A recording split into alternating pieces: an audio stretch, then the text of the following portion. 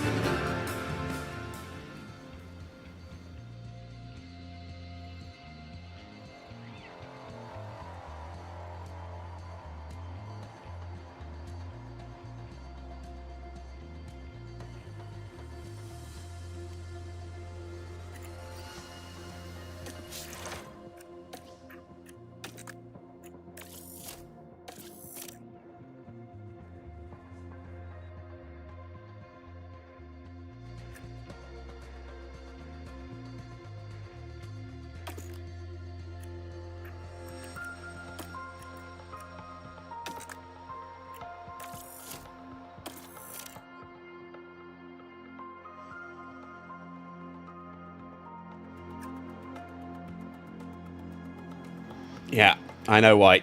I forgot to copy my microphone over to the new... There we go. Should be able to hear me now. I'm hoping. I suppose I should have flashed up the technical difficulties page, but never mind. There we go. You should be able to hear me now.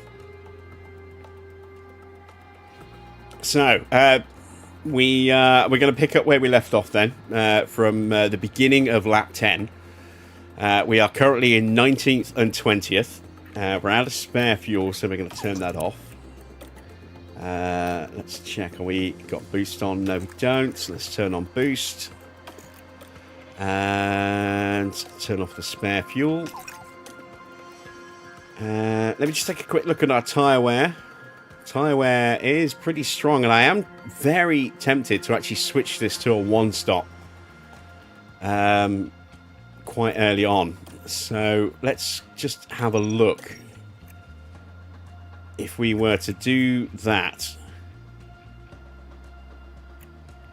maybe even do that, what would that look like? I mean, tyre wear wise, it's about the same, and it's actually slightly quicker than what we had planned. So I think we might switch our strategy to a one-stop, and then we'll have plenty of soft tyres if we need to keep them going. So let's do that for Stroll as well. I'm just not convinced we're going to have enough pace.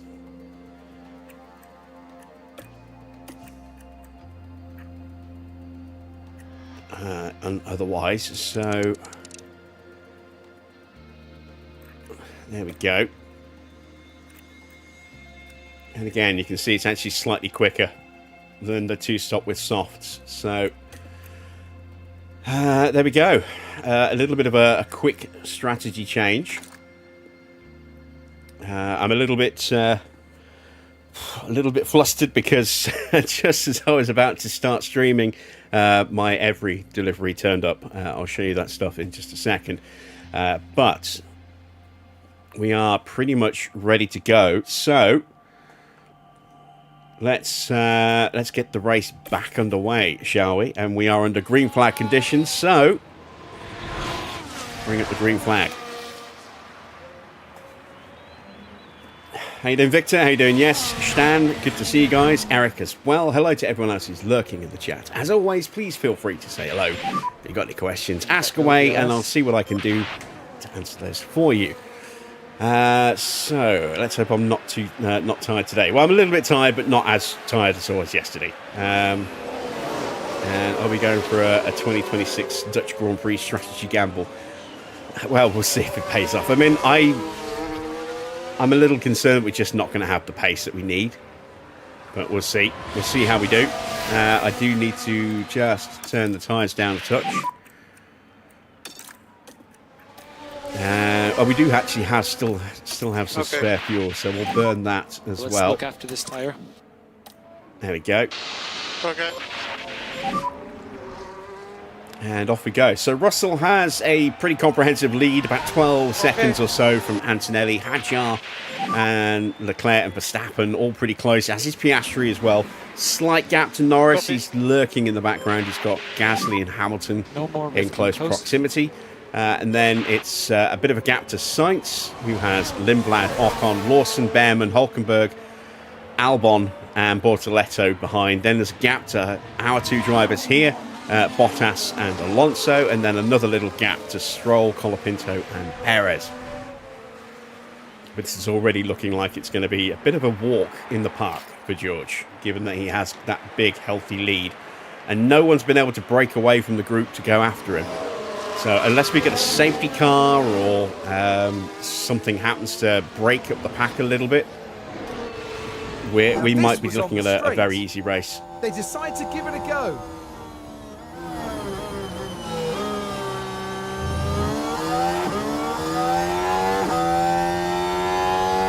That's a great move by the Alpine. Yeah, Colapinto putting the moves on Stroll.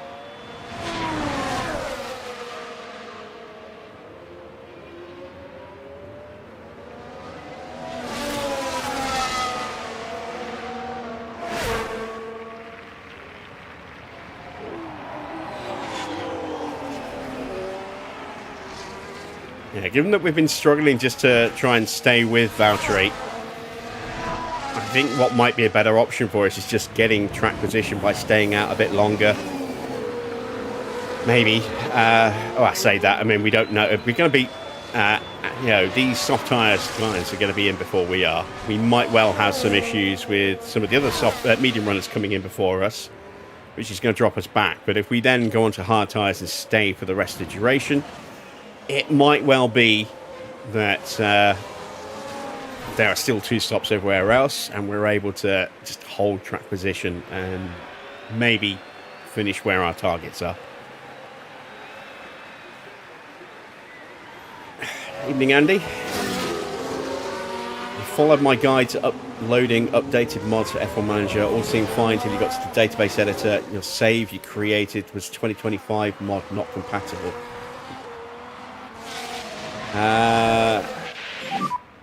We still have a chance. Yeah, you don't have to worry about the mod tab at all on database editor. That's there for the 2025 mods. There was 2026 mod integration initially when it was first released, but it was unstable, so that integration got removed.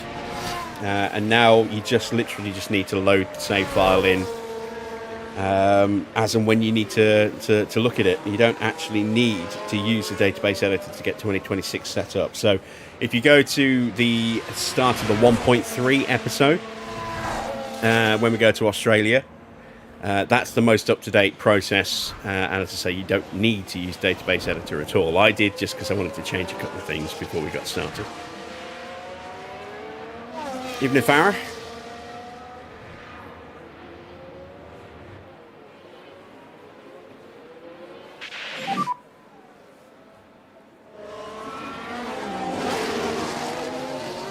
It's pretty good.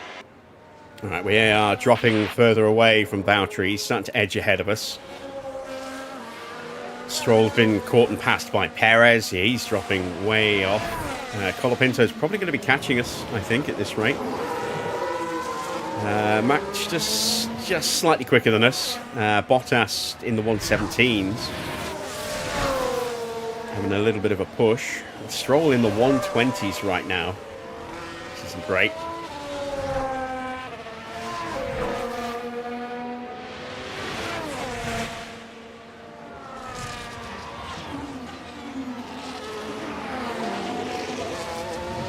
So yeah, the screen that you're looking at with the F1 Manager logo at the top and everything, it's all custom built. I've been trying to get a gameplay frame to go around the actual gameplay footage, and it's just really proving quite problematic to get that thing lined up. Oh no, Tim Curry's gone today. Oh, I mean, he had a massive stroke many years ago now, and he's been wheelchair confined for quite some time. But still, relatively sharp. It's a shame to see that he's gone. Yeah, Dolly yesterday. Yeah, big loss to the world, actually, Dolly. She was obviously a very talented singer, but beyond that, she was a wonderful humanitarian. Did a lot for a lot of different charities, so it's going to be a shame lifting coast, please. that she's gone. Hopefully her foundation will keep going. But she was a huge loss to the world yesterday. And Tim Curry, big fan of Tim Curry. Shame to see he's gone as well. I didn't even realise he had that big stroke until about a year ago. That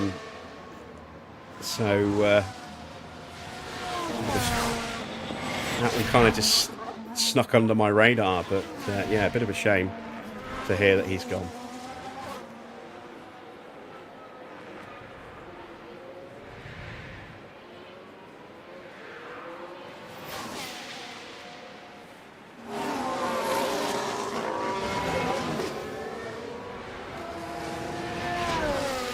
Right, we are keeping pace just about with Valtteri. Looks like we are sneaking back up towards him again. Valtteri back in the 118s.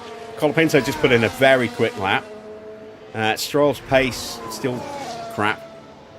Of course, he is missing the new chassis. Hopefully we'll have that from Monaco for him. And then we will get an engine upgrade of some kind after Monaco. As we'll have that first turning point to go through. Russell now 16.5 seconds clear. It's Hadjar who's moved into second. Antonelli with him in third. They've broken away. I'm not quite sure what has caused that gap to open up. Max now down in 5th place behind Leclerc. But these two have broken clear a little bit. Let's see if they can work together to go after George. I think Leclerc, with multiple cars all in close proximity, 4th through 9th now in a train, there they all are, might drop away a little bit.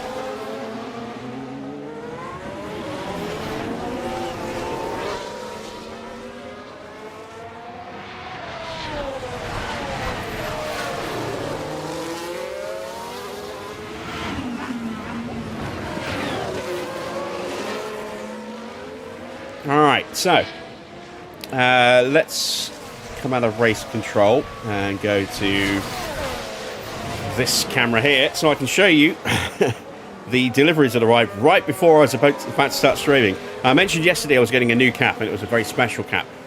Today I'm wearing my Haas shirt that turned up on Monday. This is the cap that arrived just a second ago. This is the Mum's Champagne. The GR Mum Champagne cap. This is a sponsor cap rather than an actual official race cap. But it's a very, very nice cap. With the number 1s on the side.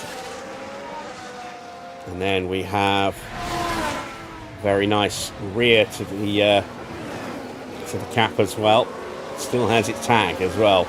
Really, really nice. Never seen this cap before, and then all of a sudden I saw like 3 at once on eBay, so I got one that was in perfect condition. It's so clean and crisp and white and tagged. Yeah, really pleased with that.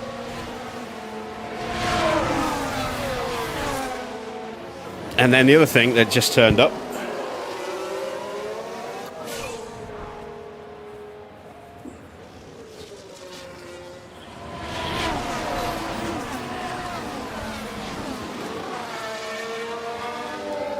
a Mercedes Patronus white Polo with the red and black Hugo Boss trim. So very nice. Got a good size, slightly better fit Mercedes top, because I have got one of the grey ones as well, which had those reflective strips on from the same era as my cap, which has got the reflective strips at the top, but that's a little tighter than I thought it would be. I can wear it, it's just Not the most flattering fit.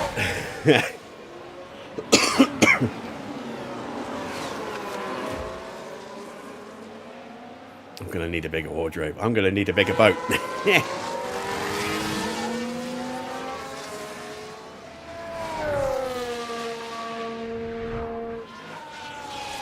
So, yeah, I've got a couple more tops coming. I'm still waiting on... What am I still waiting on? Let's go back to our race control page. Still waiting on another cap, I think.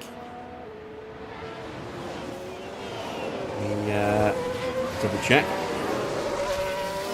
Yeah, I'm waiting on a Red Bull cap from the Seb era, the late Seb era. It's the Infinity, so I think it's a 2013 cap. I'm waiting on the Infinity Red Bull Racing cap from 2013, I think. I'm waiting on a Williams top from the George Russell era, I think. Back when they had a white top with some chevroning styling on the sleeve panels and Umbro sponsorship. I'm waiting on my Stewart SF2, and I'm waiting on my mystery top, which I'm not going to tell you what it is until it arrives. And then that's everything that I've ordered. And probably won't be ordering anything else this month.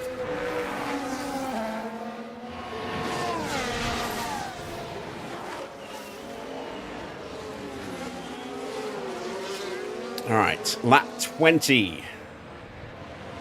We are kind of keeping touch with Bottas, but Colapinto's now caught us, and I expect to see our lap times maybe start to slip a little bit. What I'm going to try and do is actually burn some battery.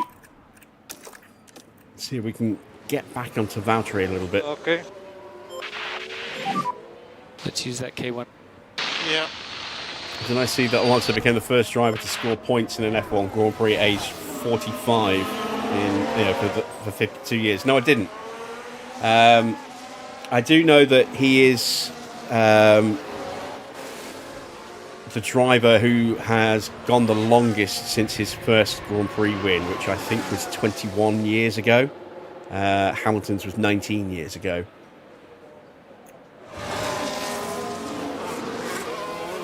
And he's in second. But yeah, Alonso's first win 21 years ago now.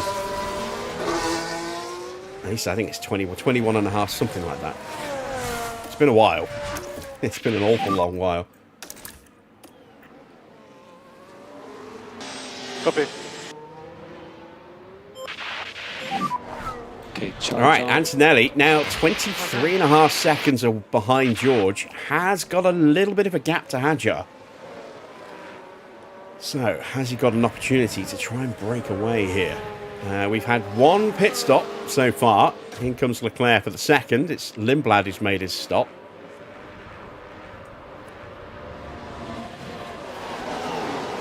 He is two-stopping, going on to another set of soft tyres.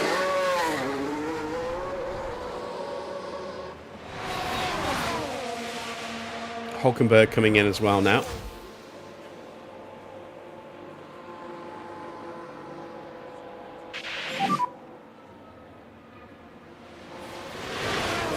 Copy.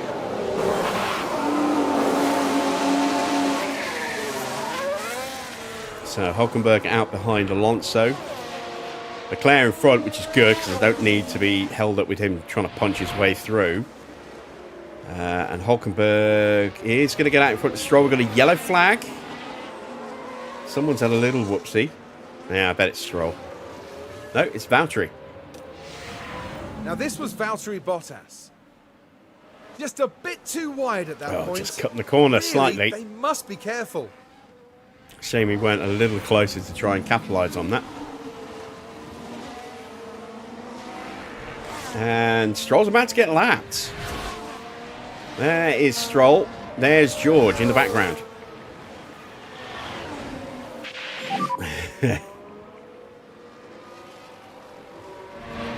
Perez ahead.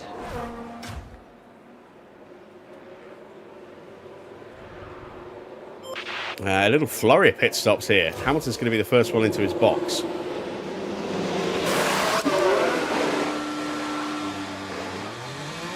Holds position against the Williams. Is he going to be able to jump the Alpine? No, he's not. And a whole load more activity behind with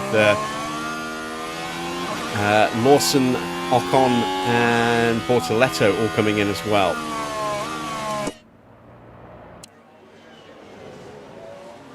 So Hamilton out just ahead of us.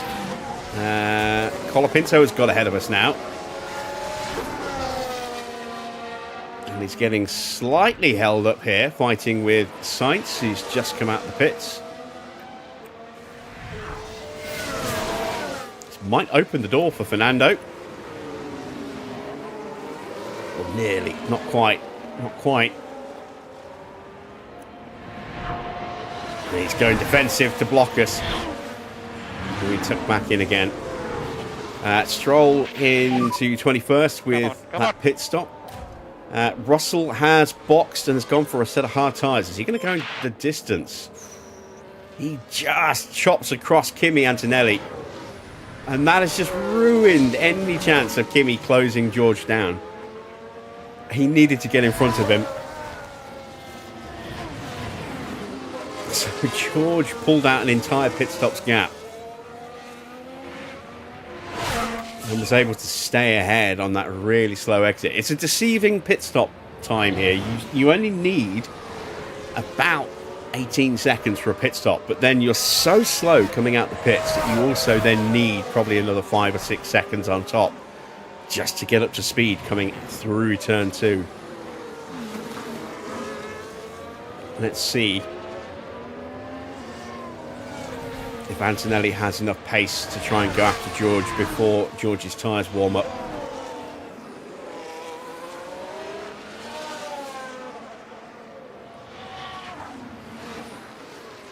Not yet. It's a little wobble for Lindblad at turn 4. This is where the RB driver's involved. Cutting the corner. And that's where they slightly run off Taking the a novel track. line to try and get past hopefully Fernando. Not a sign of things to come.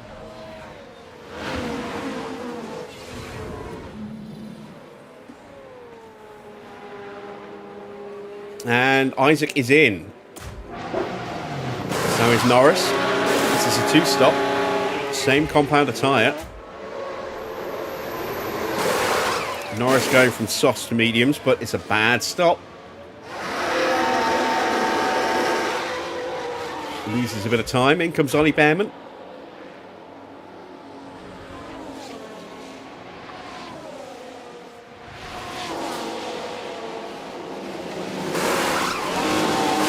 Soft tyres going on for mediums.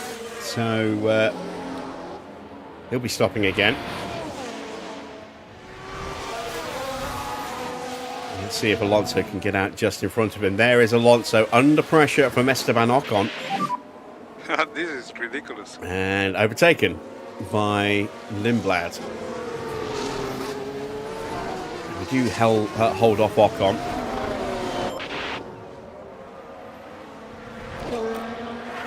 So a little while until we stop. Antonelli has not been able to get past George. And that opportunity has now gone. So this looks like it's going to be pretty much an easy victory here for George. I imagine he will be stopping again. But, I mean, he may just go the distance and just not push the tyres as hard as we are. Decent stop for Oscar. Goes from softs to mediums.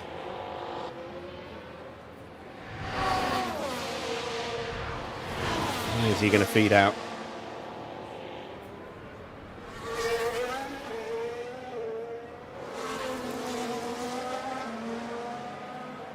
Oh, he might lose out to Gasly and Hamilton here. Let's see, gets up to speed very slowly. Does cover them off. Colapinto in. Soft tyre, so 2-stop confirmed for Franco Colapinto.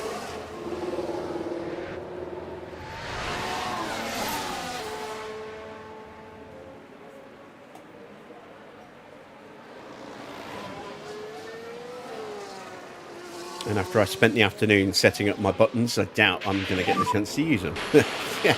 Well, we've got 2 races today, so maybe twice the opportunity to press them into service. We shall see. Hamilton gets past Gasly. And Gasly says nope and takes the place back. Hulkenberg has got through.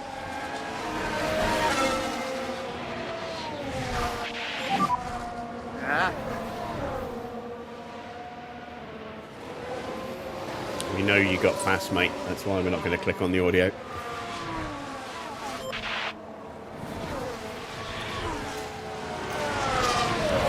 Valtteri's in. We were chasing Valtteri down.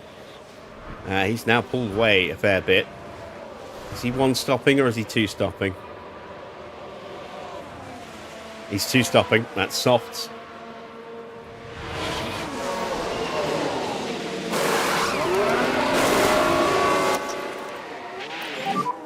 Road push. Let's see if I can get Stroll in front of him. We'll go to high fuel now. Yep. Go on, Stroll. Get him, get him. Yes. There we go. Okay, charge on, charge on. And Kimi's boxed. That's early. So I think he's 2-stopping. Okay. He's gone hards to mediums, and I don't think he's going to take the mediums 44 laps. So, yeah, that looks to me like a 2-stop. Alex Albon comes in.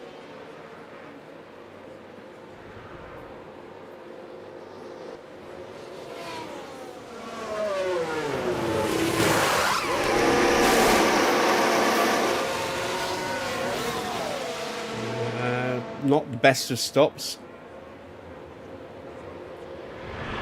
Clean, but no pace in it. Bortoletto has got through. And once again, powerless to hold that one back. We're now on old tyres against a lot of softs that are new. I have to trim my mustache soon. It's starting to get a bit itchy. Ah.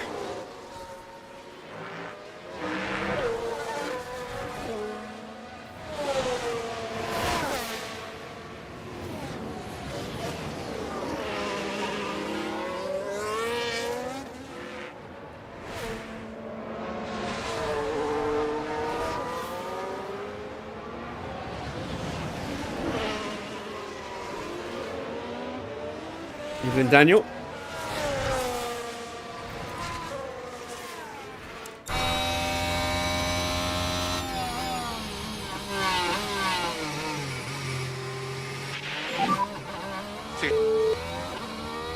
We'll just see what we can do.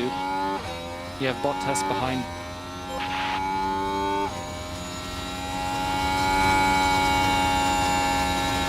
So, once again, George is getting close.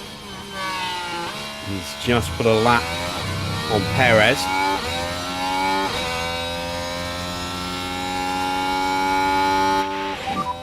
Maybe get this race back to us somehow. Perez behind.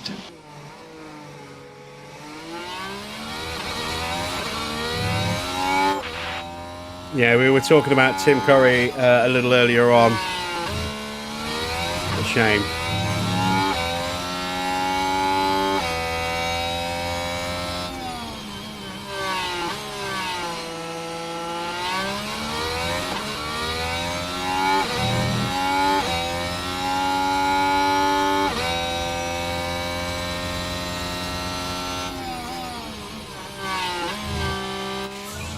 New fastest lap for Kimi, and he's come out behind Isaac.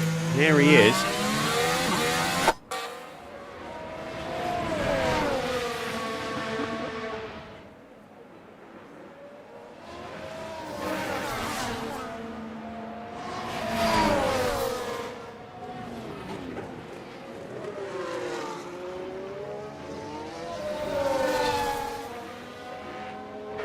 Check our tyre wear. Yeah, it's looking pretty good. We can probably turn the tyres all the way up now for the last few laps. Okay. Let's catch the guys ahead.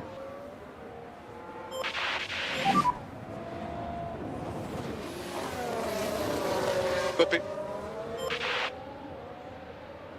The one downside to our strategy is that we are going to pop out right in front of all of these cars. They're going to be going faster and putting blue flags on us. So that in itself might completely kibosh any chance we have of pulling the strategy off. But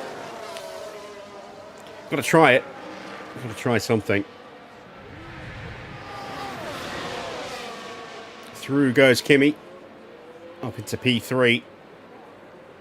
And I think he ran out of battery in the process, so might struggle to pull away and go after Max. We'll see.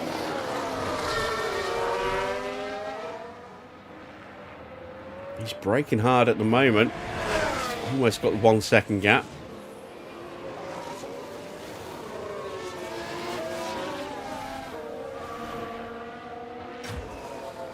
George has now put a lap on us. Or at least on Stroll, anyway. All management looks I think good it's to me. a kilo a lap here.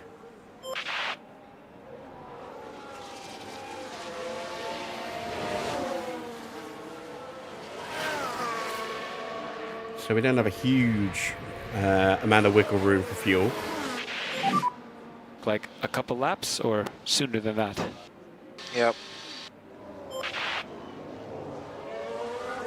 Colapinto has got his way ahead of Fernando.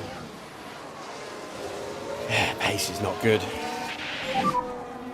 It'll be less of an issue at Monaco because it's so much harder to overtake there.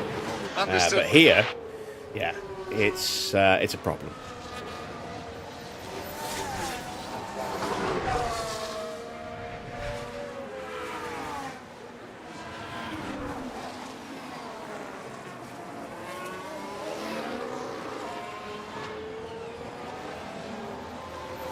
All right, Behrman gets past Sainz to take the final point. P10.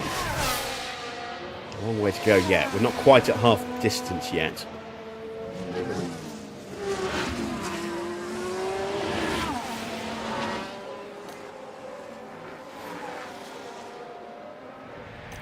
A couple of laps away from boxing.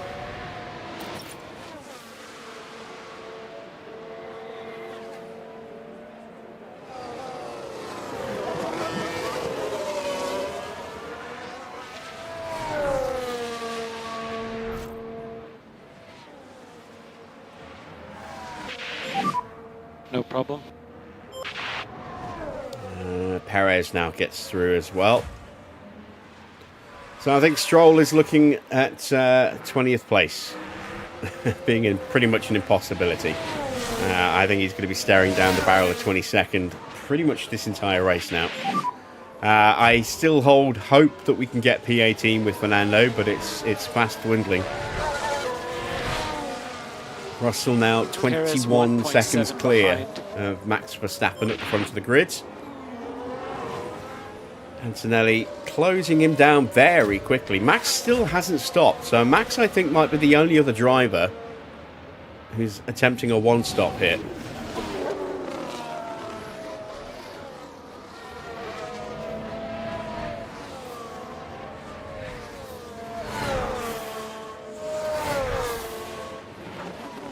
There is Kimi.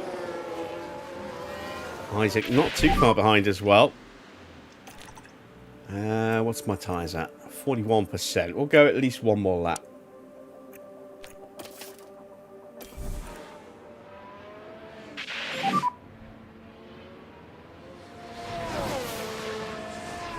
But we will box Stroll at the end of this lap.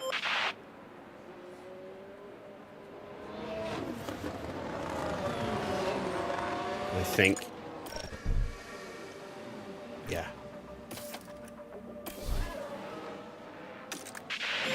I mean, they're far enough apart that even a bad stop for Alonso shouldn't be an issue, but Okay. box them separately anyway. I might even go another lap on top of the extra for Alonso. I might go target +2 instead of +1.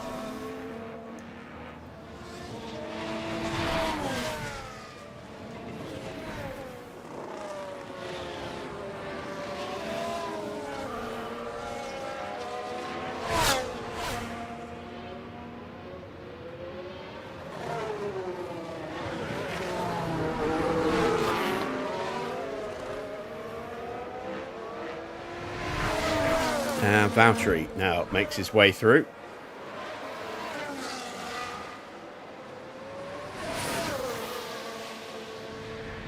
We need that engine upgrade. We desperately need it. We just don't have any straight line pace.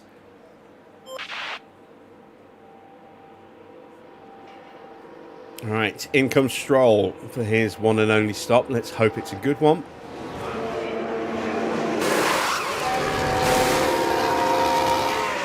Not really. 2.8. Do I think Cadillac will score points in real life this year? Probably not. I think they're one opportunity. I mean, you can never say never, but I think it's unlikely. I didn't expect them to be in the position to score points in Monaco, despite what that circuit's like. But just that weird litany of penalties that were thrown out there, really shaking things up. And then Perez being a complete idiot and jump starting twice. You know, you can forgive once, but twice in the same race. That's driver error. So it's his own fault that he didn't score any points, because he was in a points position, close to points positions on the restart, and then jumped it, having been penalised already for jumping the start at the beginning of the Grand Prix. Do I think Bottas is going to get dropped? I think it all depends on whether Colton Herta gets enough points on his super license points this year or not. If he doesn't, then I think they'll keep Bottas for another season. Otherwise, yes, he will get dropped. We get in the way. Max, Antonelli and Hadjar going through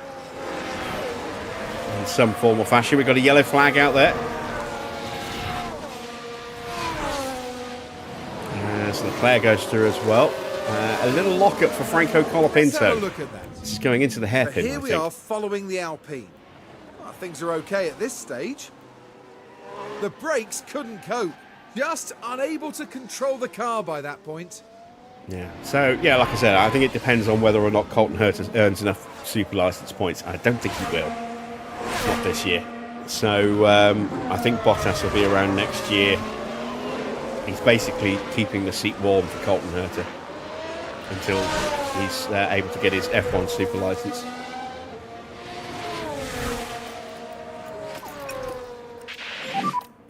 Okay, more lift and coast, please. So, that's it for us for pit stops. We're going through to the end. We're halfway through the Grand Prix. Copy. And we are a lap down. And Max comes into the pits.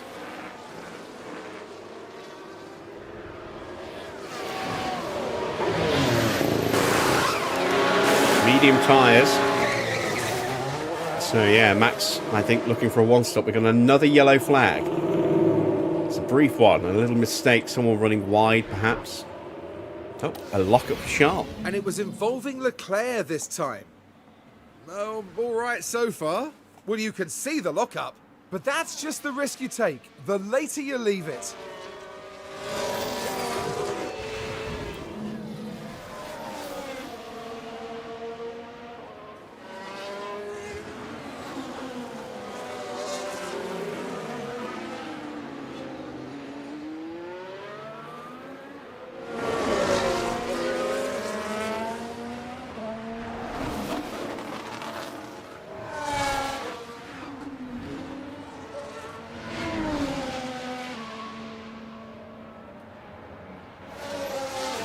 Antonelli's gap is now 27.5 seconds to George. George is just mighty today.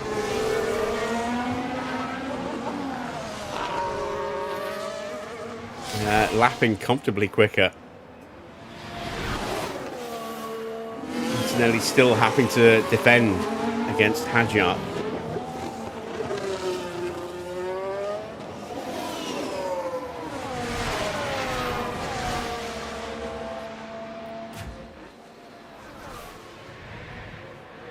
And we get blue flagged yet again.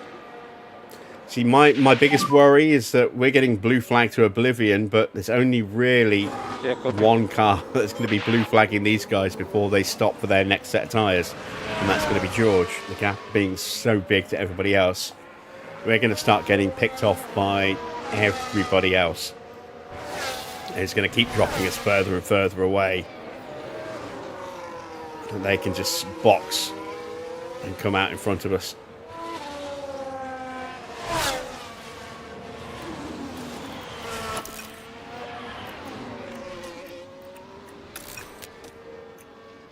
Evening, Mike.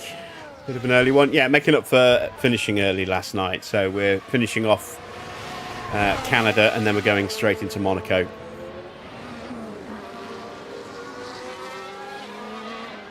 We're just over halfway through this race.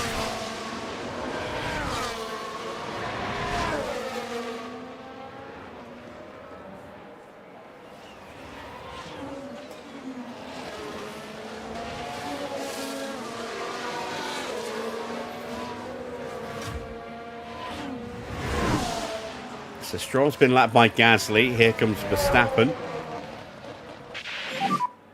Doing good on temps. Yeah.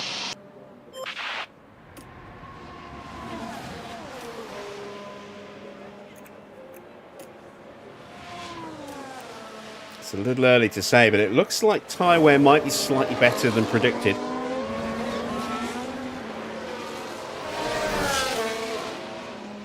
Temperatures are keeping under control.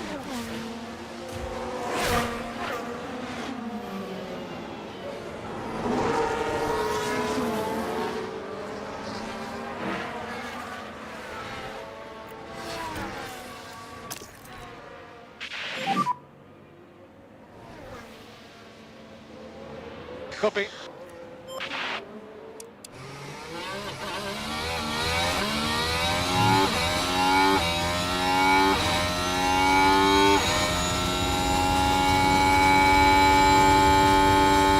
Stay as far away from the cars chasing to put a lap on him as possible. As Leclerc comes in, which confirms that we are getting close to the window where we might see more stops. Copy.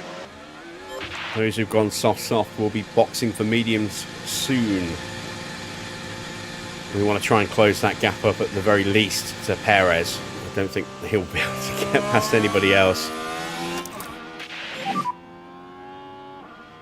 That there is Stroll. Copy. And who's this alongside Charles Leclerc? It's Ollie Behrman who slips on through.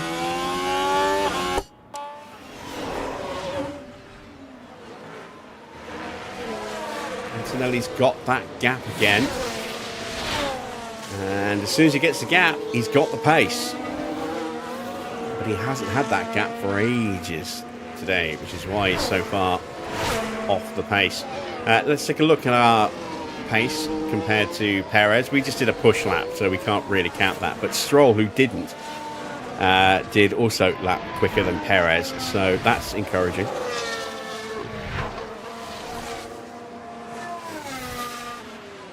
Need to make the most of these little windows of movement here. Stroll's about to get absolutely gangbanged by the field. Again, here comes Ollie Behrman and Charles Leclerc. And then in the background, the two Williams drivers are Sainz and Albon.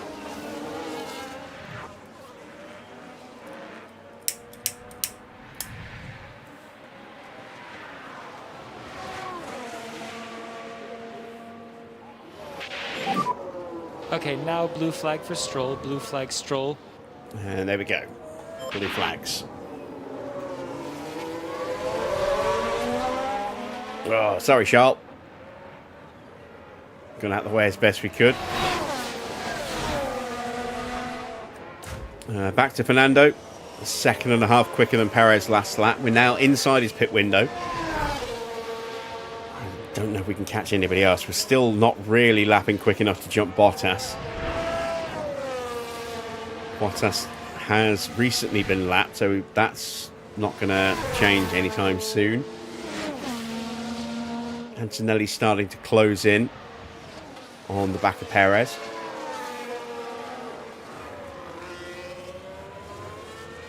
But we are lapping quicker than the pack that's chasing. Hamilton and Norris, Gasly, Verstappen.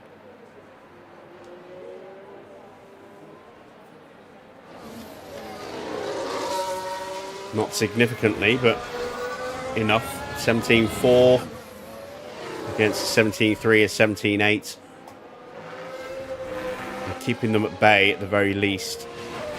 16.5 seconds to gap to Perez now. He took 3/10 out of Valtteri, 4/10 out of Perez. And Stroll had a miserable lap, getting blue flagged.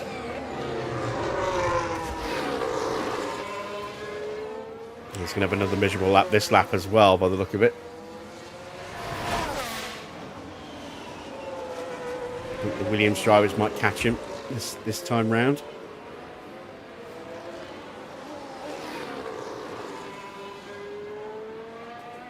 Not many fights of any real significance here.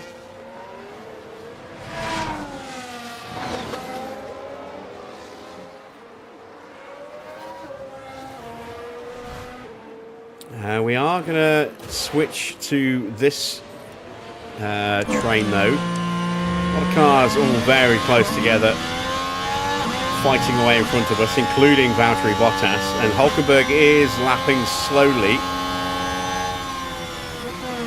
And that duel with Ocon, which is going to really start to impede Valtteri, who's going to end up lapping a couple of seconds slower than he has been now that he's caught that group.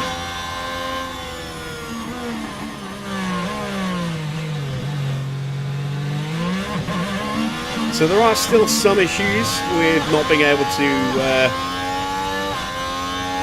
keep up if you get stuck in a battle, but it's not quite as blatant as it was. You know, the 1.4 update has certainly reduced the impact of it a bit. But it's not bulletproof yet. And you see Colapinto dives into the pits. And it is a relatively reasonable reflection of real life as well, given that, you know, once you start battling, the algorithm that decides when the car wants to deploy its energy starts going a bit weird. And you do lose at least a second a lap. Perez has jumped in the pit.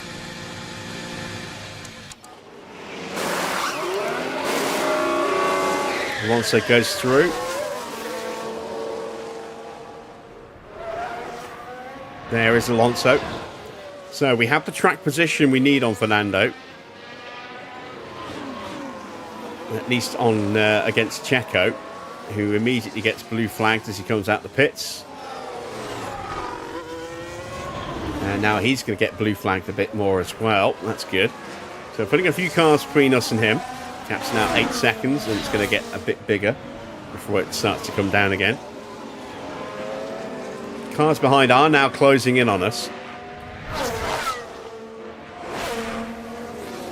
So Alonso will start getting blue flagged soon as well. Hulkenberg dives into the pits, as does Esteban Ocon.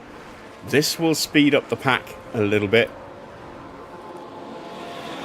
At a time when we really could have done without them speeding up. Let's burn a bit more battery for Fernando. Okay.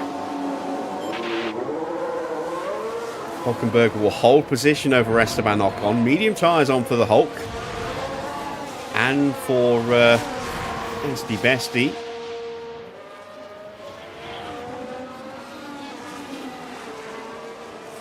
Colapinto has snuck in between the pair of them, having stopped a lap earlier.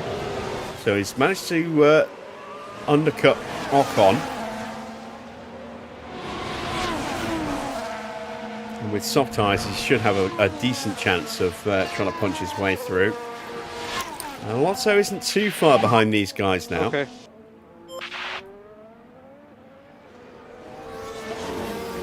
Let's go back to Lawson, who's doing 118s, high 118s.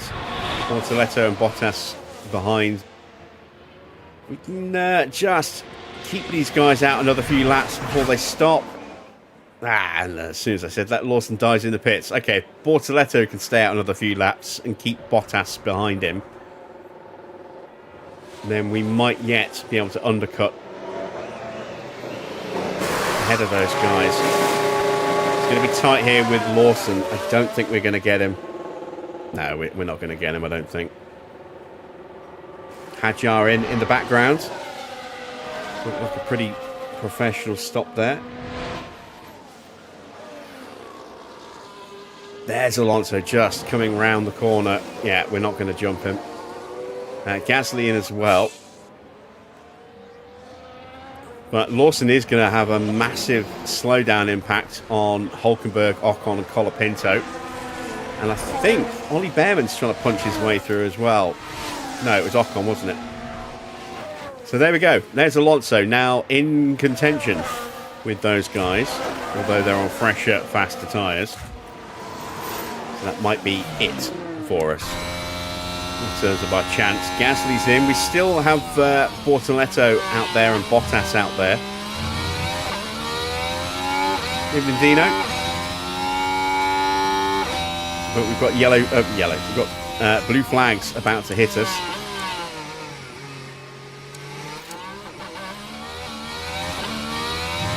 There's Norris and Verstappen. Hamilton in the background a bit further back. There's Bortoletto into the pits.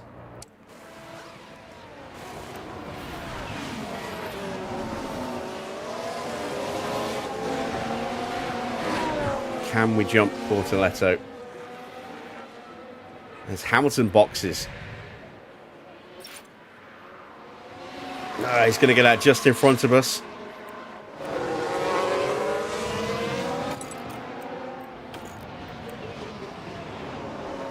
But there's going to be cars moving slow. There's a chance to try and sneak ahead of somebody. Okay. We've got blue flags coming as well. Well, this is going to make things interesting. And of course we're the first one to get blue flagged. Staying offline. There we go.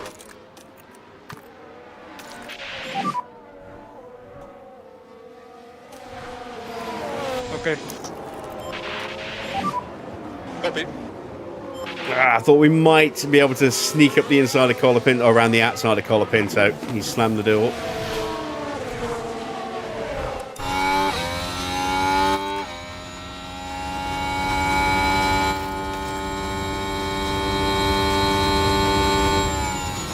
And we're topped out on speed. No way through.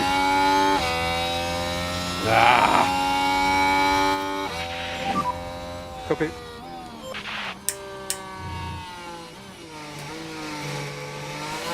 Frustrating.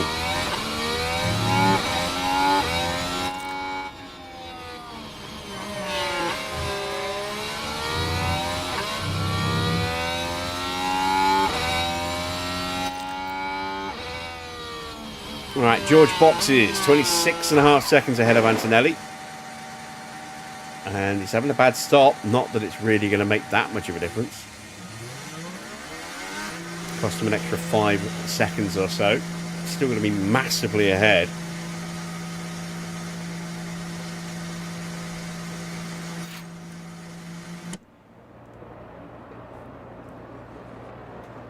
Oh, Kimi's in on the same lap, so yeah. Soft tyres for Kimi. He'll have a window to try and close him down, but let's see if he can actually manage it or not. Valtteri still hasn't stopped, but we're now lapping slow because we're getting blue flagged. So Valtteri's going to stay out and overcut us. Antonelli comes out just in front of the train that we're in. And he's now behind Piastri. I imagine Oscar's going to stop again.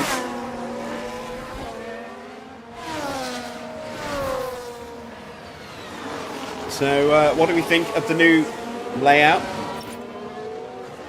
Do we like it? Do we not like it? Would you rather it was just full screen without the boxes on the side? Just trying something different.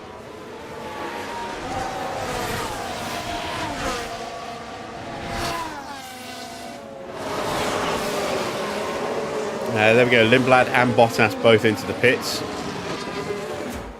We've not had the pace that we needed over the last few laps.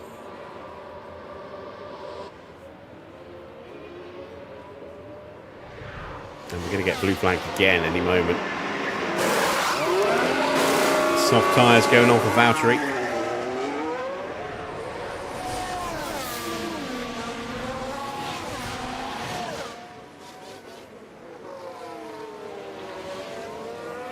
Oh, Alonso got Ocon. What happened there? Oh, we just managed to draft our way through. Good job. Come on. And then he immediately got blue flagged, and so did we.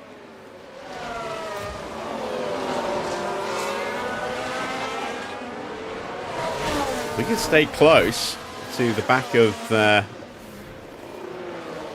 Leclerc here. We might be able to sneak another one. You never know. Behrman's in. Fresh soft tyres for him. Off he goes. One more place would give us our target position with Fernando.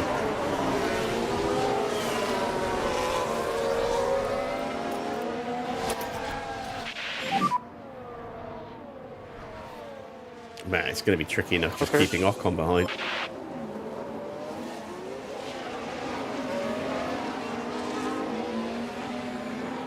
Oh, come on!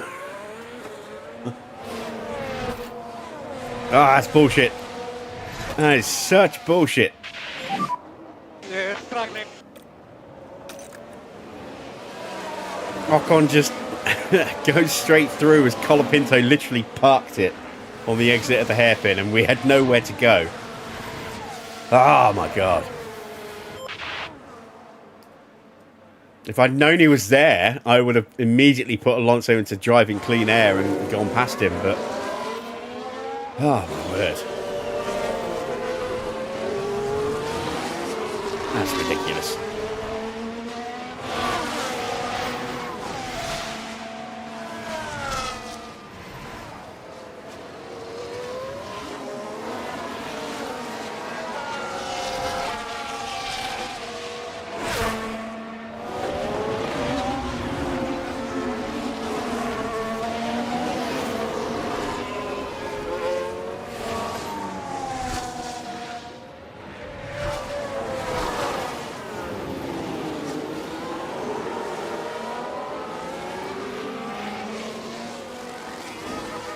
Lawson has an issue.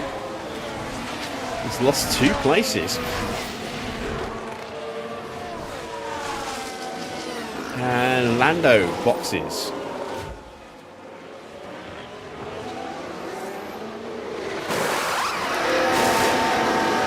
Soft tyres. We've got Perez right behind now. We're going to get battered by Cadillac today. And that's not good.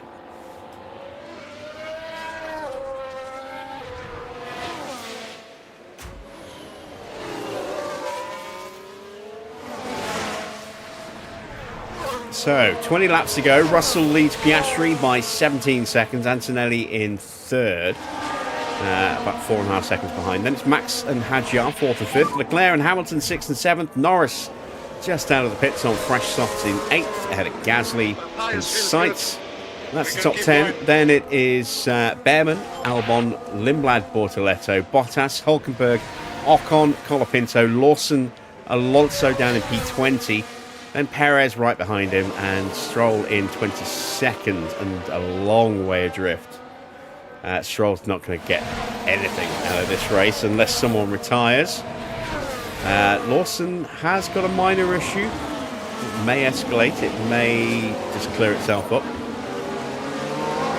We'll see. Let's hope that something goes wrong with that car pretty substantially, because we need all the help we can get. As here comes Checo having a little look. No way through for him.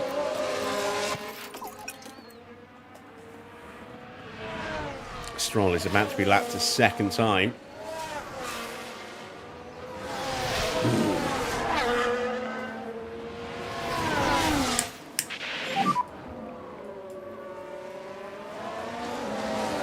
Okay, copy. All that promise we had in previous races is completely gone now.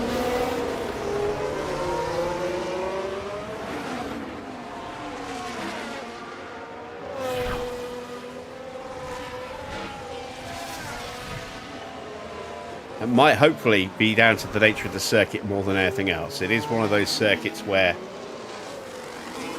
it is very hard to break away if you do not have a much better car. And with the way that you lose pace having to defend with these regs, my hope is that that's why we are so off the pace, is that we've been constantly on the defensive. We've had okay pace in clean air, but we just haven't been able to get clean air for very long.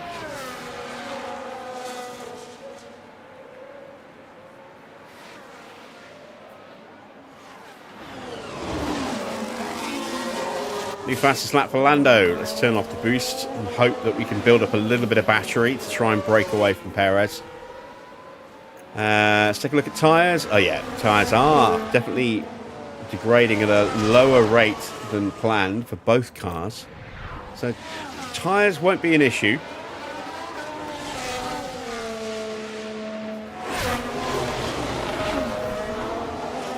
If I thought it would do us any good, I would box for soft tyres.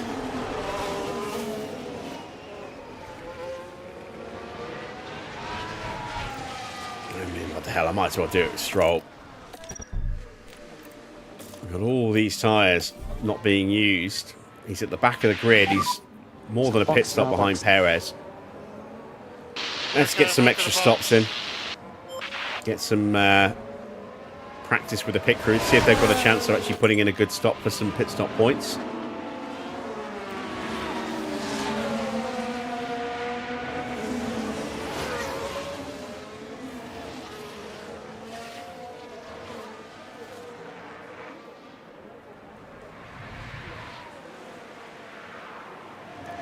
As we get back in front of Perez, thanks to the blue flags there for Hamilton. There's Norris.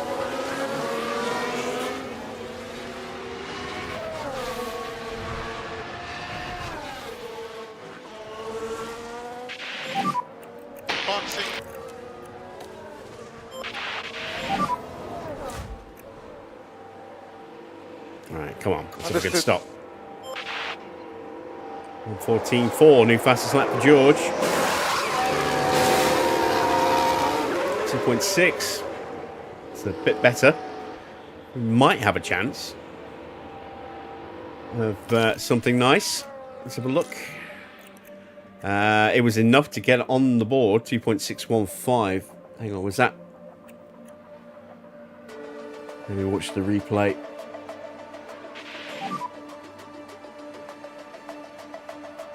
Yeah, that was that stop. Perez ahead. So it got us onto the board. To go now, 18 laps. Okay, now blue flag for Stroll. Blue flag Stroll. I managed to get away from Perez slightly. I don't know if I can stay ahead of him though. Ooh, Sainz in the pits. Is he 3-stopping? Or is he just a late 2-stopper?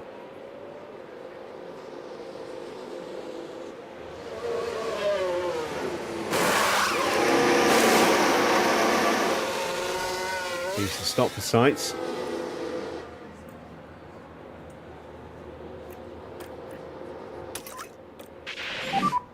If you don't need it, no lift and coast. Okay.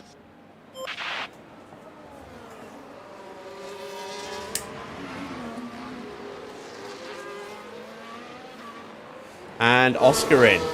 I was wondering if he was going to make his second stop. Oh, mediums. That I didn't expect. I thought he was going to stop this late. He'd be boxing on for softs. Maybe he just doesn't have any new softs.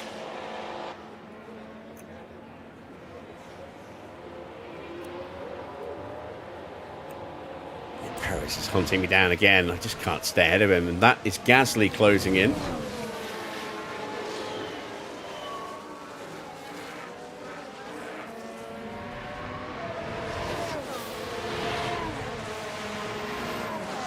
At this rate, I am just going to have to think about boxing Alonso. We might get our first disappointed tonight from the board.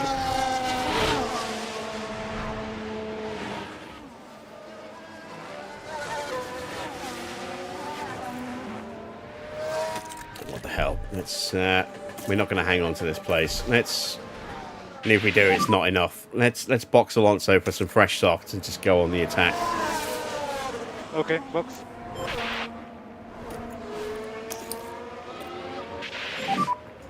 Charge on, charge on. Okay.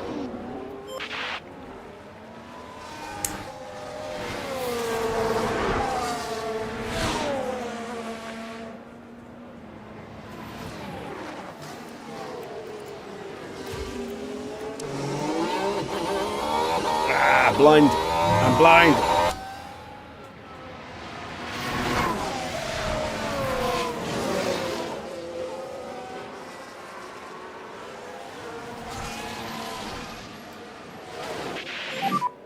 Box.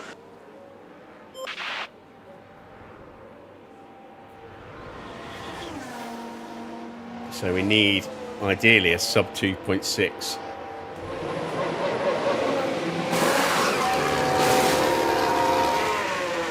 That'll do.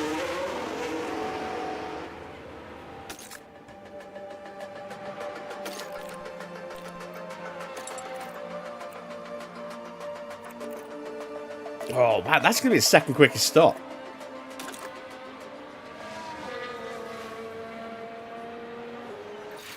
It's going to probably bump Stroll off the leaderboard, but it's going to be worth it for the amount of points we'll pick up from this one.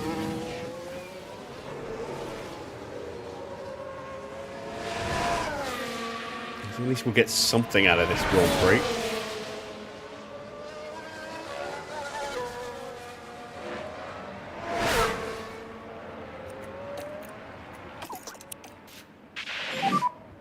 Lifting coast is good. Okay.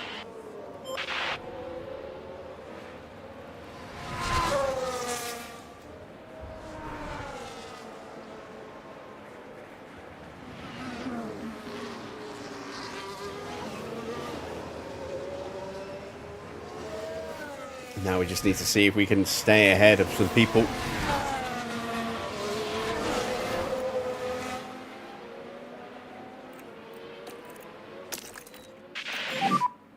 Copy. Copy. Come on, tyres, fire up. Please, quickly. I want to be lapping faster than Bearman and co.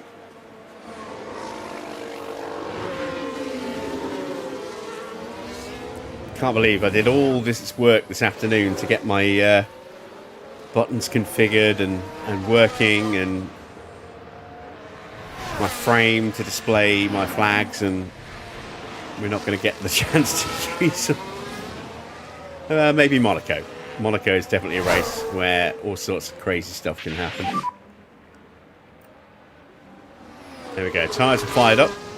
Okay, copy.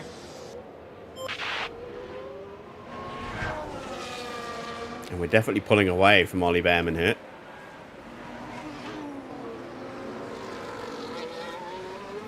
As we go hunting after George Russell. We're 2 laps down, I believe.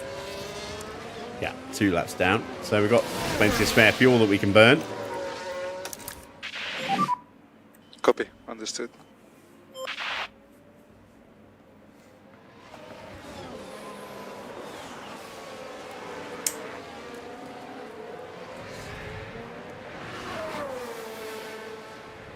$1:15.8. That's not bad. Would have been nicer to be a bit quicker, but we'll take it.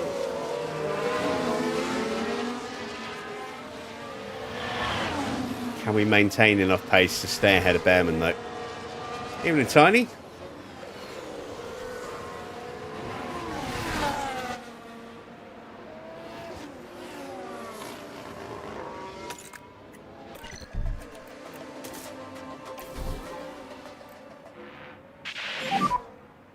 Well, box now, box. How am I? Not too bad.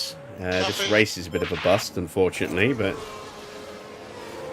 we've got another one right afterwards, so we'll see what we can do with that one. Hopefully better.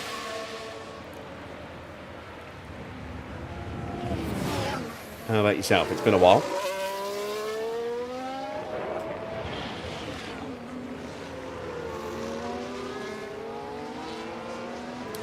160 running order is George, 25 seconds just about clear of Kimi Antonelli. Max in third on that one-stop strategy. Hadjar behind in fourth. We've got a fault for Lindblad. Well, yeah, right. It certainly looks like they've developed a fault. Looks like Lawson's issue cleared up, whatever it was.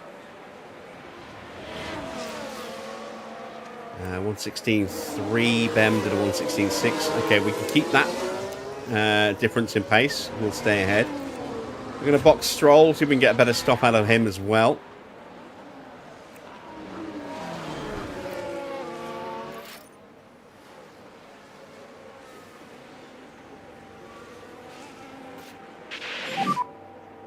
Temps are all okay now. Temps okay now. Okay.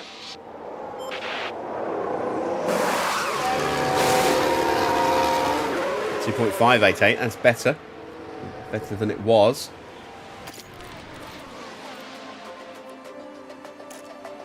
You can see Fernando up there, 2.588. Re-establishes him in the top 10, back in 9th place.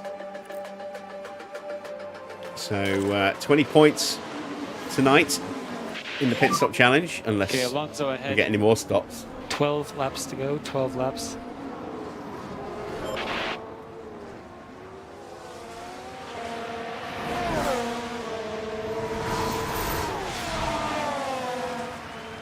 And we're out right in time to potentially hold up some of the cars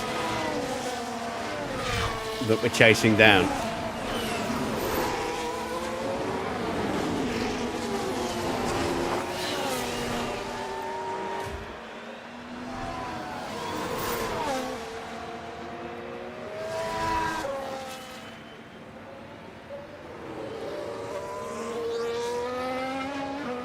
Let us see if we can hold anyone up.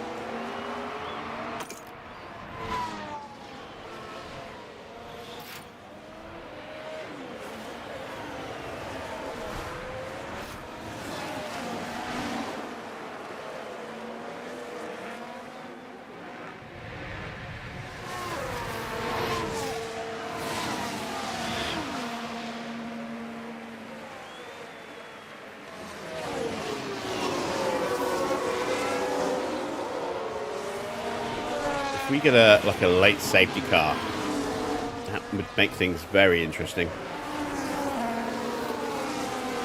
Yep, there we go. Bit of a hold up there for a couple of cars. There goes Ocon. There's Perez.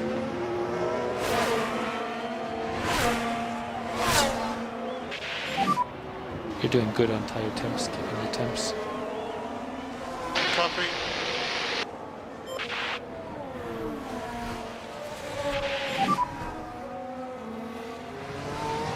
Perez might not actually be quick Okay, enough copy. to close down Stroll here.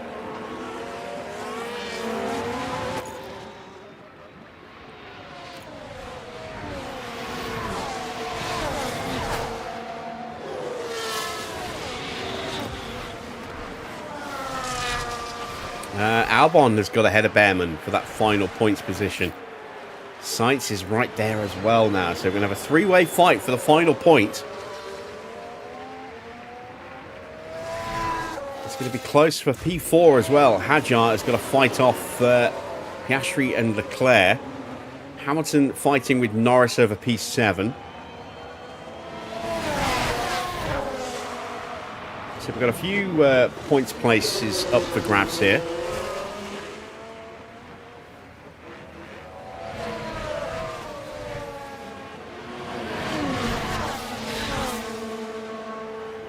Meanwhile, Alonso is still pumping in quicker laps, but gap's not coming down quick enough.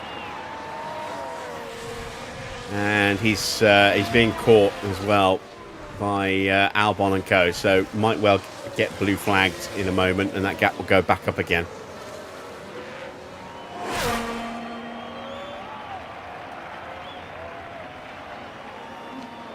There they are in the background.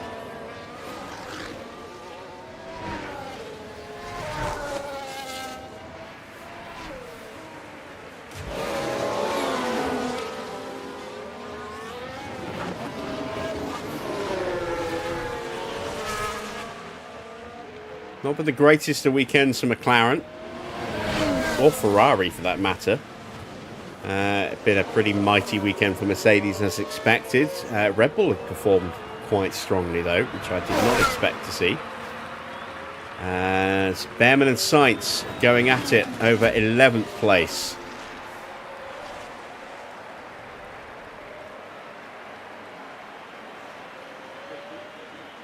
Stuck behind Albon. Hamilton gets back in front of Norris briefly. Will he hold it? Looks like he might do. Alonso now just 12 seconds behind Perez, who has just been lapped for the second time by George Russell on this lap.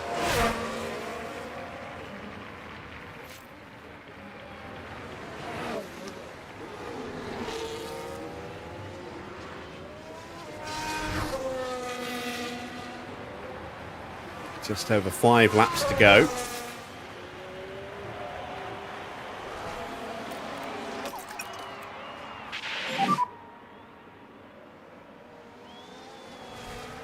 Copy.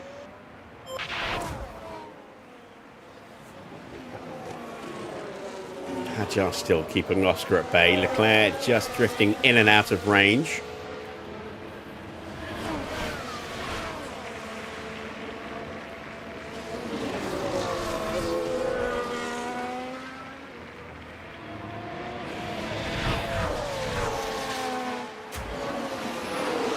This is the fight for the final points position. Behrman sandwiched between the two Williams drivers. Albon in 10th, Sainz in 12th.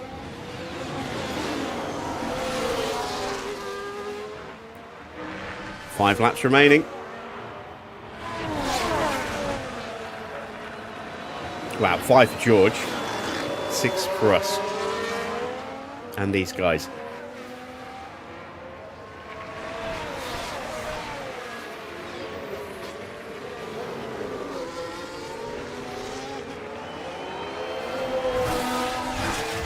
No, wait, there we go. There's George. So, yeah, 5 laps for us. I thought it was George behind those battling for 10th. That's Antonelli there. So, 4 laps remaining.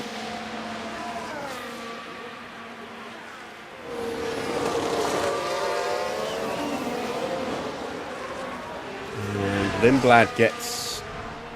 Was it Lindblad? No. I'm not sure who that was. That was Lawson, I think. Lawson and Hulkenberg getting lapped the second time. So it should be Valtteri up next.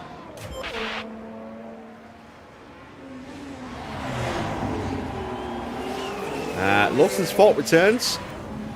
But the car's definitely not happy. Is it going to be terminal? Surely some kind of fault.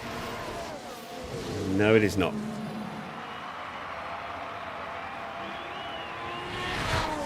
We're now 10 seconds behind Perez, but without retirements, it isn't going to count for anything, unfortunately. We need 18th to fulfill the sponsors and 20th for Stroll.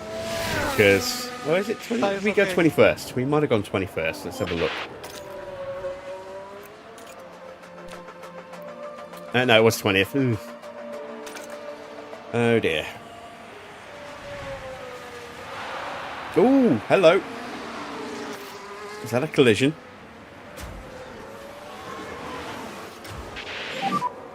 Watch for a yellow there. Yeah. That's a spin. I got all excited for a second then.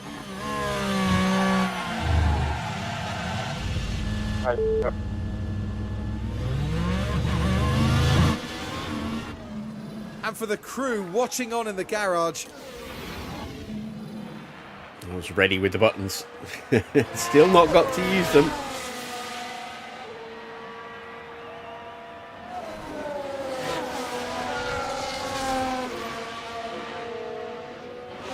Three laps remaining now.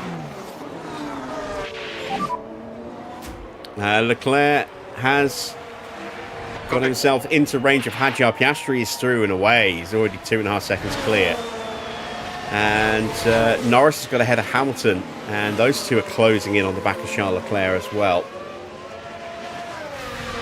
As Hadjar goes past Bortoletto.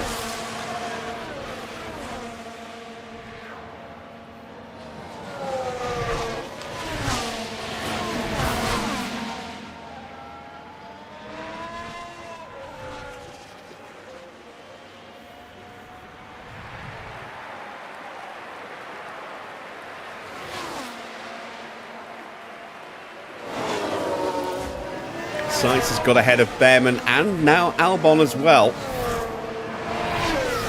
And here comes a blue flag from Kimi Antonelli to further complicate matters.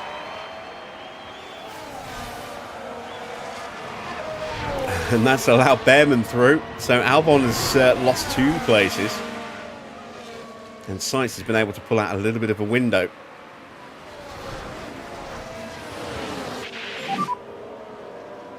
On the final 2 laps, George leads by 28 seconds.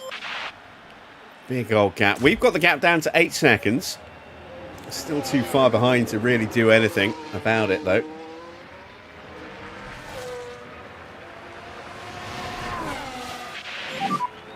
We need to save some fuel because we're not going to finish. Maybe we should have started on softs and gone soft, medium.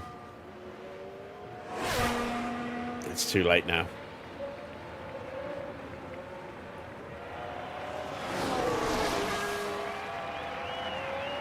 I don't know if the 1 stop was the right call. Maybe sticking with the medium soft would have been better than trying to go to the hards, but at least it gave us the chance to try and gain some track position. We've made mistakes here today.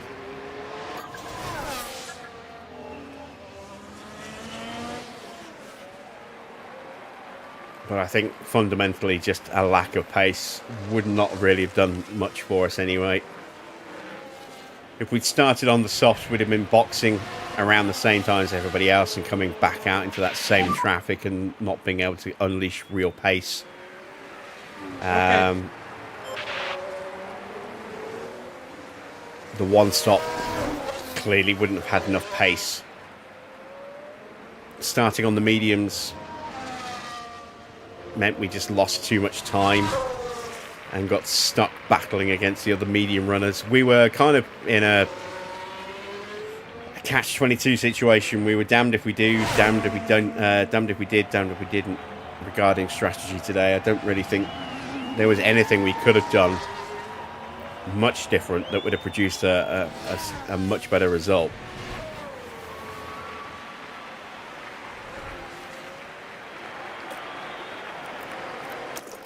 As we blast for the line. George is about to win. Low push. There we go. Yep. Race is done. Russell wins it! First over the line. Russell wins it at a And counter. there we have it. 28 Russell seconds finishes clear. in first place.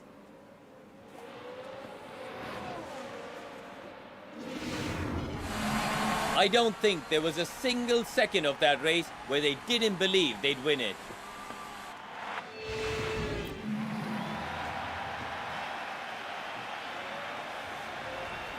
We cross the line. 21st and 22nd. It's not been a good weekend in Canada. We didn't have a great sprint. An okay sprint, but not a great sprint. We've had a pretty rubbish Grand Prix. On the plus side, we have picked up some good points in the pit stop challenge tonight. And that's our only real saving grace. And it's clear that we still need to do a lot of work on the car.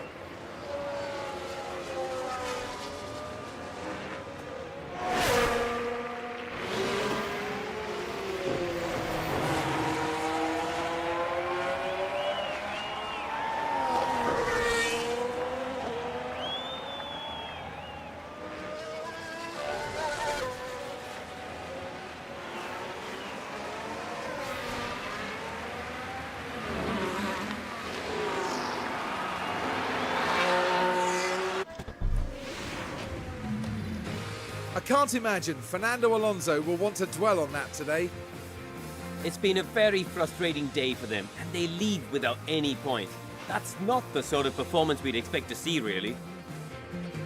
And up he goes, George Russell. Yes, that joining was the an invisible podium car lineup that we climbed after out of there. a memorable Grand Prix.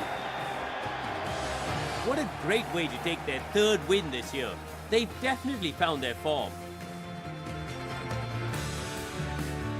Plenty of smiles for the cameras as the drivers can let off some steam here in Montreal.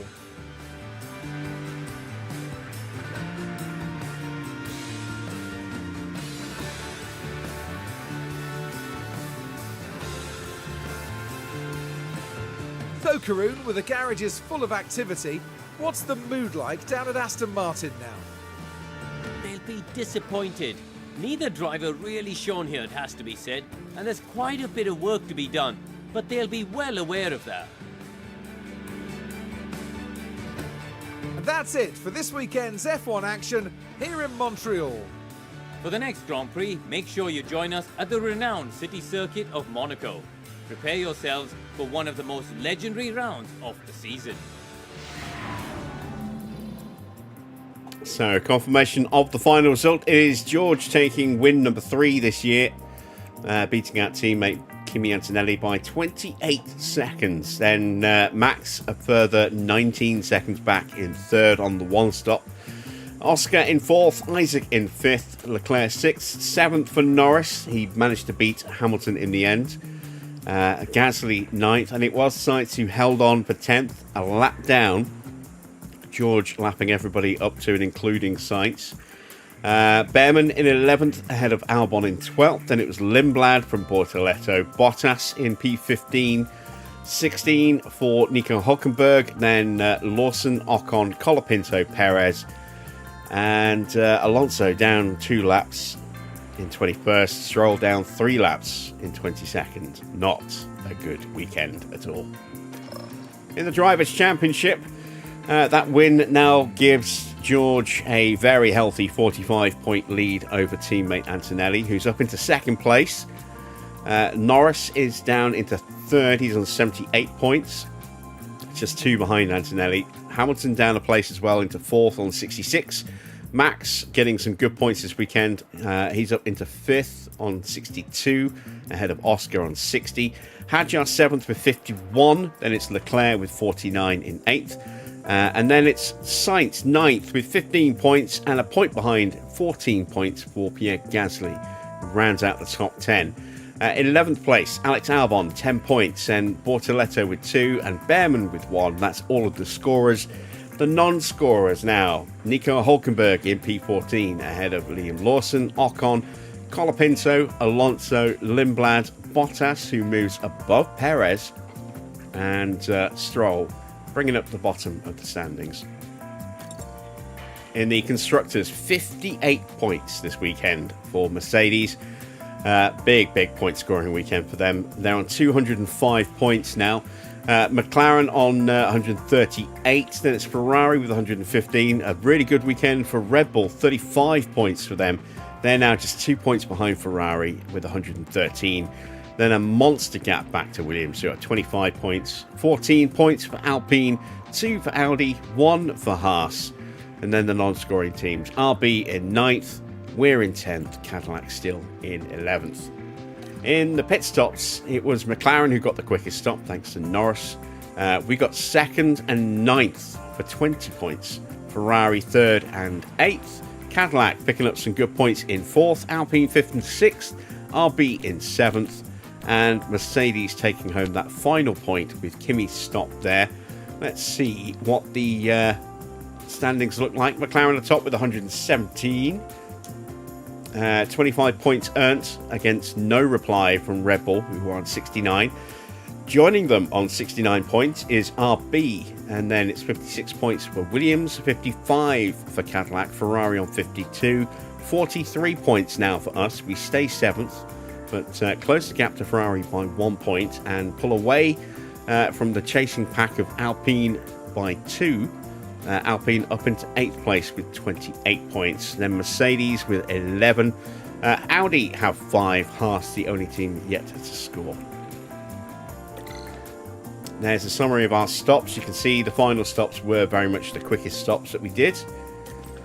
And no bonuses paid out from the sponsors. We failed our objectives there. But once again, we failed to win the Grand Prix, so we do not have to pay Lance Stroll 1.25 mil.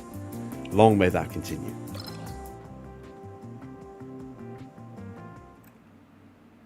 So, here we are then, back at HQ. We're going to take a quick commercial timeout, and then we will get going with the second half of our doubleheader tonight. We'll get prepped for Monaco.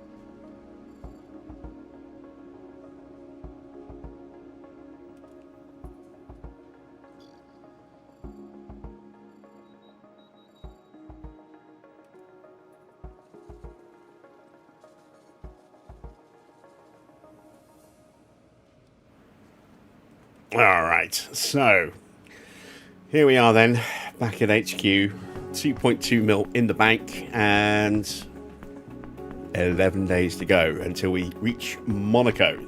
Something has broken on one of our cars. You can see we've got the exclamation point there warning us. Let's dive into the inbox first of all, shall we?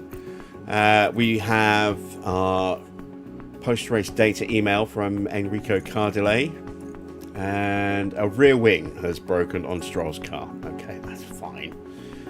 Below the expected finish, did the board grumble at us today?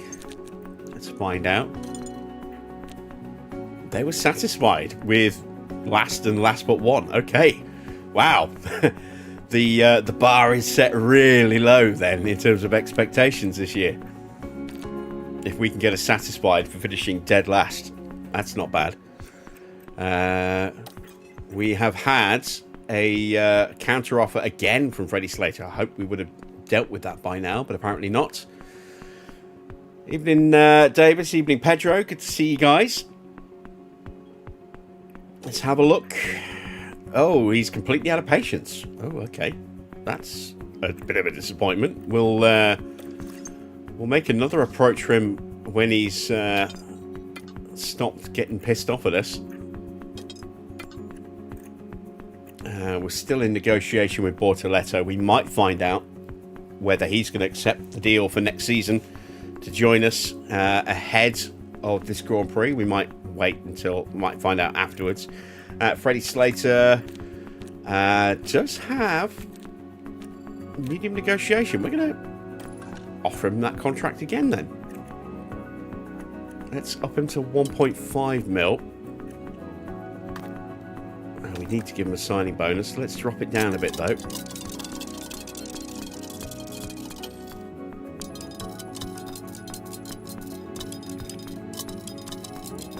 Let's drop it down to 150.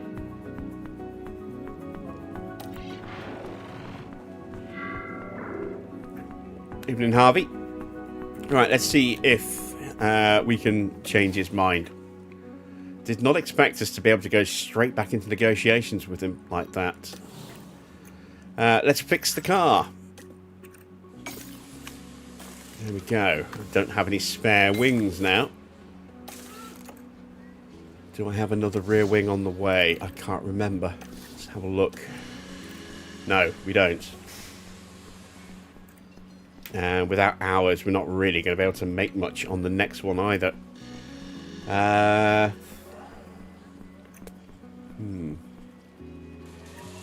In that case, let's build a couple more of these rear wings. They're cheap and they're quick. There we go. How long till the next chassis is ready? 4 days. So we will have a new chassis for Stroll, but we won't have a spare for the Grand Prix. That's fair enough. What's my stock like on those side pods?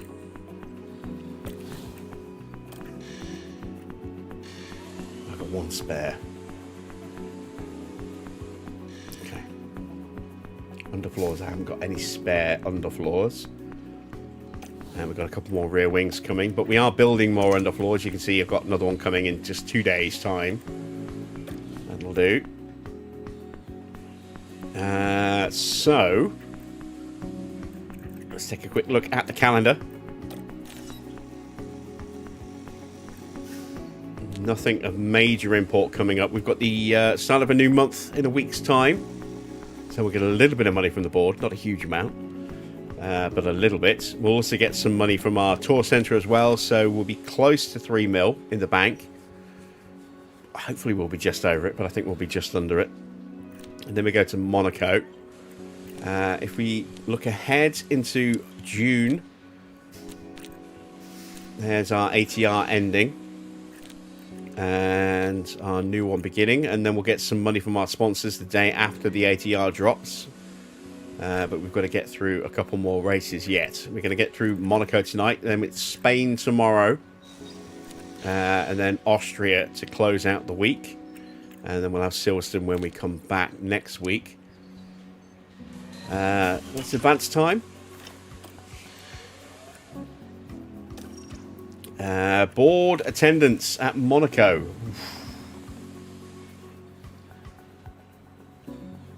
Yeah, we'll go with that. We'll go with that one, I think. Monaco is a race where we could get a really good result. So if we're ever going to have a chance to impress the board, it's going to be at Monaco. Let's go to the next bit. That's that spare on the floor.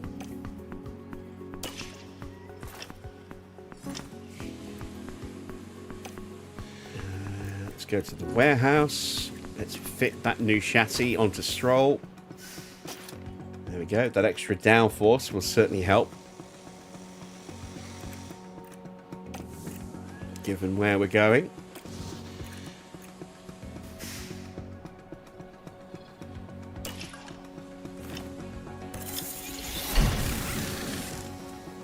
Okay, spare rear wings. Let's see what our rookies have been up to. Jack Crawford has gained a point in adaptability. We knew Stoffel was going to decline a bit more, and he has done. Mari Boy has gained a point in reactions. Taito has gained a point in smoothness, overtaking, and accuracy. Matilda's gained a point in cornering and in adaptability. We do really need an upgrade on our driver center, but we just don't have the money for the driver sim yet. Main drivers, Stroll has gained a point in control. He's actually been pretty well behaved so far this year. But it was Monaco last time round where I lost all patience with him. Let's see if that happens again.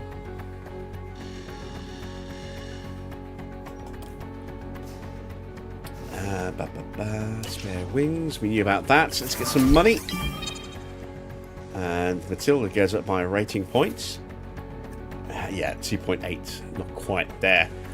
What is everyone else up to? Let's have a look. A new chassis for Williams. Strong on-track performance. Kind of tracks with what we've been seeing from Williams so far this season. Picking up some really strong points.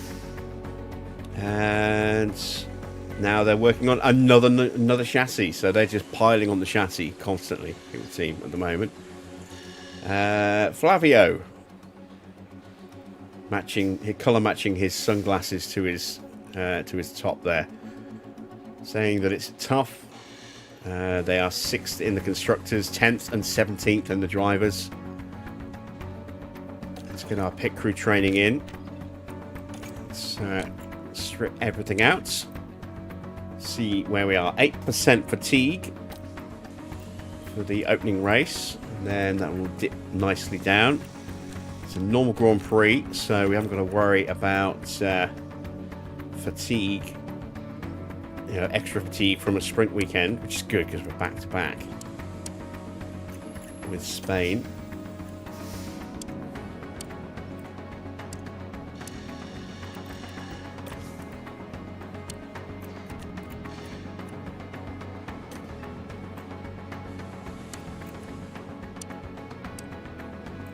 May have overcooked it slightly.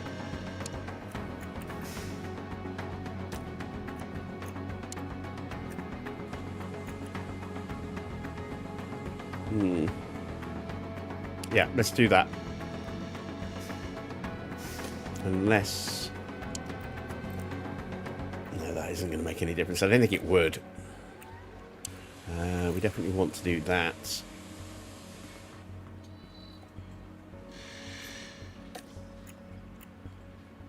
Let's do that.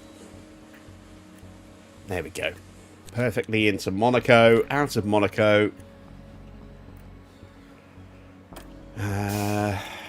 Let's go with... Oh, this is a sprint weekend, so we need to... No, it's not. It's a normal Grand Prix. We're carrying that fatigue in. Let's take that out. Let's push that up to speed training. There we go. Normal Grand Prix weekend, and then a normal Grand Prix weekend here as well. No sprints in the month of June. Let's get some car building in. Let's get a couple of days of car building, actually, because we have let that slip a little bit.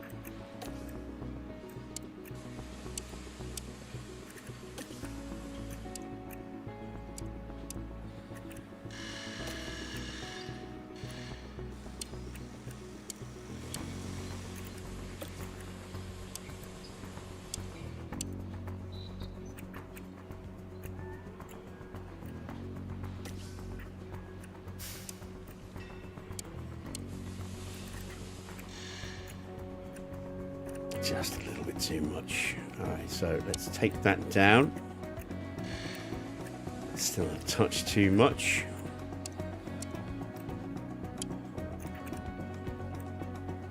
That is perfect. Into another Grand Prix weekend. Come out of that. And then we'll give them the Monday off. We'll throw in a full day of speed training. Like that to end the month. That puts us at 22%. Yeah, that's not too bad. Getting our mistake chance down a bit more. Closing in on getting it below 10%. We were at like 16.5% at the start of the year, so it's nice to see that's come down by about 3% so far. Monthly car development, which I always ignore because it's always rubbish. Freddie Slater still wants more.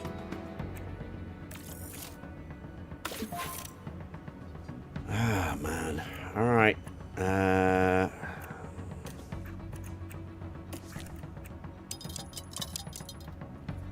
Let's offer him 1.6. Drop his bonus down a little bit.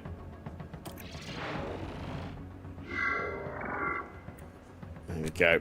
It's a lot more than I wanted to pay, but I mean, it looks like he might have the potential to be an absolute star,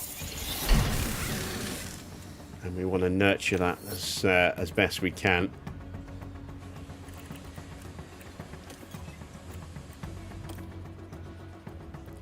So these are the current standings then going into Monaco, our actual scheduled race for tonight.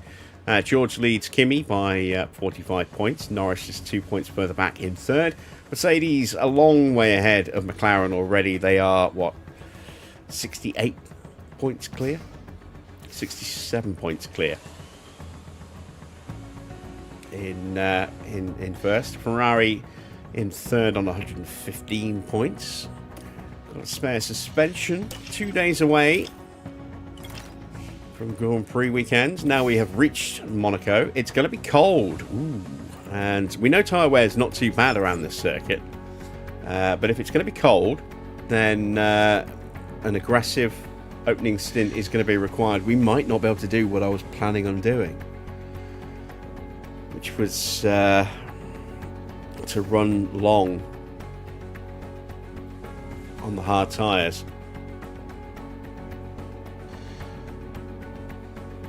Might not be able to do that now. We might have to two-stop it. That's an annoyance. And we've got the board in attendance as well. So, let's take a quick look then at what's going on around the rest of the grid.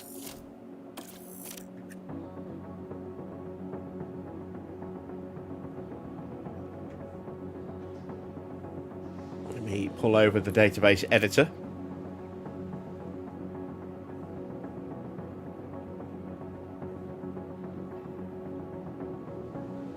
Let's load up our 2026 mod.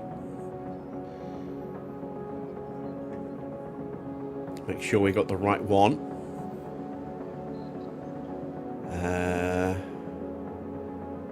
Yes, there we go. So, let's take a quick look, actually. Who got driver of the day? It was George. Driver of the day. No surprise there. He was so dominant. There we go. So, let's go to performance. Cadillac have got more upgrades completed in terms of development. Doesn't necessarily mean they're fitted, but they have developed more. Most teams have, actually. It looks like Haas have stayed the same as we did. So Ferrari, so Mercedes, so have Red Bull. But all the other teams have got some active development that's completed. Let's see what everyone's got fitted. So we're looking at slightly better for Antonelli over George still by 0.02%. Leclerc and Hamilton have the same spec, as do Norris and Piastri. Max and Hadjar both have the same specs. So do the two Alpines. Bortoletto's car is slightly worse than Hulkenberg's. Hulkenberg on 0.79 and Bortoletto on 0.34. The two Haas cars are the same. The two RBs are the same. The two Williams are the same. And that's 42.65%. A big gap back to us. We're on 36.95, so we are lagging behind everybody else by quite a bit, as our Cadillac. Both of our cars the same spec, and both the Cadillacs the same. They're on 35.90, so they are 1.05% below us in terms of performance, according to this. But they do have a much better engine than we do. They have the Ferrari engine. We have the Honda engine. Interestingly enough, and I don't know if it's because this save was created using, with a Renault rename to Honda that then got overwritten back to Renault, or whether it's just because it's inside the database or not. But the game does now recognize these as Honda engines. That was fixed in the 1.4 Realistic Racing update. So if we go back to the game, and if we go to historic powertrain usage, you can see that we do actually have Honda engines now as opposed to Renault engines. So it is recognizing it in the game. It's still not recognizing it in the database editor. I'm not sure, as I say, if this is because it's an older save from before that fix, or whether or not it's just inherently always going to show us Renault in the database editor or not. I don't know. But we do have Honda engines in game now. So that is kind of cool. Let's go back to our little minicam for a second. And we've got some targets to set. So we are going to go brave with Alonso. We're not going to go brave with Stroll. We are going to go 21st with Stroll. Where are we? It's you know what? Let's gamble. Given our lack of pace, there's a very good chance that we wouldn't have the pace for 21st anyway. But this is a circuit where retirements can and often do happen. And so we will go for the full 18th or higher gamble with Stroll here as well. So let's head to Monaco.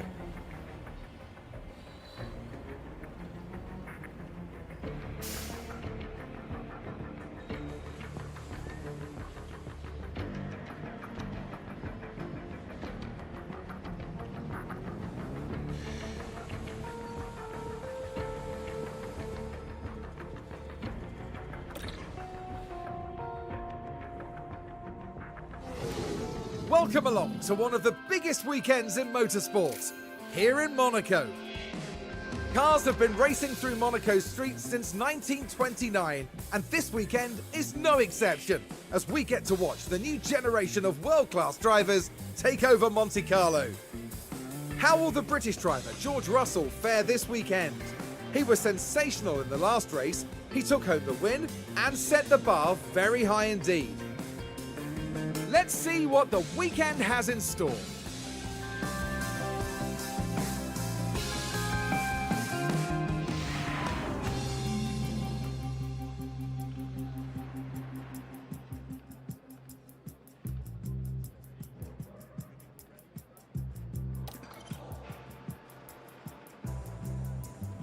All right. Let's bring the minicam back. There we go. So, we need to get our car set up. Let's take out the engine for the practice. And then this engine may stay in the car for this Grand Prix. Gearbox starting to get a little bit iffy, so we might be swapping those out before qualifying. Run plan, we want to put some extra fuel in. It's normally 21 laps around here. We want to go 30 laps because we'll call them in early. Actually, no. We don't need to here, do we? Let's go 20 laps. because we'll just send them back out as soon as we've got... I'm thinking of sprint weekend as not. Let's see what we want to do. Let's start with very high downforce. We'll go with that as a starting setup. See how we react to that. Let's take out that engine for Stroll as well. And again, gearbox getting into that kind of iffy range. It starts becoming problematic from 40% down normally, but of course we have now got that chance of random engine failures, etc., component failures, thanks to the upgraded realistic racing. So even a brand new gearbox might not be safe. We will again go with that same starting setup. Everything's within tolerances there. That's good. Let's put a bit of extra fuel in. Look after the car as we always do. And let's hit the track.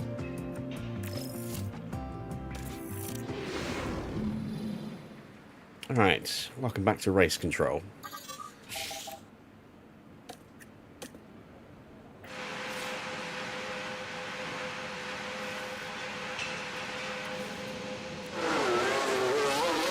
We do have some rookies. I forgot to do the Ferrari helmet thing again. So, I was just so tired. I completely slipped my mind by the end of it. But both Ferrari drivers are in as standard. We've got Fornaroli in for Norris. Solov and, is that McLaughlin? Radio check. At Red Bull. Dunn is in for Gasly. Nakamura Berta is in for Williams. Sitting in for Sainz. No other rookies. And let's just check those names. So yeah, Fornaroli, it is McLaughlin. Solov, Dunn, Nakamura Berta. And that's your lot for rookies today.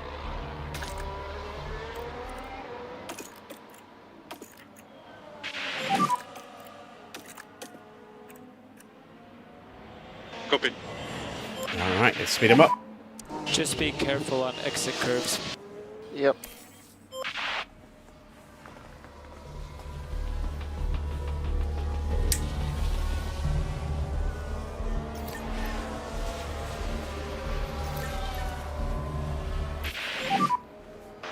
Right, let's throw a quick fun poll in.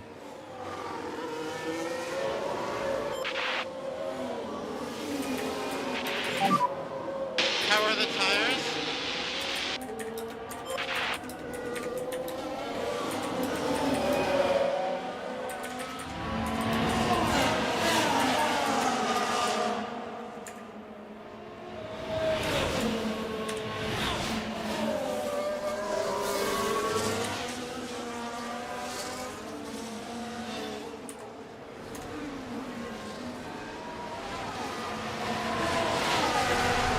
There we go.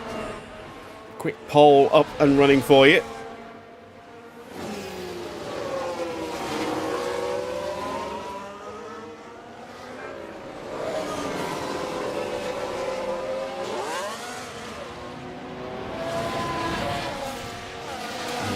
No feedback yet. Speeding back up again.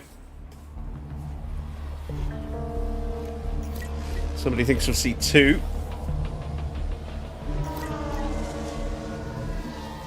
I'm going to cast my vote. 3 or more.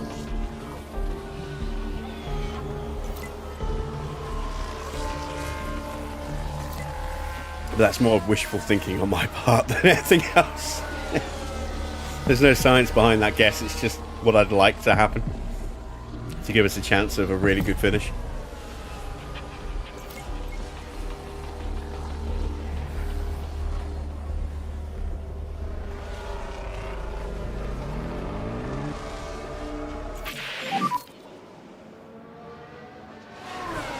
Alright, feedback in from Fernando. Nothing for you to say.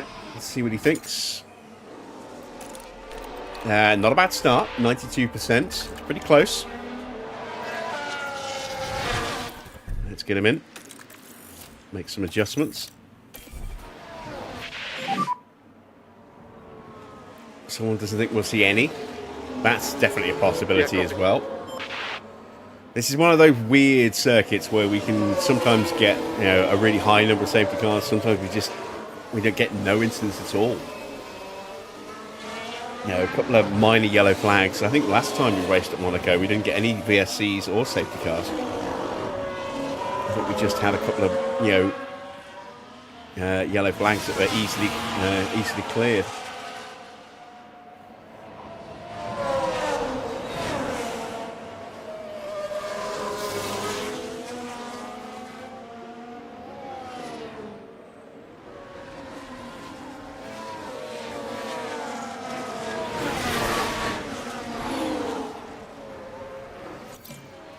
And there we go. Stroll's feedback as well. Anything we can help you with? Let's tell him to come in. I'm happy. Copy that. He's at 94%. Copy. Pit entry.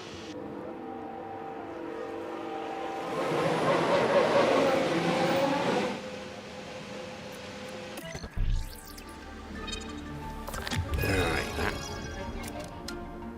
might be all we need to do.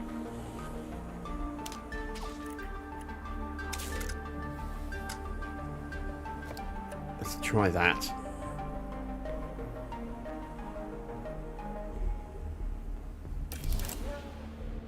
Let's see what Stroll thinks. Boxing. Switch the pit limiter on.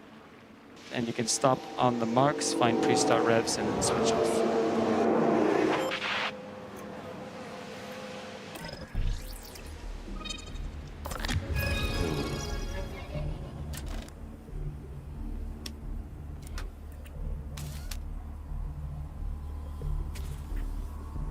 Gotta try that.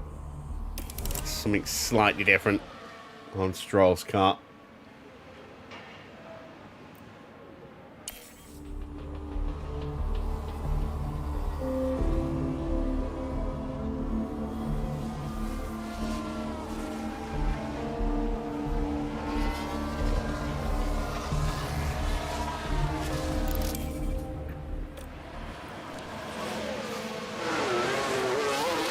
Alonso back on track. Still got 35 minutes of the session to go. More than enough time for this second run. And Stroll heads back out as well.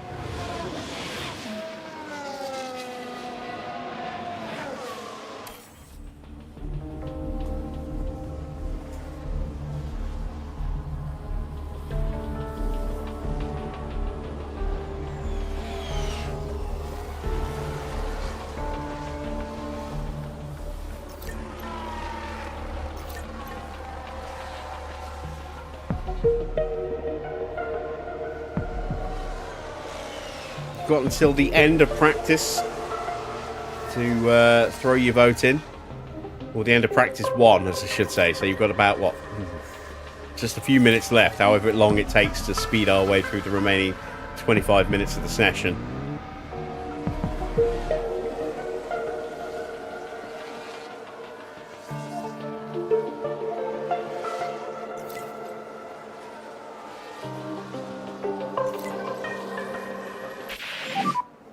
Tire temps stabilized or not yet?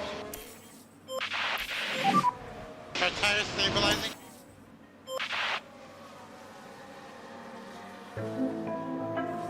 Halfway through the feedback run.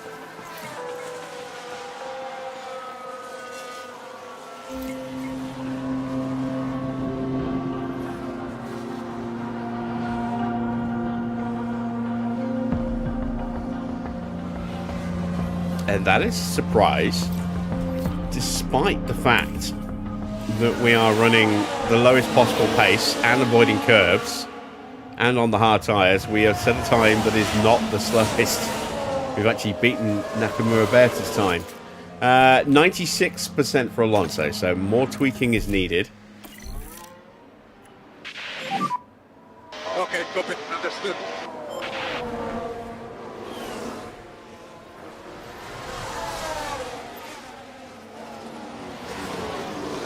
Definitely holding a load of people up. Pit lane. All right, into the pits we come.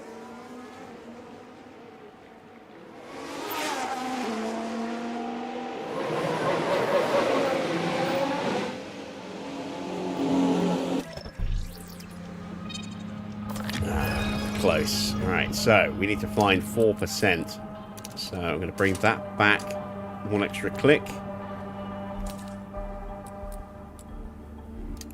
And let's try that.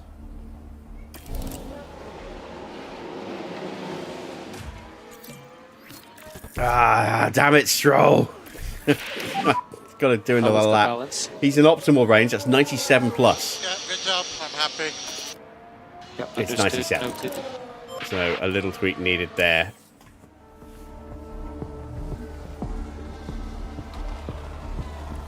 Let's have a little look-see. That's the front wing. Push that back to a 10. Let's bring that down. And let's bring that down. I don't think that's going to do it.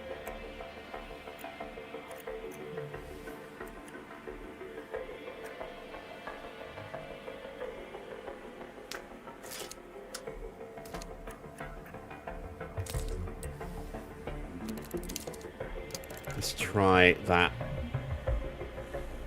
That might be it. Last call for the safety car pole.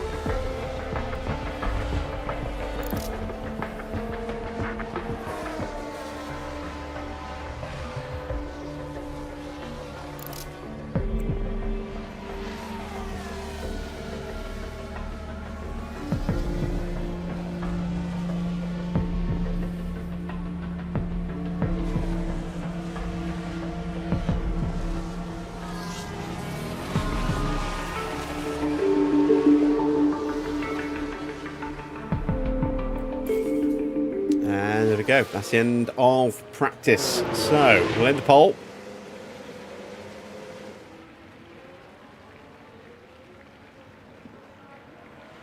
So, 6 votes. 2 votes for 2 cars.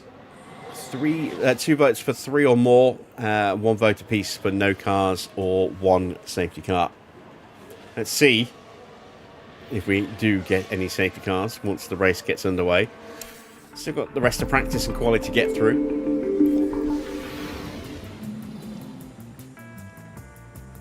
Once again, George looking mighty quick.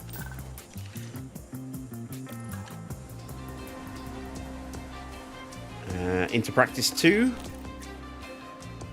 We've made our little tweaks. Let's stick 20 laps of fuel in. Send them out and see how they get on. My prep level at 45 and 46, so we might get there just on this one run. We'll see.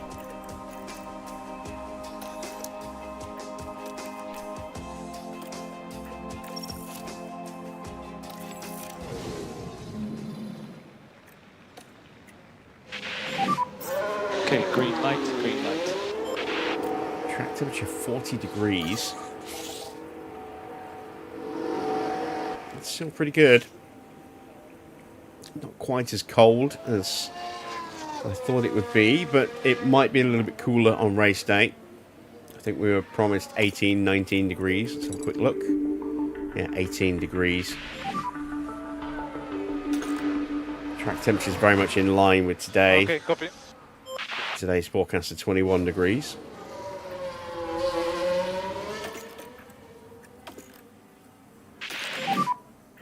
Stay off the curb, it unsettles the car.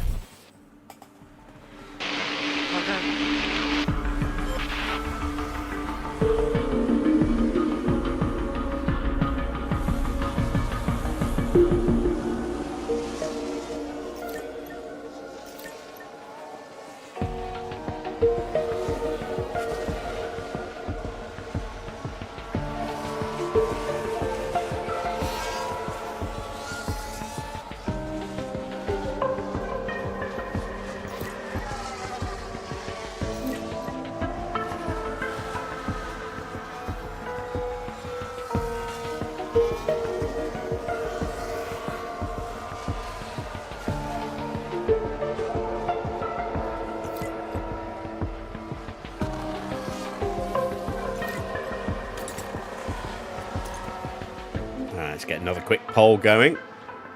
Something for us to see out the rest of practice in.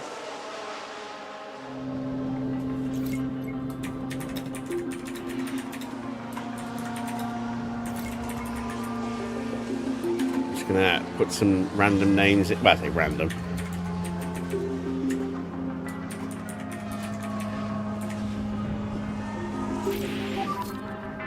Well done, guys. Very good. Happy.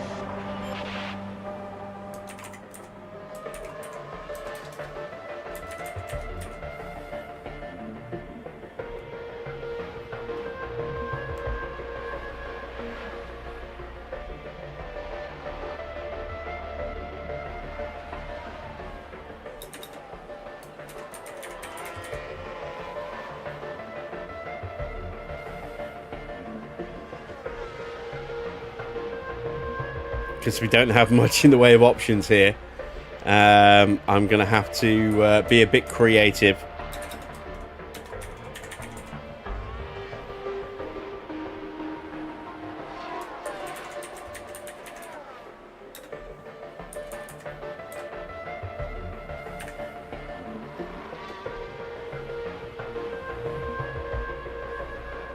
There we go. Fresh pole up.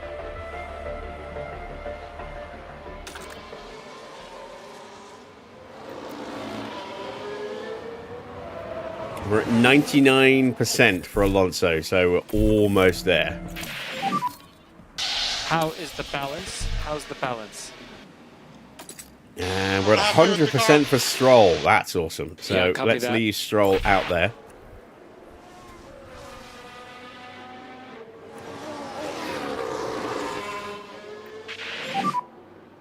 Okay, pit lane.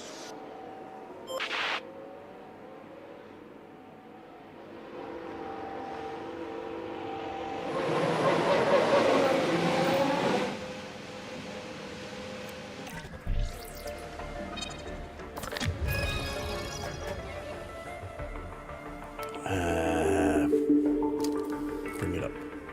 One click. There we go. That should be it.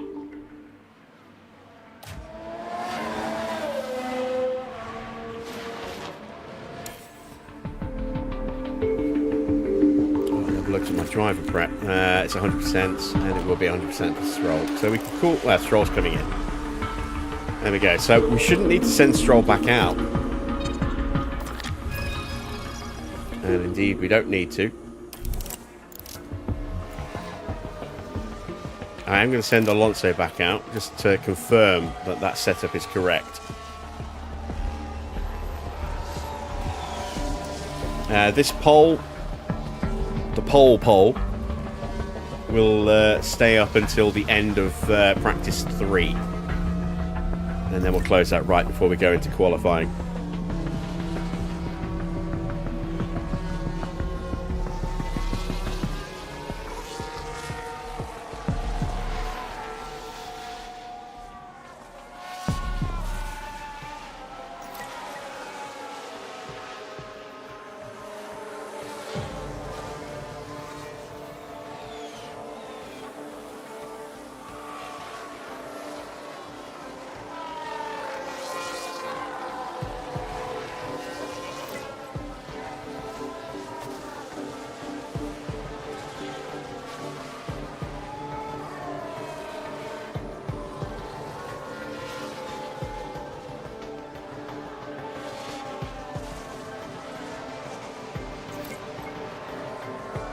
Four out of 5.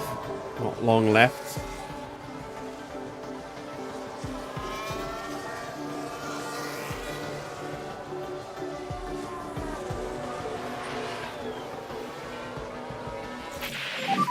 And we got it to 100%. Fantastic. So, let's get him in. Very good car to drive. There we go. Our confirmed setup.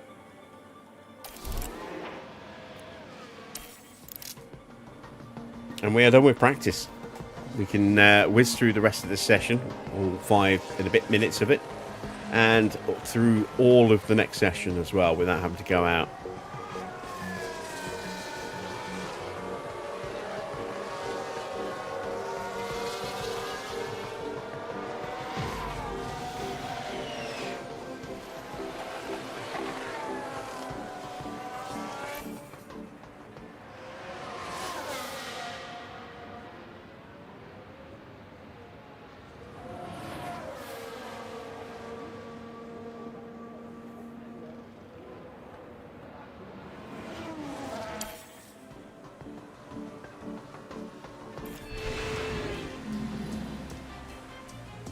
So Antonelli quickest in the session. Hamilton in second.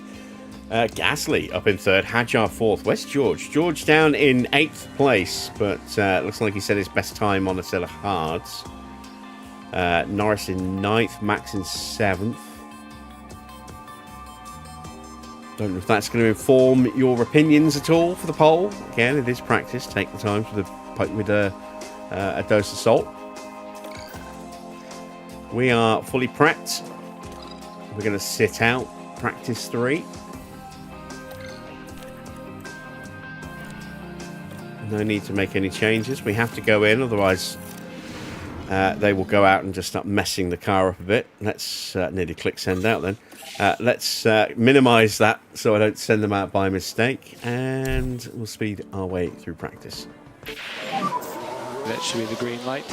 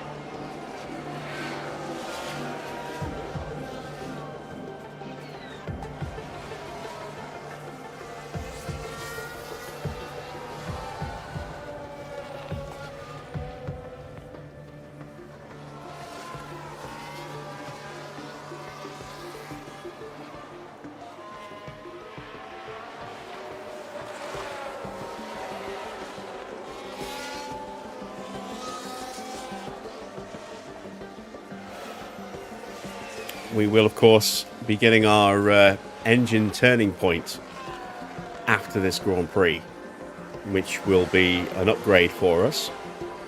It is completely random, so we could have a really, really strong upgrade.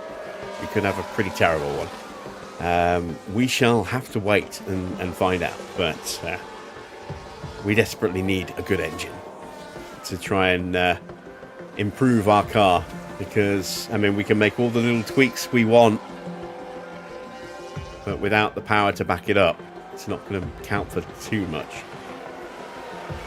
And of course, with the new realistic racing random failures, we want as reliable a set of powertrain components as possible as well, to minimize our chances of just going bang in the middle of a Grand Prix for no reason whatsoever. We haven't seen one yet, but we might see one in this Grand Prix.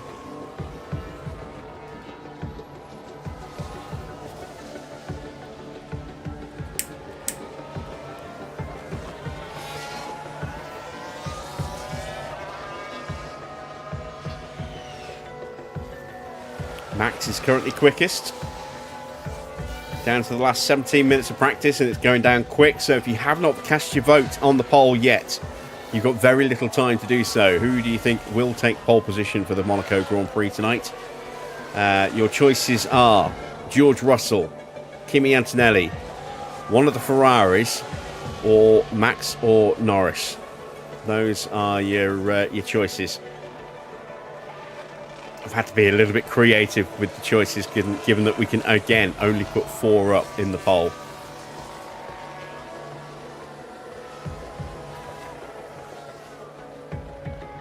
Last call.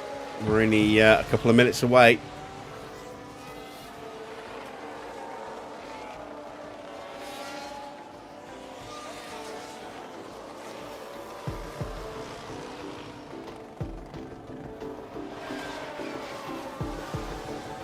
Max goes quickest ahead of Piastri and Norris. Hamilton 4th. Antonelli's down in 9th. Leclerc 10th. Where's Russell? 19th. Wow. I did not see that one coming. All right, there we go. That is the end of practice.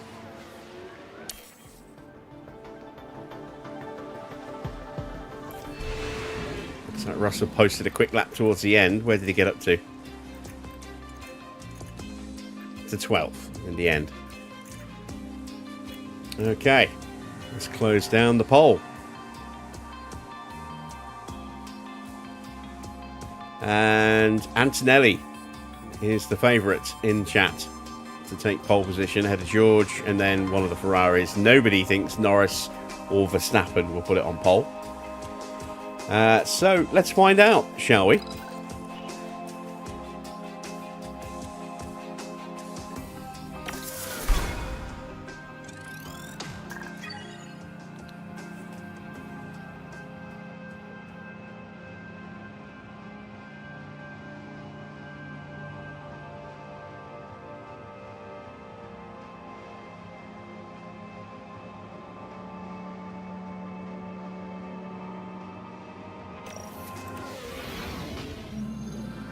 Qualifying is coming up, and the drivers will be ready and raring to go.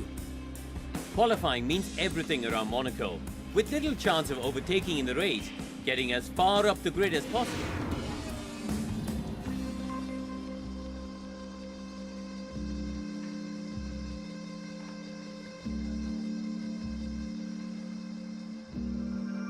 Oops. Just put my phone on charge and actually accidentally clipped the escape key with my cable there and cancelled the introduction. Never mind. Alright, powertrain parts. Are we going to swap out the engines? No, but we are going to put a new gearbox in. ERS will be fine, I hope. Same on this car. We're going to put another gearbox in.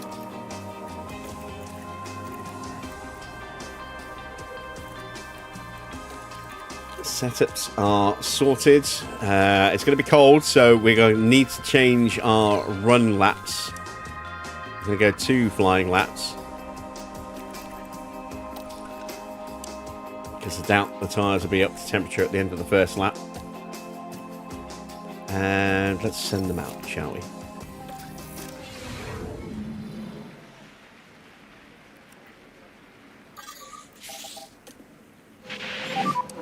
Okay, should be green.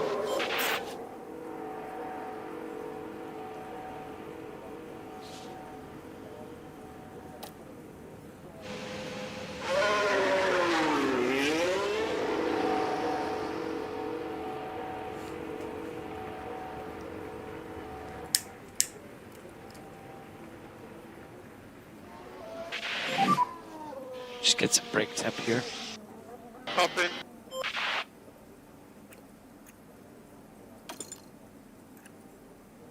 Let's keep an eye on the tyre temps.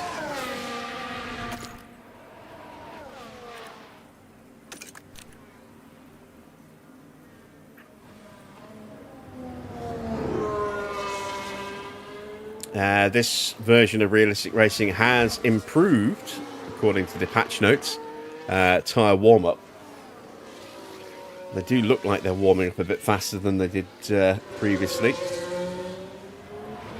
Let's see if they warm up enough before we start the lap. I'm not sure what the switch on point is around here. Don't think it's 85. Might be 90. Might be 95. Oh, it is 85 on the softs. So maybe we should have just done the 1 run, but we're going to do 2. Tyres are going to get up to temperature for both drivers, it would seem.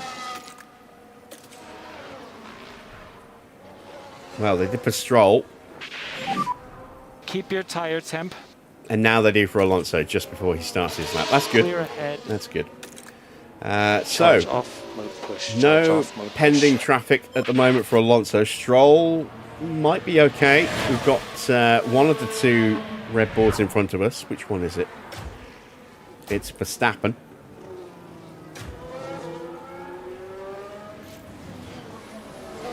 (19.3) in the first sector for Stroll.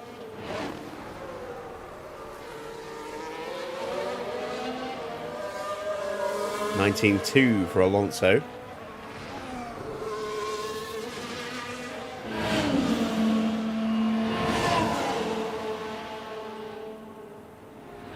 Verstappen gets out of the way nicely. It should not be a factor at all for Alonso.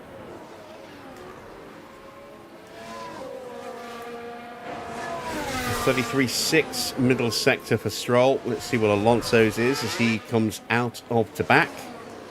And up to the swimming pool. 33.4, a couple of tenths up. Now driving to the line for Stroll. And he puts the opening time on the board. It is something. He's he's doing another lap, so it won't tell me. Alonso should go top.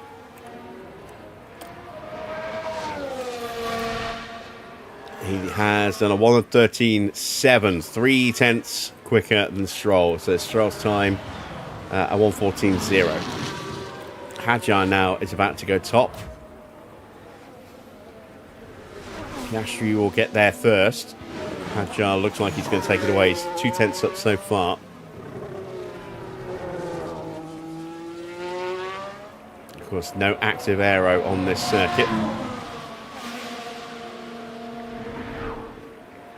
There we go. Hadjar top with a 1:12.6. Piastri less than a tenth of a second behind him. Max now into the end of the second sector. Through to back. Not the best middle sector for Max.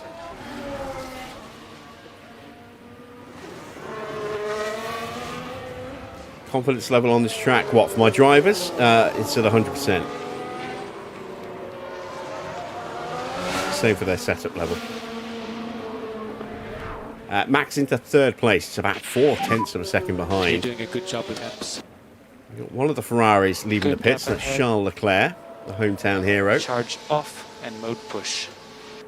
We start our next flying run. I'm not sure if Stroll got held up trying to get past Leclerc there. Looks like Alonso might get held up. Let's see if he... Yeah, it's impossible with these guys. Yeah, he's getting held up. Leclerc yields as early as he can, but he's still lost a little bit of potential time. That said, it's still a personal best for Alonso in the opening sector. I think he was actually a tenth quicker. Or, you know, is it a 19.2 for Stroll first time and a 19.1? By the way, Alonso found a fraction.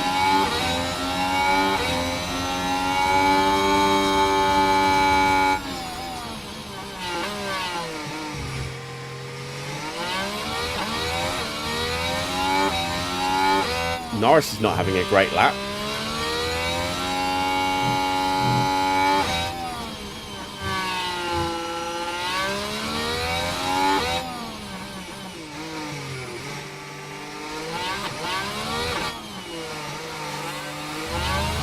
Up to the line then for Stroll, doesn't improve. Norris is stuck behind him, I think. You're currently He goes just ahead of us, and we go ahead of Norris by 1.5 tenths. Not bad. Not bad at all. Right, Leclerc.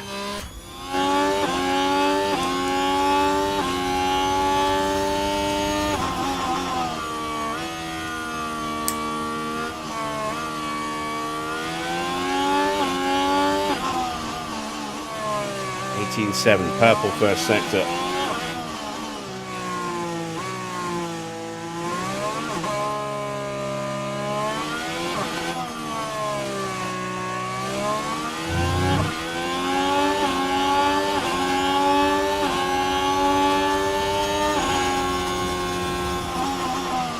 Alonso stays clear.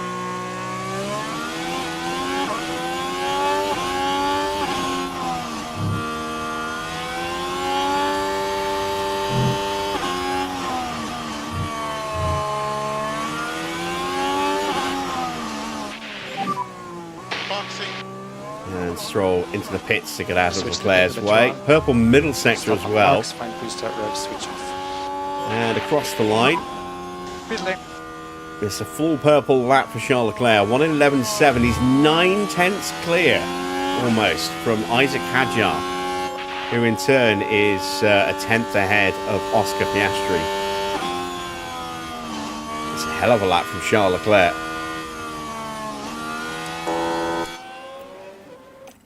Small tyre wear looking like 89%.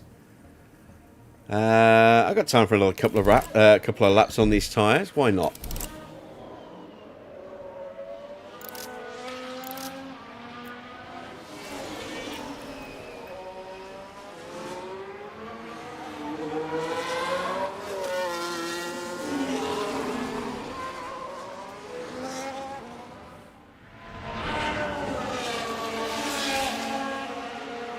Right, George has done an 18.7, slightly slower than Charles Leclerc in the opening sector.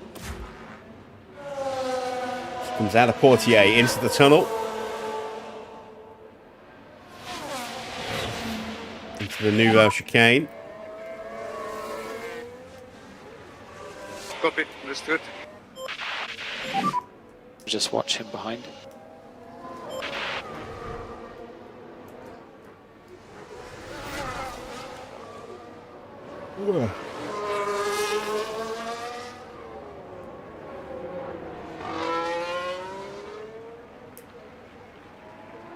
Alright, up to the line then for George.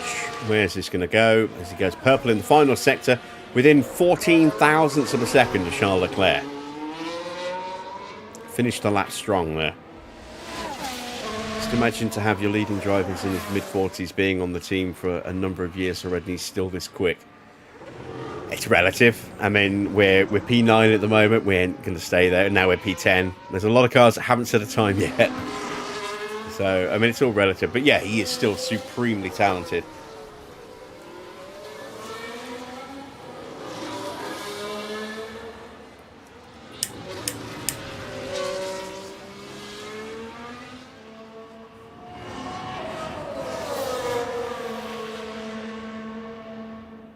Perez had a terrible lap. Charge off mode push.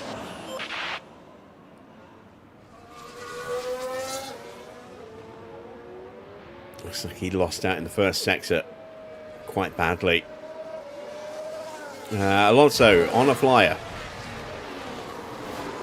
Stroll behind has got an RB for close comfort. Oh, we got traffic.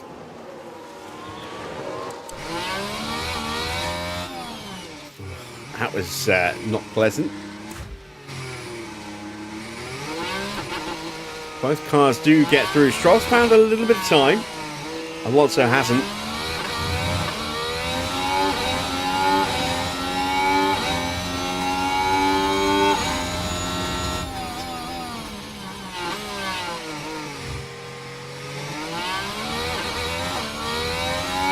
Alonso out in the Huckenberg, all three of them still performing at a really high level.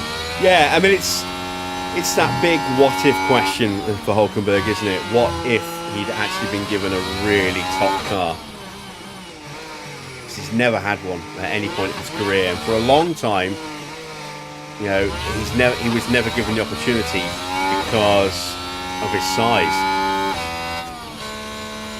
As he started racing in a time when teams tended to favour smaller drivers because they weighed less, and that had a definite impact on the car.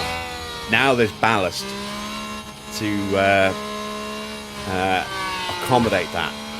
You know, all teams have to run, you know, some ballast so that the larger drivers aren't unfairly penalised for being bigger and heavier.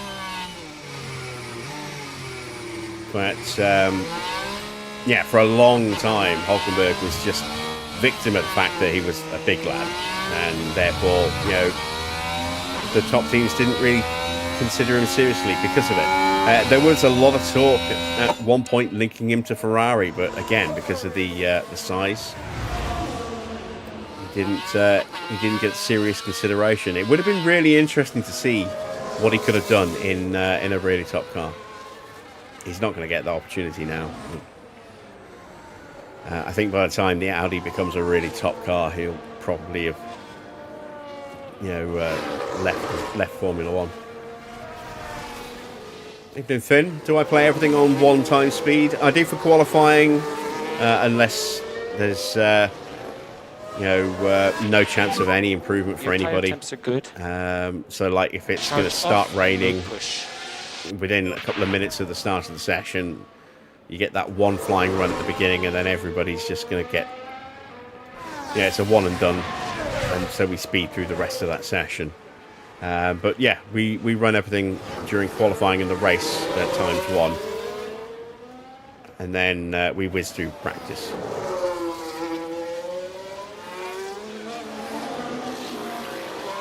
We're on another flying attempt. Once again, nothing for Alonso. Stroll's found a tiny bit. He's being rumoured to join Red Bull for 21 when they dropped Albon.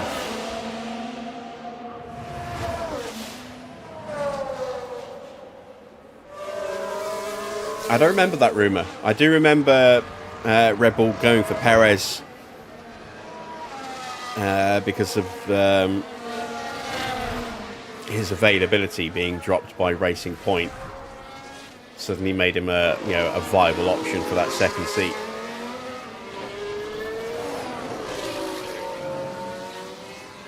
The Sakir thing certainly helped in that, but it's more to do with the fact that he was just available because Racing Point pushed him out. They made him trigger bankruptcy to save the team, which he did through his sponsors, and then they rewarded him by kicking him out the team, which is pretty harsh, but we're just too slow. there you go. Okay, Right, so Hulkenberg completes his lap, gets to 11th. Stroll's time did improve. He got up to 19th on that run there. Lawson's on a lap right now, looking to try and escape the drop zone. We're going to have time for one last flying run on brand new tyres. Not too far away, I don't think, from getting out.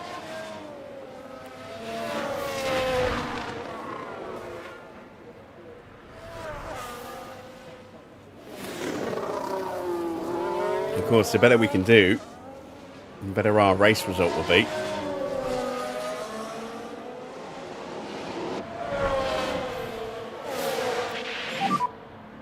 Lawson improves to P10. Track is definitely improving. Quite significantly, as you can see.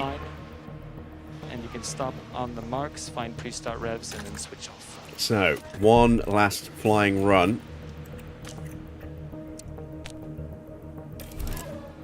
On a brand new set of tyres.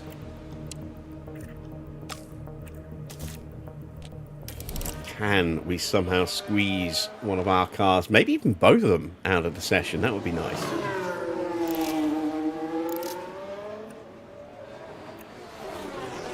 There's a few cars on out laps. A couple of cars on flying laps.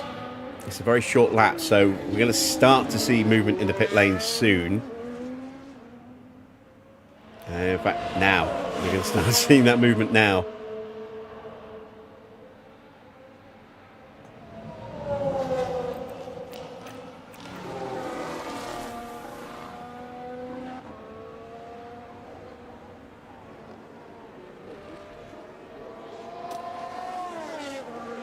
Yeah, Kubica was highly rated. He was considered, on Hamilton's level.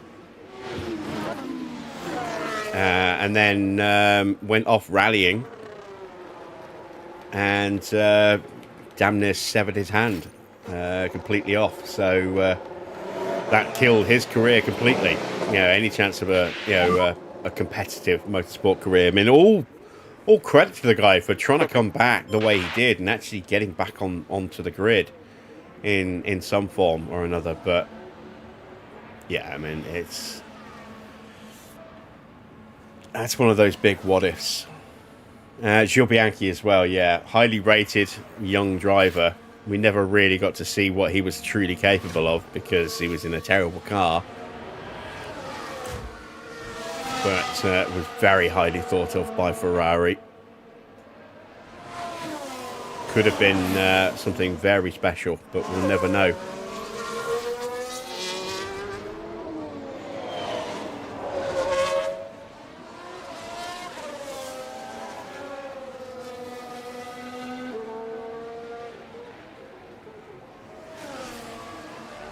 Kubica on the level of Hamilton, Alonso, Vettel, Raikkonen, Bottas, and Rosberg.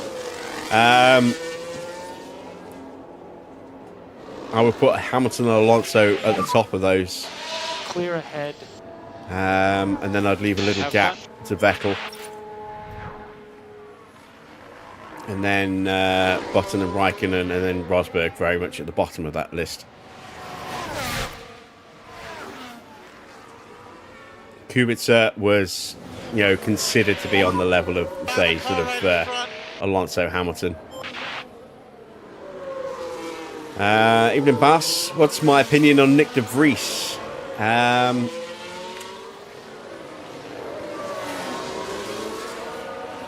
don't know. I haven't seen enough of him racing, really. I mean, he had that one.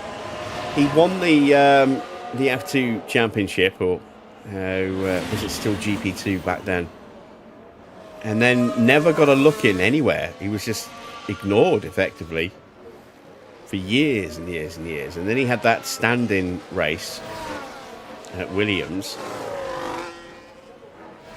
which is enough to turn, you know, Red Bull's head and stick him in the AlphaTauri for half a season before kicking him out again. That was a silly decision, and completely flew in the face of the whole young driver program. Stroll does not improve, but can Alonso make it? He can, for now, but there are a couple of drivers looking to improve. I think we're safe, though. Perez does not make it. Colapinto might, but even if he does, we're still safe. So Colapinto looking to knock out Ocon. I don't think he'll do it. He doesn't. Alonso's through into Q2. Fantastic. Happy days. Happy days.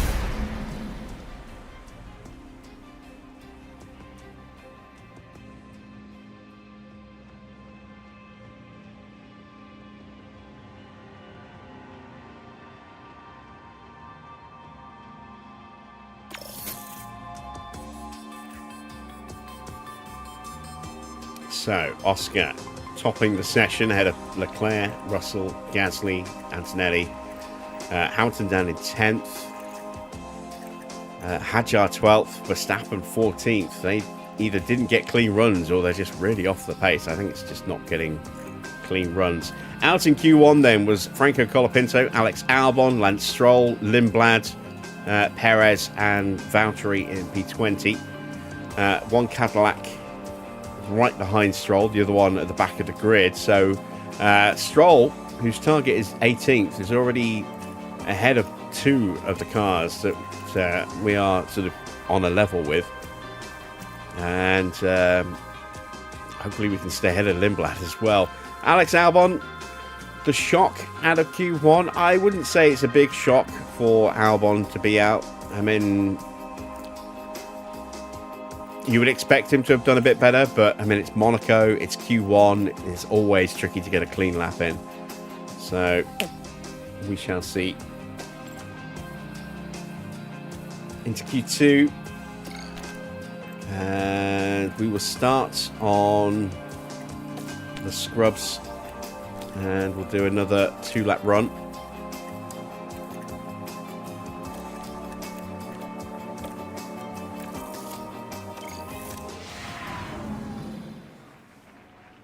You think if De Vries had joined Williams instead of AlphaTauri, it would have been better for him? Yeah, I don't think going to AlphaTauri was the right decision for him at all. But, I mean, I think, you know, I don't think Williams would have offered him a race seat. And I think he just wanted to get on the grid. He spent so long trying, you know, to get on the grid. He would finally get the chance to achieve that dream. It just, unfortunately, turned into a bit of a nightmare. But he's had success in Formula E. He's won the World Championship there. You know, so he's not an untalented driver. Just we never really got to see, you know, his potential. I don't think in those earlier years, and then was never really in a hospitable environment when he did finally get his opportunity. So yeah, I mean, I don't think he was as bad as his AlphaTauri days made out, but I think he would have been a good midfield driver.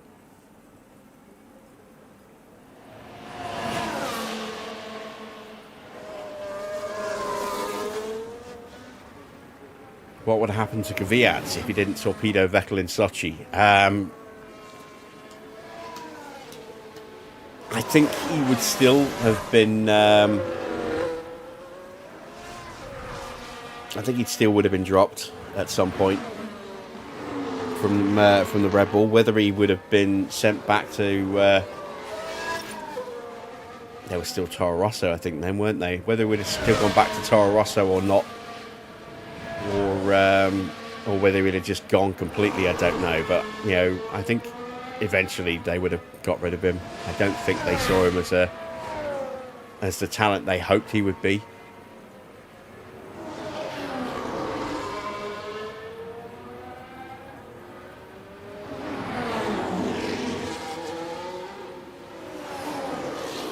Top-tier drivers themselves can always give you a few extra tenths of a second. Yeah.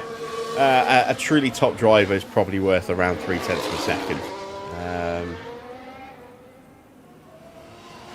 over a regular driver, you know, in the same car, and unless they are truly god-level talent, like, you know, Verstappen, who will just find something insane.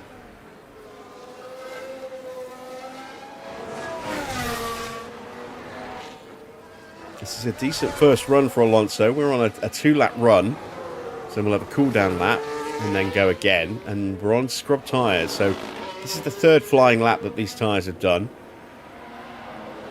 In fact, no, it's the fifth flying lap those tyres have done.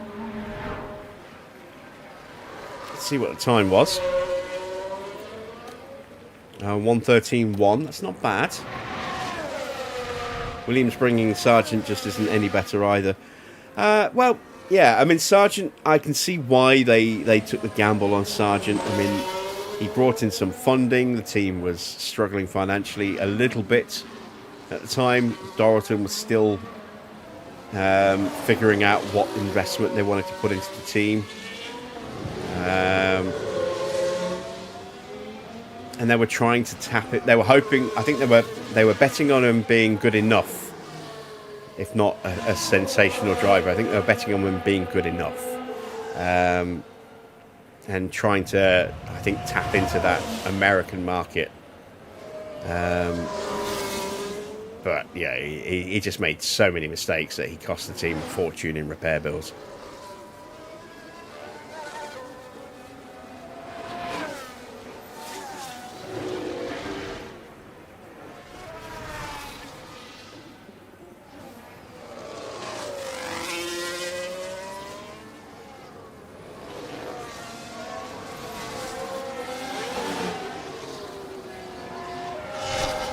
Alright, second flying lap going, and again we've got a nice clear track. Let's see if we can find an improvement this time round. This is not really going to be a competitive time. As I say, this is our 6th flying lap now on these tyres. So I'm not expecting it to be a mighty lap. Hamilton's on a decent lap though. 18.9, 32.6, just went purple in the middle sector.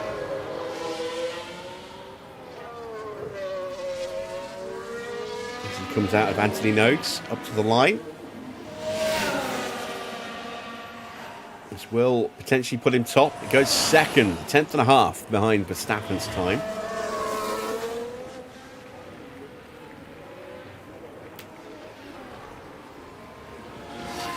No improvement for Alonso in the middle sector either. I think these tyres have now, you know, had it.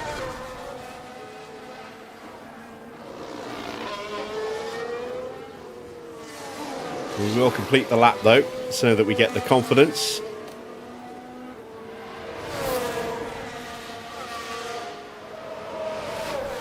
There we go. It puts us right on the cusp of peak confidence. Gasly crosses the line just behind us. He goes up into 3rd place. Copy. We've got Piastri and Behrman getting ready to start their laps. A little bit further back is Hamilton on an in lap, Norris on an out lap. This is Oscar now starting his lap. Out of Sanderbot and up the hill towards Massenet.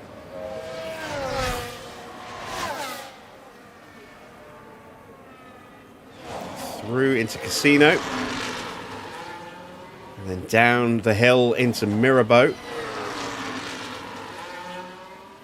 Into the John Lowe hairpin. And then the double right-hander of Portier.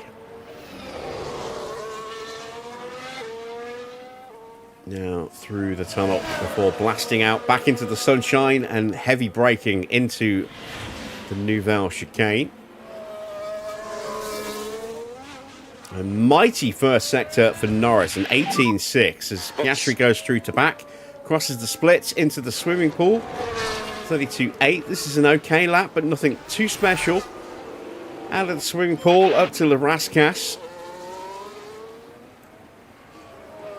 Through Noakes and now pushing for the line. Let's see what time Oscar can do. It's only P5, exactly 6/10 away from Max. Russell has just gone mighty in the first sector as well. Norris, purple in the middle sector. Gets past the Cadillac of... is it a Cadillac? No, it can't be Cadillac. They're both out. Yeah, it was a Mercedes. It must have been Antonelli. Norris goes top. Will Russell displace him? He's slightly up in the first sector, slightly slower in the middle sector. It's going to be nip and tuck.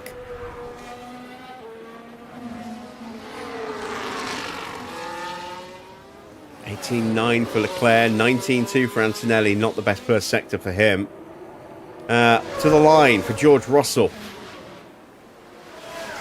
He goes second by a 10th. You wanted to see Kobayashi, one of the top teams back then.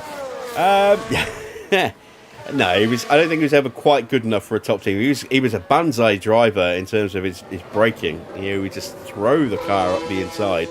Very reminiscent of early Daniel Ricciardo, but a little bit more flamboyantly, a little bit less successfully and safely.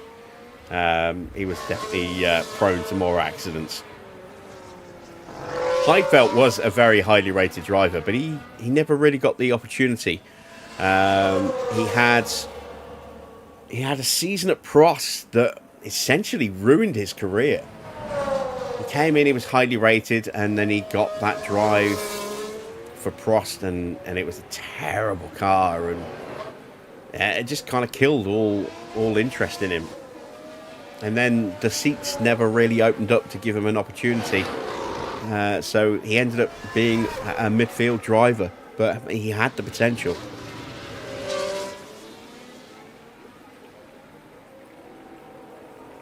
But again, he's another one of those drivers that never got the chance to try and really realise that potential.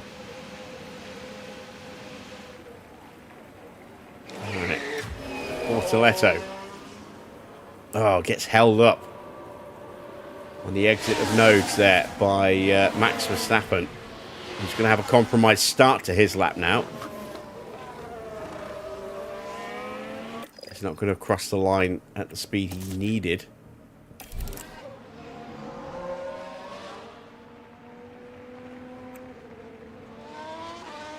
I'm going to go early and hope that we can avoid some traffic.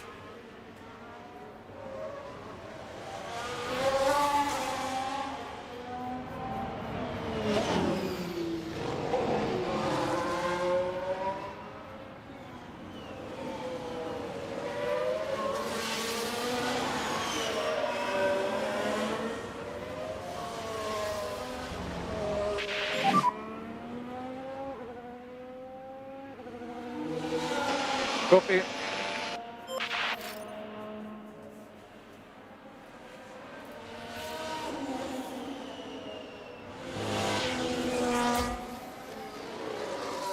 Could Vettel have won the 2018 World Drivers' Championship if he didn't crash in Hockenheim, or Mercedes always going to win it in the end?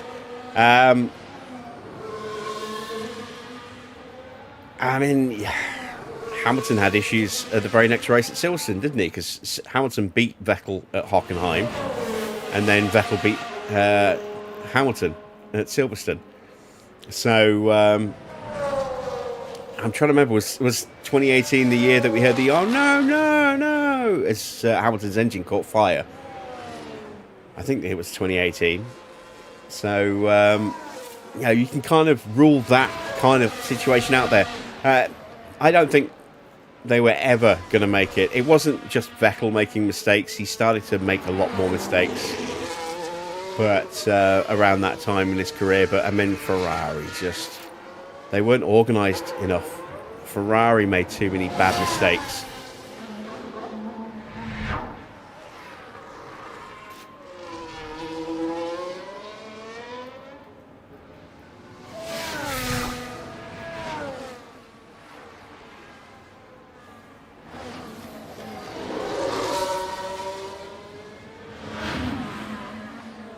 We might be getting a German Grand Prix back on the grid, back on the calendar soon as well.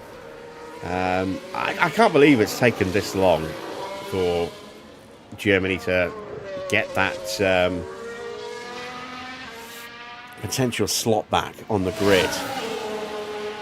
I mean, we've had a lot of German drivers over the years. We've still got one on the grid at the moment in Nico Hülkenberg. We've got 2 German teams now with Audi and Mercedes. And yet, there hasn't been a Grand Prix in Germany for ages. Hasn't been always France either for a while. I mean, we did have that little flirtation with Paul Ricard, which never really produced anything great in terms of racing. Magny-Cours has never been a great circuit for racing in the last 20 years, 25 years or so either.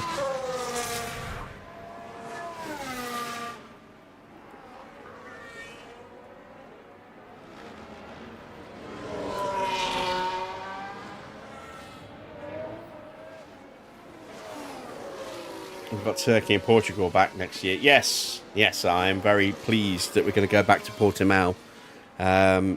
Really like that circuit. I don't know how good it's going to be in terms of overtaking, but just the flow of that circuit and that huge, terrifying drop at the end of the second sector into the third sector.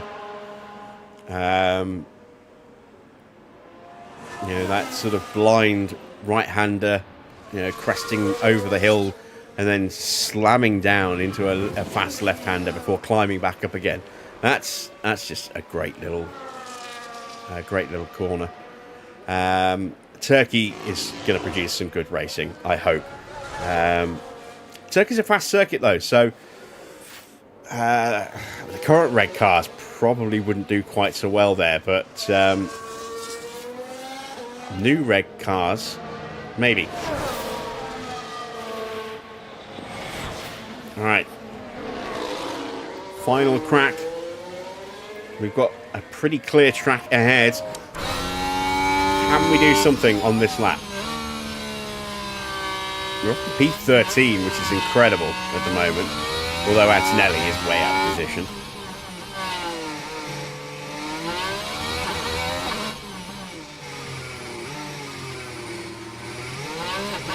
I would love Malaysia to come back as a permanent circuit, but I'm not sure how well the current gen cars are going to actually do around that circuit. Be interesting to see when we go there this year as the Bahrain stand-in.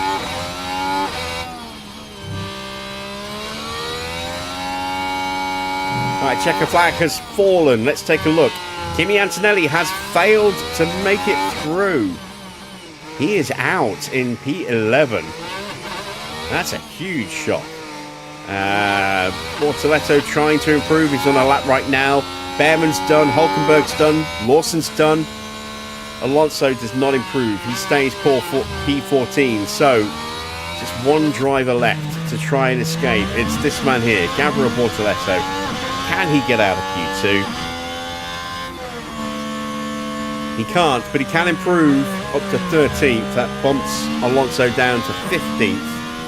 Leclerc's gone top ahead of Hadjar. Hamilton in 3rd, Norris 4th, Piastri 5th, Russell 6th. Max did not cross the line in time to start his flying lap. Who else? Let's have a look.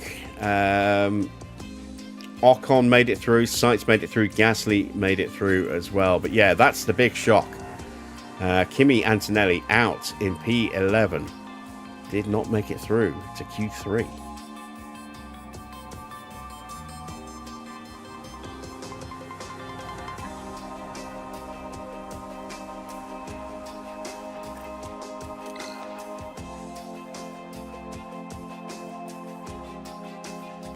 So let's see who sticks it on pole then for the Grand Prix. Didn't want to tell us. The streets of Monte Carlo are ready as the drivers now prepare for 78 laps around this historic track. Monaco can hand out unpredictable results, just like in 1982, when 4 race leaders hit trouble.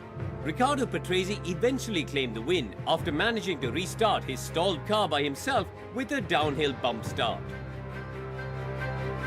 The world's most famous street track, Circuit de Monaco, and it demands total accuracy from teams and drivers alike. Pit stops are crucially important for passing here, so timing them right can be the key to victory.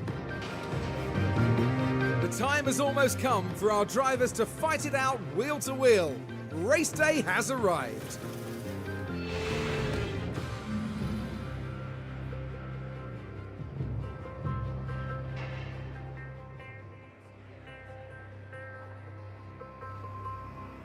All right, we don't actually know. We don't actually know who is on pole because it didn't actually generate the results. So we will check the results tab. Go down to the starting grid. Who's on pole position? It is George. No real surprise there, I suppose. Oscar in 2nd, Max 3rd, Hadjar 4th, then Charles Leclerc from Norris, Hamilton from Sainz, Gasly and Ocon. That looks like the running order from Q2.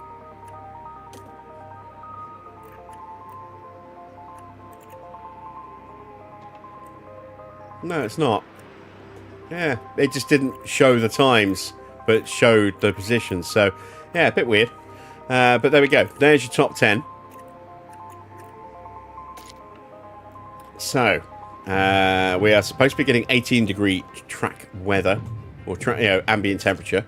It is 22 degrees, which is more in line with what we saw in practice.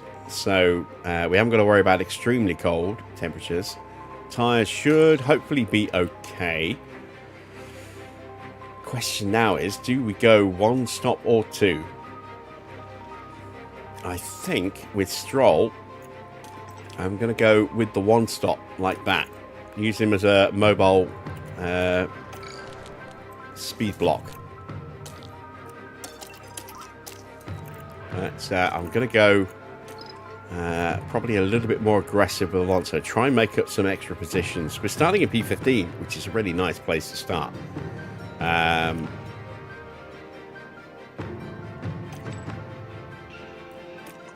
2 stop will be the quickest on paper. Soft, medium. Oops. I actually need to put the medium stop on there, don't I? There we go. I am kind of tempted to see if I could do a medium. I don't think I could go soft, could I? All the way to the end. But we could get away with something like that. Give us a little bit of leeway on each set. So 24 laps. And then another 24 laps. And then 30 laps at the end. We will add in some extra fuel so we can be aggressive in the braking zones. The traffic is going to be a pain. But let's see. We are prepped and ready. Let's send them to the grid for the start of the Monaco Grand Prix. Welcome back, everyone. The final preparations are now being made as we head into the race. And there's no doubting that Lance Stroll is prepared to put in the hard work. It's going to be difficult for them. P18. That's going to be tough to make an impression on the race from there. So let's see what today has in store, shall we? It's time for one of the most exciting races in the world. This is the Monaco Grand Prix. And it's lights out, and away we go. Can we get a good start?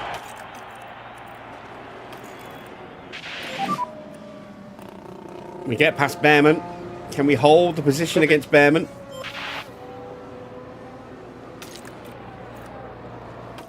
It's like Stroll got overtaken. You got it, dude. Okay.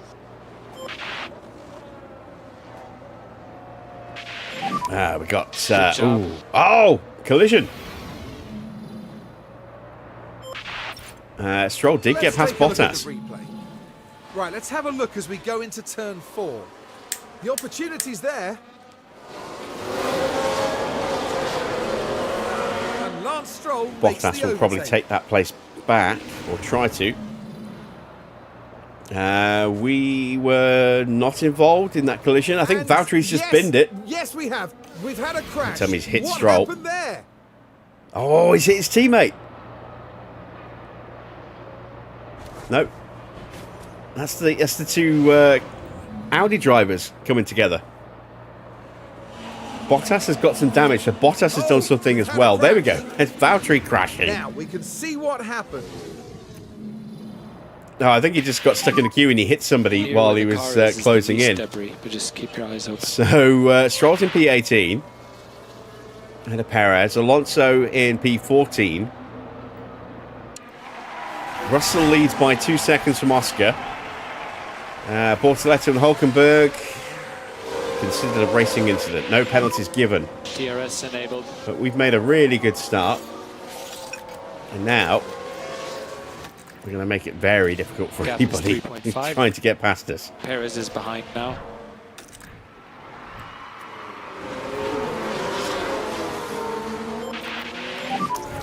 Yeah, just go a bit slower. Copy.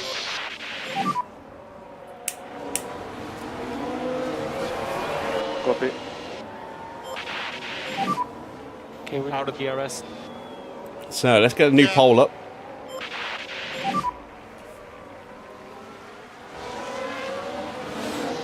Copy.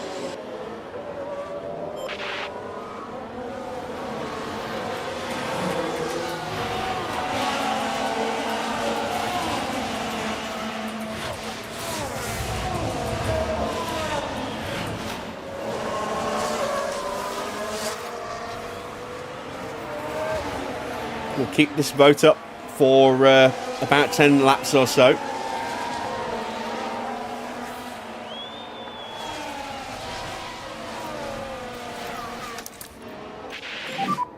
Charge on. Confirm.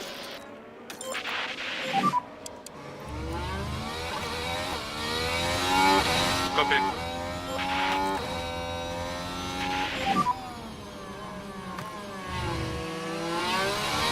Yep, copy.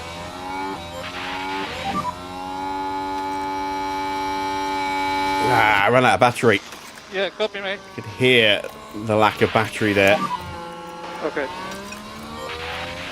Right, so I'm going to be stuck behind some hard tyres here. This is going to make things tricky, but if we can get through quickly, Understood. and there's a lot of them to get through, but we might be able to do something.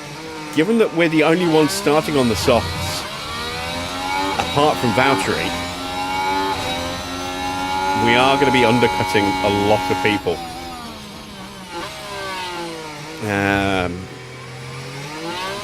Don't know where we're going to end up. once we come out the pits. That could be what makes or breaks our Grand Prix, is where we come out after our first pit stop. And, you know, how long until the cars, you know, in front of us then stop.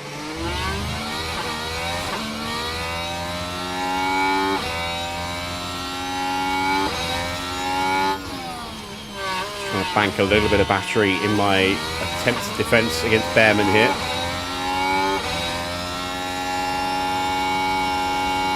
So that we can have another crack at Alonso, getting past Hulkenberg.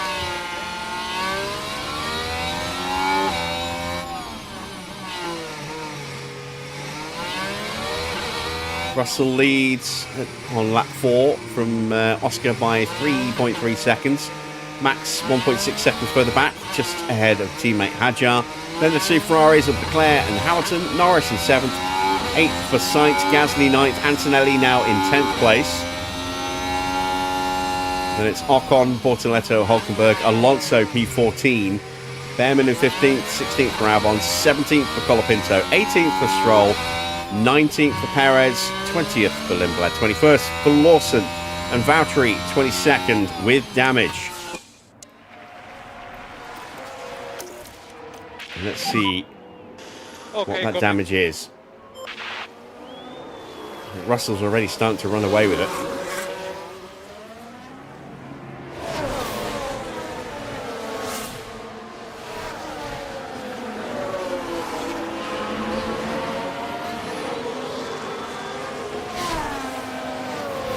Right, Valtteri's damage. Let's have a look. It's wing damage. I don't think it's enough wing damage to be all that's wrong with that car, so he may have an issue with the chassis or suspension as well.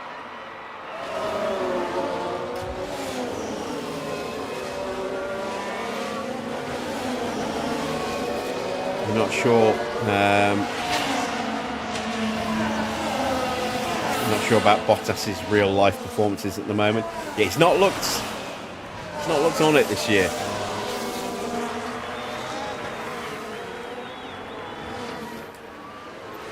He has been quite comfortably beaten by Perez so far this season. I don't see that changing.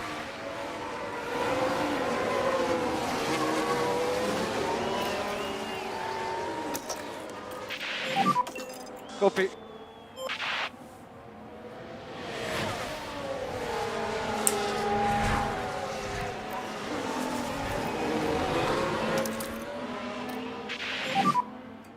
Copy.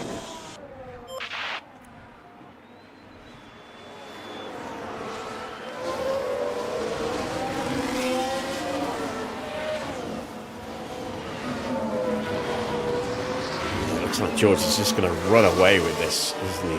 He's 5.5 seconds clear now. But, oh, this is one of those circuits where, yeah, we do have the potential for a lot of safety cars.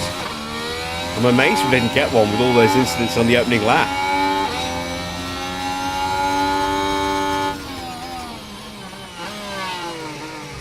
There's still a long way to go.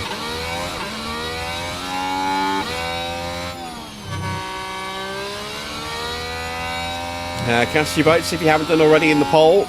Do you think we might score a point tonight? Straight yes or no question. We are currently in P14 and on a very different strategy to the cars around us. Yeah, okay.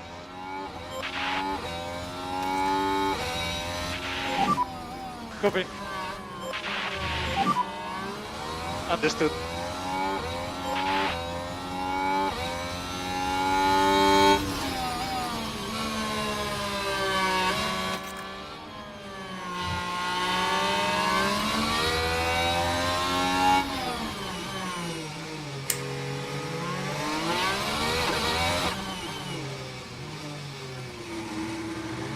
Try and put a bit of sustained pressure on the back of Nico here.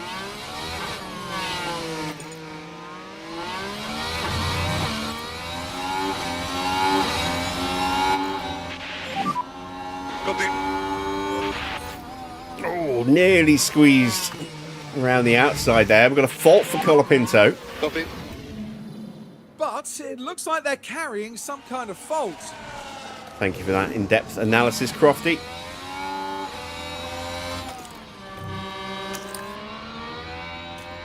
Let's turn the tyres down a bit. Understood.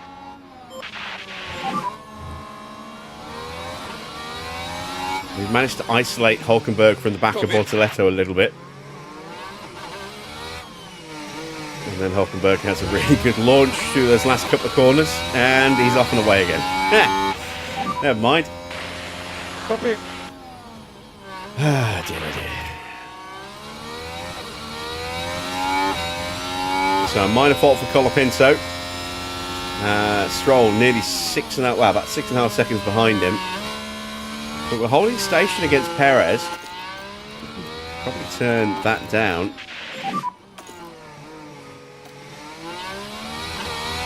Okay. We're going to ease the tyre wear down slightly as well. Just save a little bit of rubber if we can.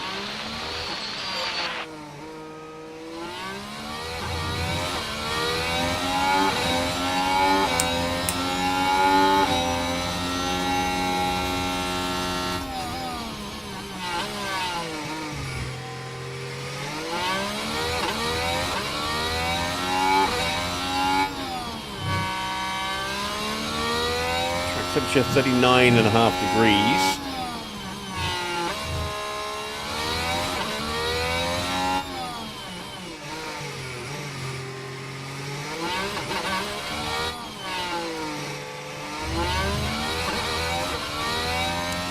So we currently have an 11-second gap to Stroll. We need more than that.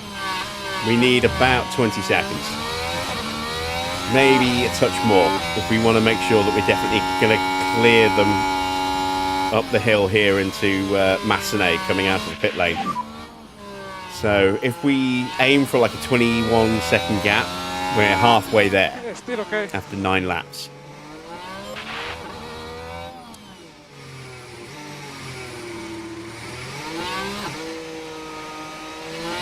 We'll close the pole down in about 5 or 6 laps time. So don't forget to cast your vote if you haven't done already. What do I think will happen in Monza next weekend? I think we'll see Antonelli winning his home Grand Prix.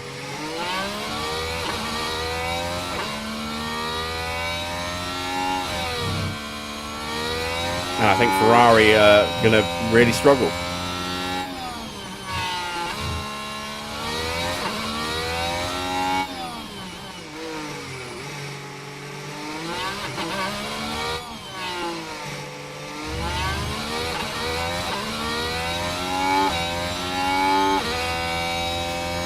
Antonelli is taking an engine penalty, yeah. But, I mean, he should be very, very quick. Have I got realistic racing? Because you heard it causes development issues. I have got it, yes. The latest version, 1.4. Right, we've lost ground a little bit. Accelerate our tyre wear slightly. We're going to burn some battery again. Try and break away from Behrman so our pace doesn't drop off too much.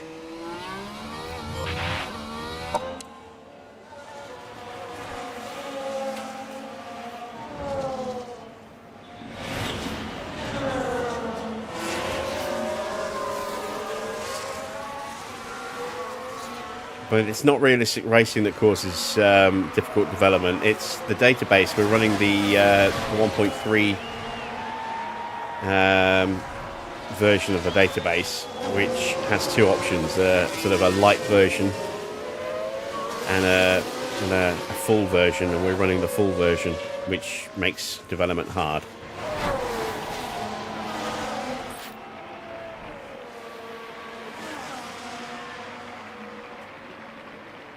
There we go. We have broken clear again.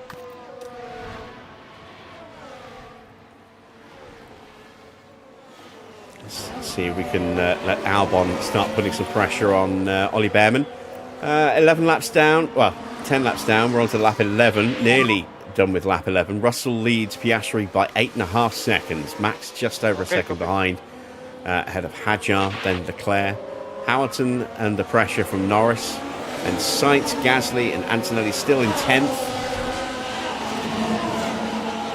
But apart from Valtteri, who has damage to his car, we are the only car on soft tyres. So we will be getting an undercut. The problem is we've got a lot of cars here on hards. These medium runners definitely need to be ahead of those guys. And we need a good gap as well. Let's see what the gap currently is.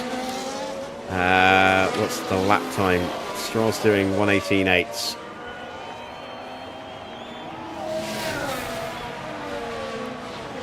Trying to make sure that we create a big gap to try and get out in front of Stroll.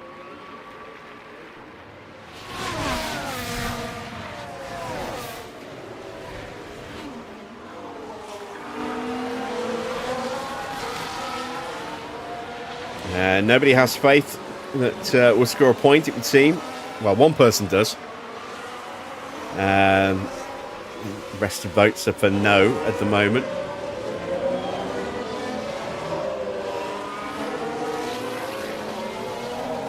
We are lapping about a second quicker than Stroll, so that gap is opening up. It is currently 17 seconds.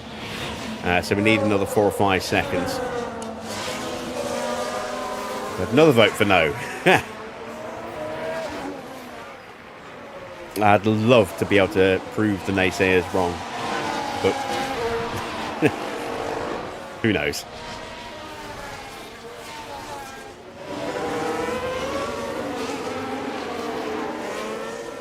Starting to get onto the back of Hulkenberg again.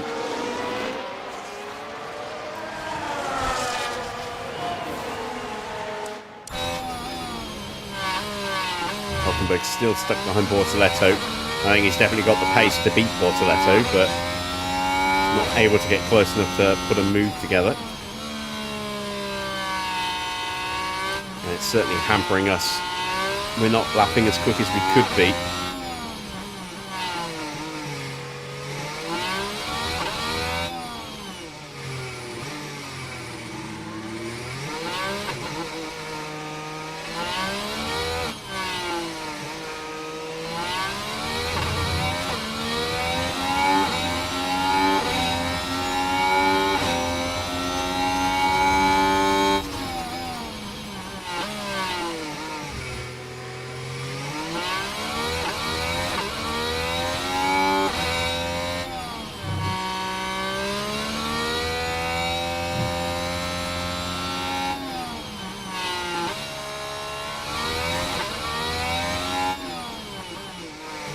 Slowly starting to pull some of that battery back into the car.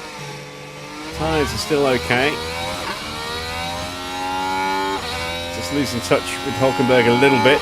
Behrman closing back in again. That will slow us down.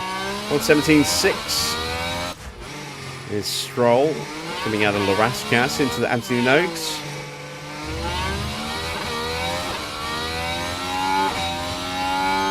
And Valtteri's in to change that broken wing and get off those damaged soft tyres.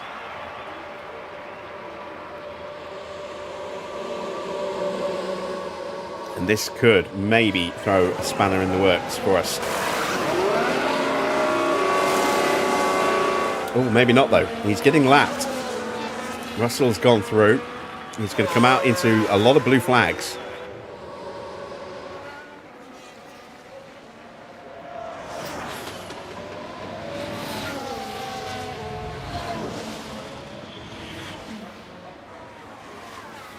So Hadjar gets through. There's Leclerc. Then Hamilton and Norris.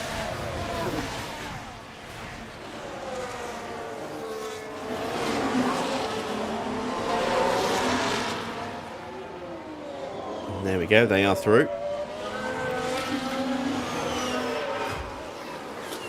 Almost there with a gap.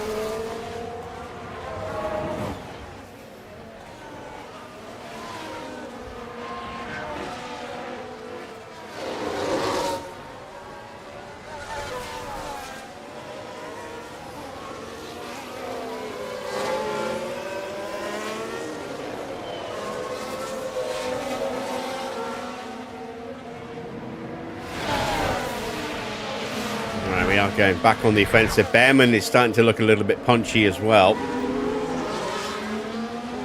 Our tyres are definitely going to be starting to give up a little compared to his. They're struggling a little bit. And Alonso proves my point by immediately saying that he's struggling. All right. Last call for the votes. I'm going to close it down at the in 2 laps time. So the end of lap 18.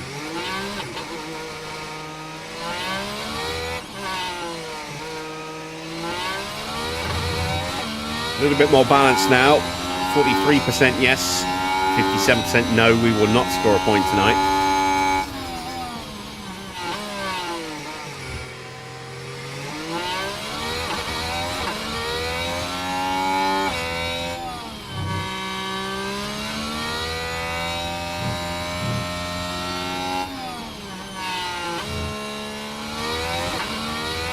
Gap to Stroll is now 20 seconds. Another couple of laps and we will be in a good position to make a stop and get out in front of Stroll.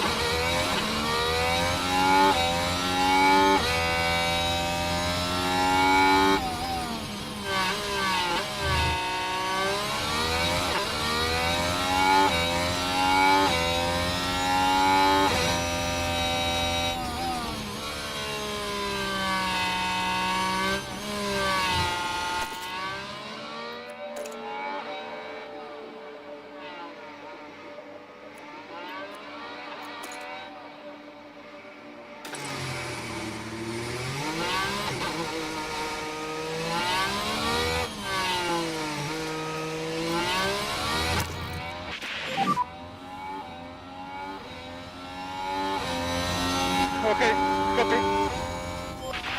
We're not going to get past Hulkenberg before our stop now.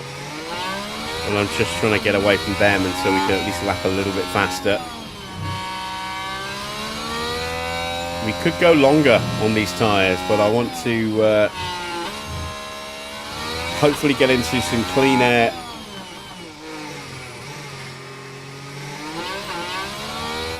Before we get lapped.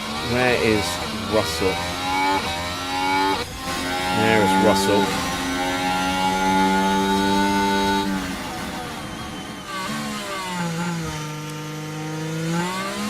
22-second gap to Stroll. That's enough, as long as we have a clean stop.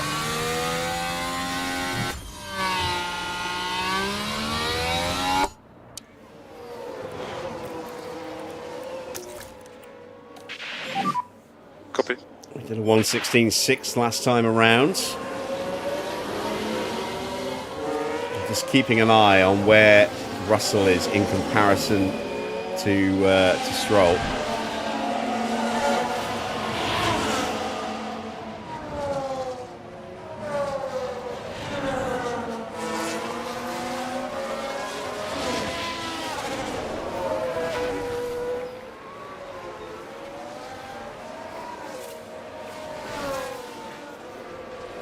There goes the spare fuel, but we're going to keep that burning a bit longer yet. It's 2 laps that we just burnt off.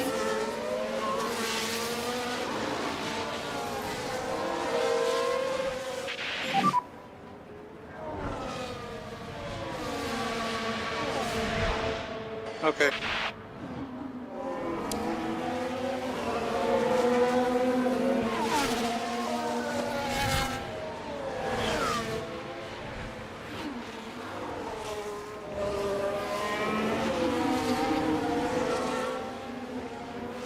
Right, the gap is now 23 and a half seconds. That is enough. We are going to call Alonso in early.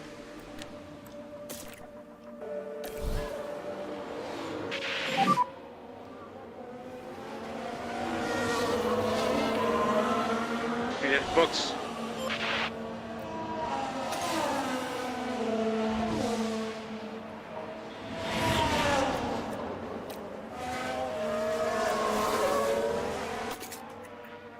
Let's just edit the strategy so it doesn't break it.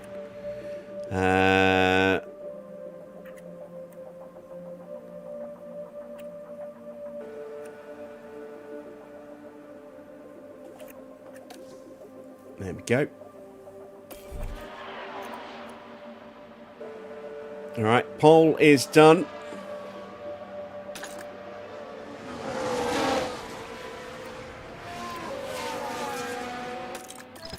Just checking I did actually call him in. There we go.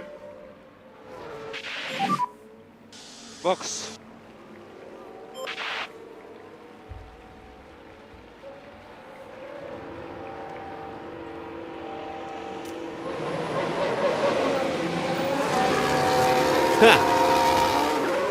That was the strangest pit stop I've ever seen. 2.7 seconds.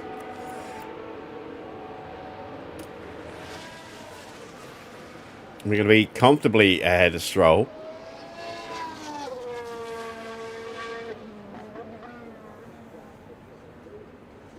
Some interesting visual glitches creeping in.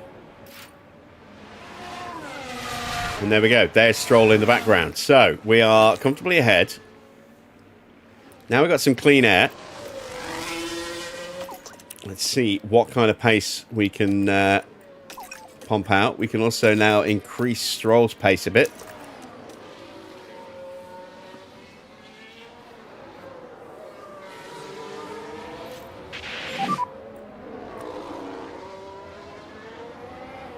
Copy. Try to do some lifting coast. Okay. Mode push, mode push.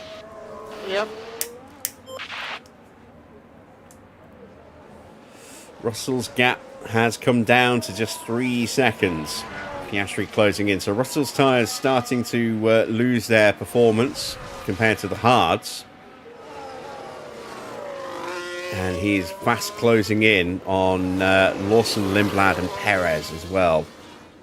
So blue flags will be coming.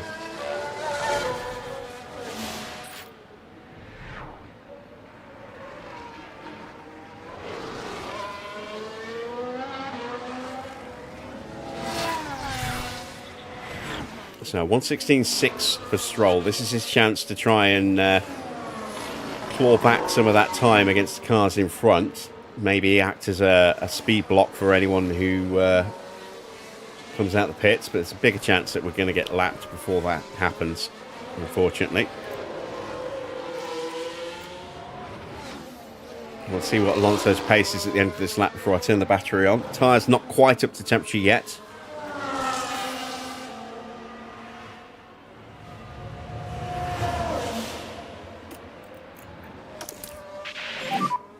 Okay, charge on. Yeah.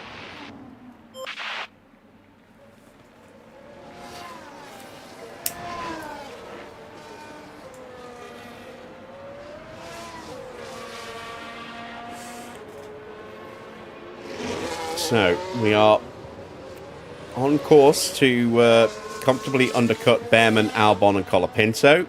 We're not too far away from undercutting Hulkenberg. 1:16.5, tyres still not in the window, but they will be on this lap. We're going to start burning the battery as well.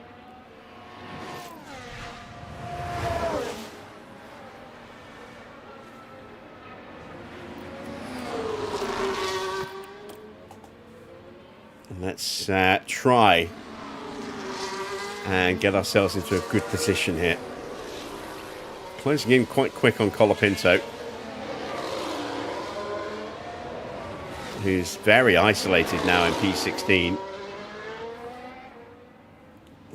George has put a lap on Perez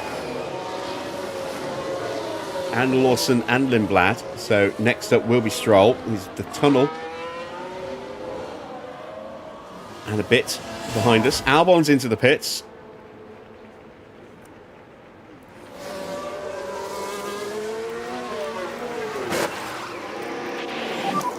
Let's use it all. Yeah. Don't think we'll be able to get Stroll in front of him, but we'll try. Alonso will comfortably get through. In fact, there goes Alonso now. Can we get Stroll in front of him? Can we get Stroll in front of him? No, we're just a little bit too far back, or are we? Let's use the free air. Yeah. Yeah, just a little bit too far back. No battery left. Damn it. That nearly worked. Copy.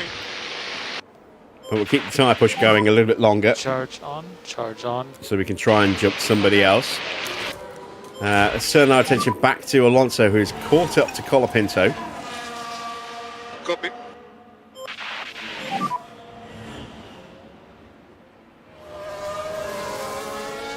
Copy. This needs to be a quick and efficient overtake.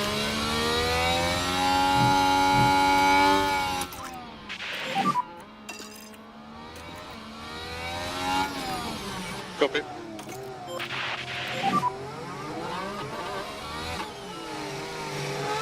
Yes, yeah.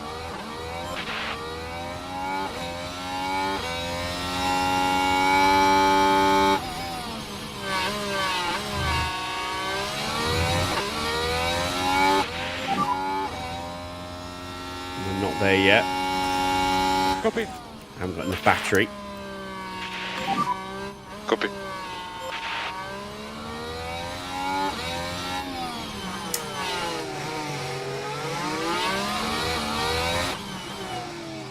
Russell's lead is down to just 1.5 seconds.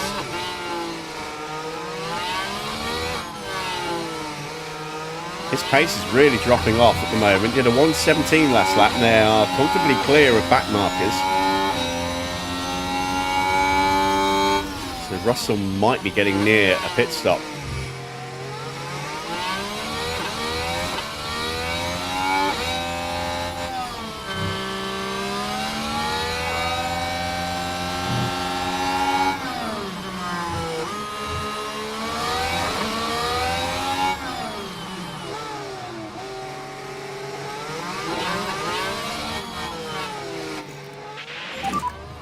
Copy.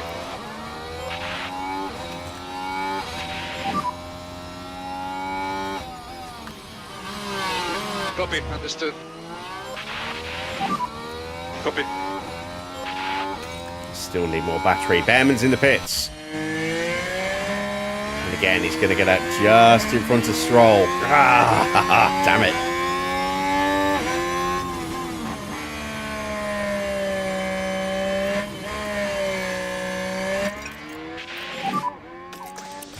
Okay.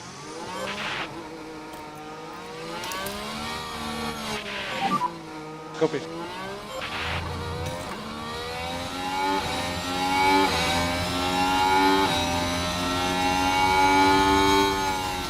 Lawson into the pits. He's going to be a long way back from everybody now.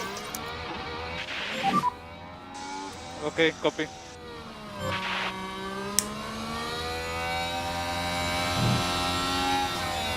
In fact, he's so far back that he's just been lapped by Esteban Ocon. Colapinto into the pits. That is excellent. So we'll go on the attack. Copy.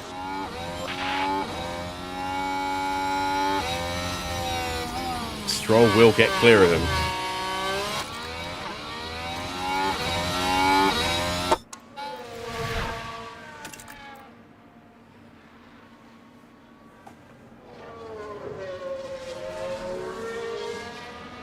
Colapinto exiting the pits behind Max Verstappen. Hadjar and Norris are in the pits.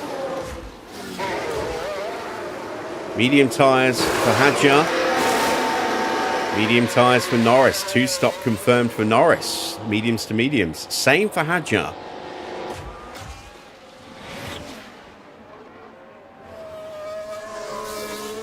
And I'm now inside the pit window for Hulkenberg and Bortoletto.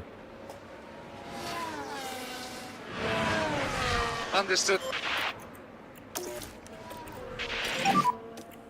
Copy. How's Stroll getting on?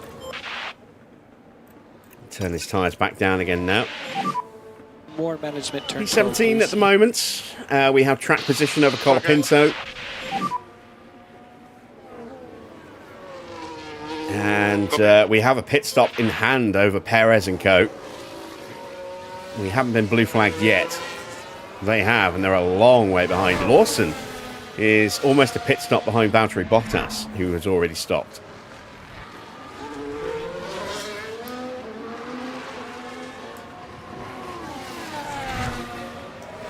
Hamilton comes in.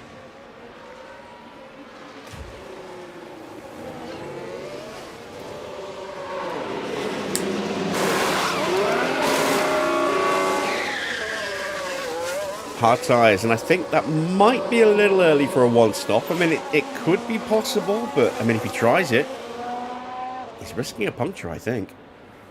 At this early stage, it is, as I say, a little early. 51 laps to do on those tyres.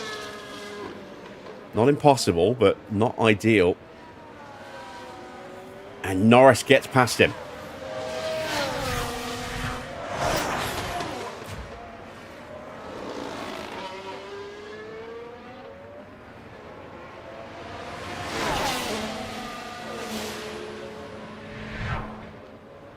On 16.6, took a second out of Hülkenberg and Bortoleto on that lap. Took nearly 2 seconds out of Ocon. And we are just about inside his pit window as well. Let's see if those guys are one-stopping or two-stopping. Stroll getting blue flags, popping up any moment now. Colapinto lurking just behind Verstappen.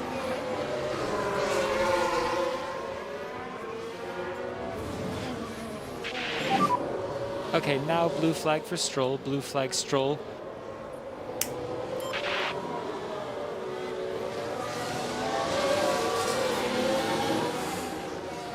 Not the best yielding there. New fastest lap for Norris.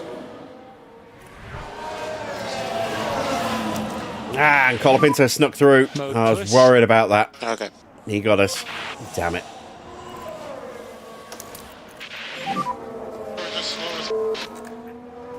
Keep going, you're doing good. Perez behind. He's on softs as well, so we're not likely to catch him. Fresh softs as well. Alonso, meanwhile, continuing to pump into good laps. Hülkenberg did a 1:19.2 last lap. Very bad lap. I think he's stuck Charge behind on, Lawson. charge on. Confirm. He is.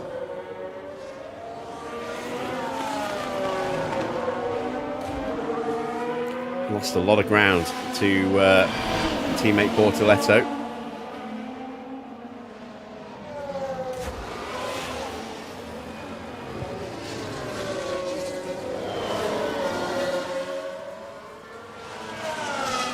And Lawson, I think, is just about lapping quick enough to stay clear.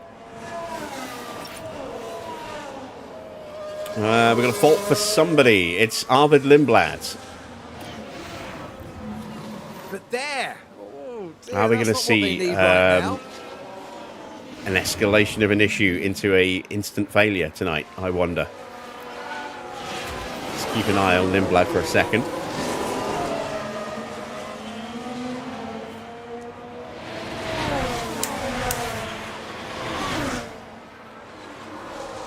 And look how much time these guys are losing. Partly from blue flags, partly just from battling each other. Perez is now 32.5 seconds and change behind Lance Stroll, which is a crazy margin. Alonso under pressure from Alex Albon.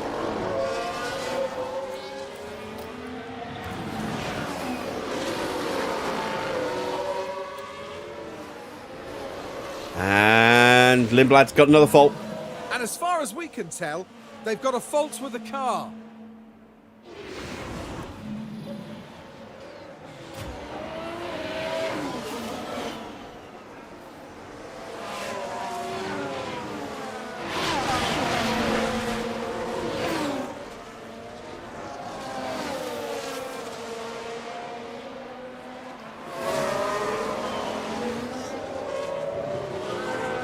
Last thing I needed now was pressure from behind.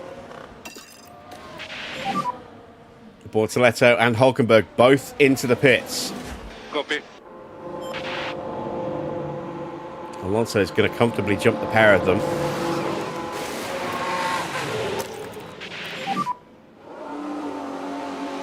That's a bad stop as well for Bortoletto. A little bit of a slow one. He's even worse for Hulkenberg because he was stacked up behind him. We're up into P12.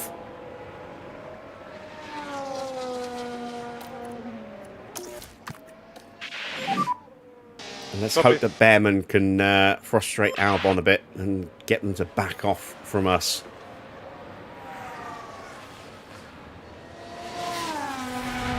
Lindblad's still going reasonably well.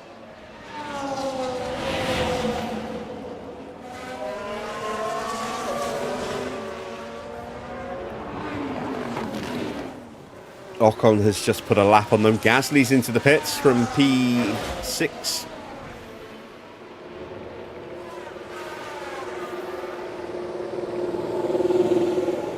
I don't think we're going to catch him. We are inside, comfortably inside Ocon's pit window.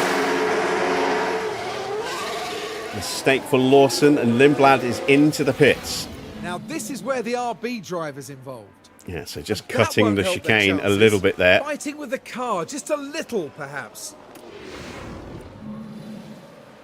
Right, is Lindblad boxing to retire? No, he's carrying on. Another set of hard tyres. So this is a 2-stop for Lindblad. Gasly feeds out. We have got a small gap to Albon and Behrman. We're in P12. Ocon yet to stop. Piastri was very close to Russell as Russell peels in for probably his one and only stop. Hard tyres waiting. It's not the best stop. Gasly's now got an issue.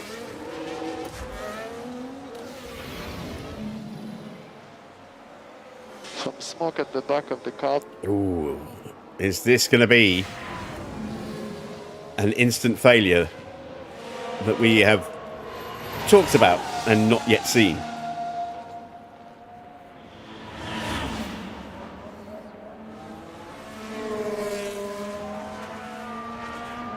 Antonelli in now as well.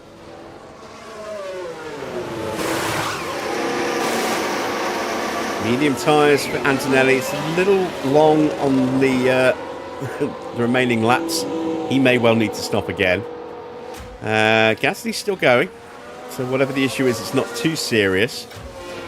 Alonso is just not consistently quick enough to open that gap up on Alex Albon, who's closing back in again. I really don't want to keep the tyres as hard for too long. But if worst comes to worst, we can just be aggressive with these tyres and then switch to a set of hards instead of mediums. We do still have that option.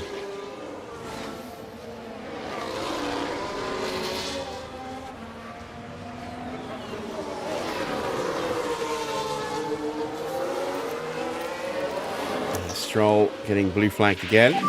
He's not too far away from his pit stop. No more lifting coast. Okay.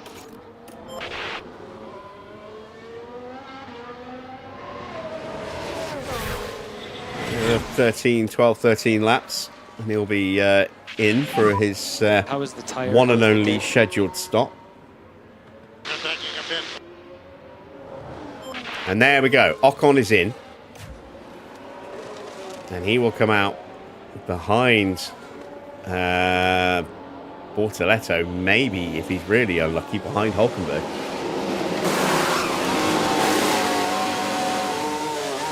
That's a pretty quick stop. Pretty smooth stop there for Haas. Yeah, he's going to be okay against Hulkenberg, but he will come out behind Bortoletto. There is Gabby. Through he goes. Hulkenberg's only just starting to cross the line now. So, yeah, he's comfortably clear there.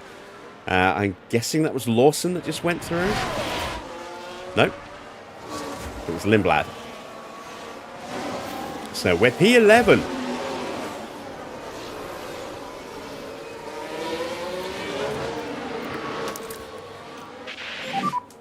Charge on.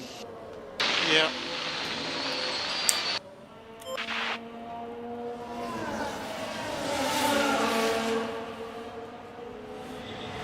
And Behrman putting some pressure back on Albon again. Almost had a little look there into the Nouvelle chicane. That's giving us an opportunity to just try and stretch the gap a little bit again. Yeah, copy. We're going to try and take that opportunity Copy. if we can.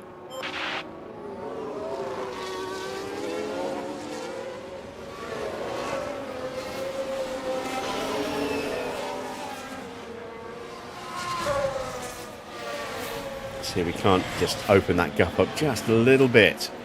1.5 seconds. It'd be nice to get to 2 or 3. I don't think Albon's going to let us do that, though. And we are coming up to lap cars.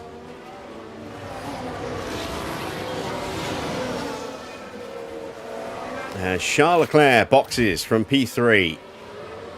Medium tyres, his one and only scheduled stop, I would imagine. Might see him stop again. He's still just under half distance. Lap 39 is the halfway point, or the beginning of lap 40.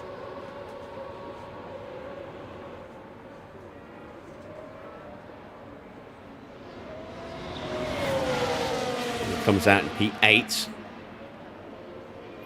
Comfortably clear of Gasly. I need to clear this traffic quickly. I've got that 2-second gap.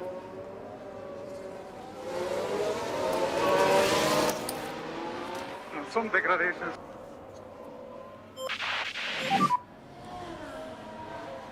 And we lost half a second. Okay.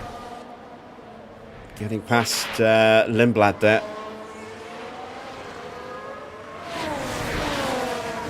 No, Lawson. I think. Yeah, Lawson. Bottas and Perez up next. There they are. We need to clear them both very quickly and efficiently. They're getting shown the blue flags. Oh, that's nice. That's one of the cars dealt with, and we clawed back in a couple of tenths over Albon there. We'll get past the other caddy nicely. Albon might not. He does. Gap to Behrman's opened up, which is unfortunate for us.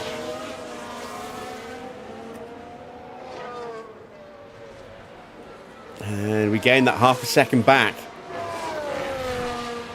There's no real pressure on Albon at the moment, so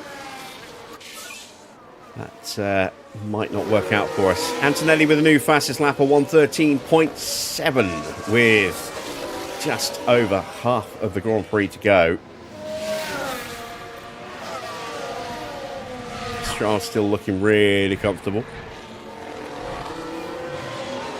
46 seconds now ahead of Perez. Helped partly by Antonelli and Albon and Behrman all coming through. Bortoletto is about to start coming through as well. In fact, no, Bortoletto's already through them. It's Hulkenberg who's closing in on the back of them. There's Bortoletto.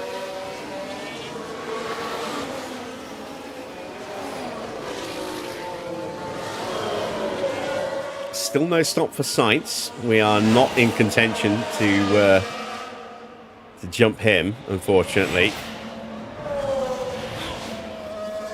We're almost a pit stop completely behind Antonelli at the moment.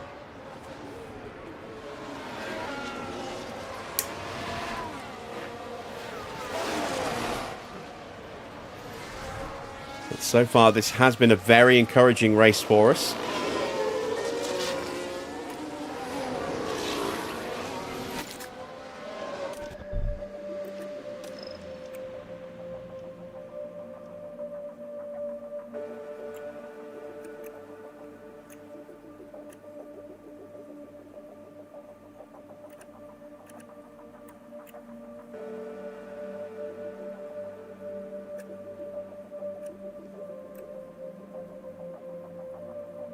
Medium tyres are still quicker than the hards, and we can always be a little bit more careful with the mediums.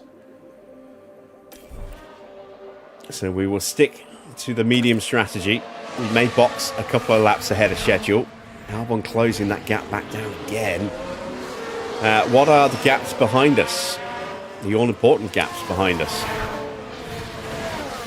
Ah, damn it. because they're a lap down. I'm going to have to do it the manual way. So, let's see. Colapinto is... Well, Hulkenberg is 10 seconds behind us. So, we should come out in front of Colapinto when we make our final stop. It will be tight with Colapinto, but we should be able to do it. We have 3 cars at the front who have yet to stop. That's Piastri, Verstappen and Sainz. Sainz frustrating the crap out of Hamilton and Hadjar here. But still showing some decent pace. So 1:16.9 last time around. And Stroll and Perez also yet to stop. We're almost at half distance now.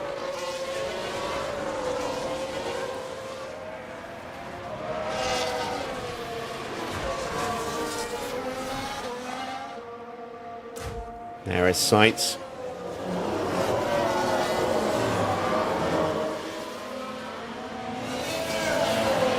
Oscar boxes. He'll come out back into P3. It's a tidy stop. Didn't look amazingly quick. Perez comes in as well. Perez might get overtaken by Stroll here. No, he won't. He's already out.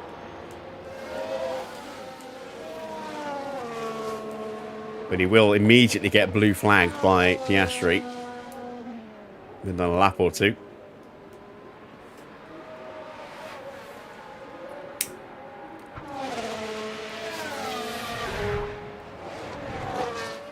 We're still pumping in some really good times. 1:16.8. We are going to still need a retirement, I think, if we're going to break the top 10. Or a puncture or something like that. Something's going to take somebody in the top 10 out of contention or even out of commission. But the fact that we are in P11 right now, on merit as well, is really encouraging.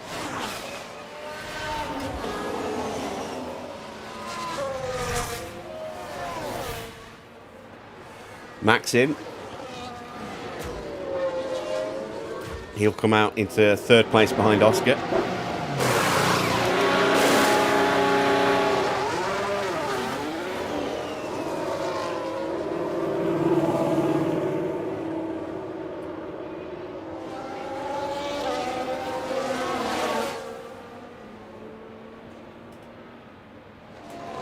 There goes Oscar, who has put a lap on Perez.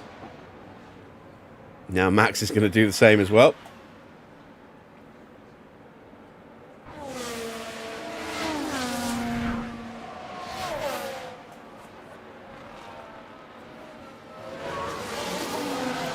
We are not long for our pit stop here now. Just another couple of laps. See the train starting to close in, and Albon's going for an undercut. Shit.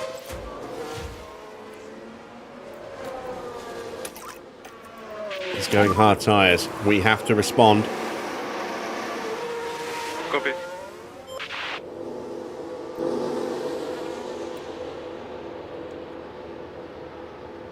Let's see if he gets blue flagged.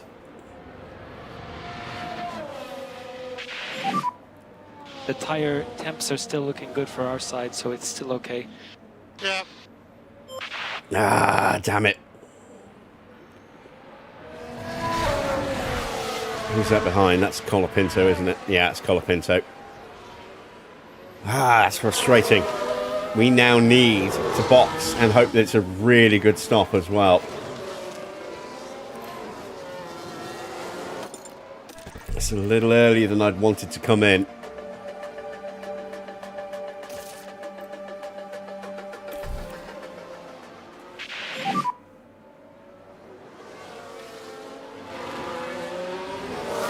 Copy. Box, box.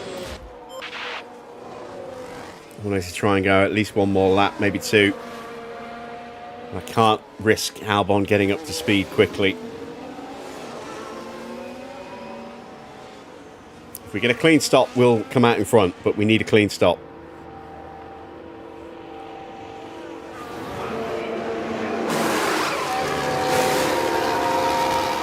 clean. It should be enough. It will be very tight.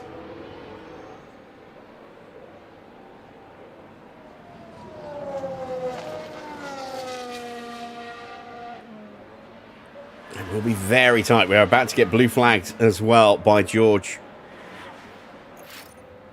There is George. There is Albon. A couple of cars between us and him. One of them's a Cadillac, so it's a back marker. And it'll be Perez getting out of the way. There we go. We're through. So, who is the RB? I don't know, but it's out of the way. Just pulled over. So we've got Albon behind us.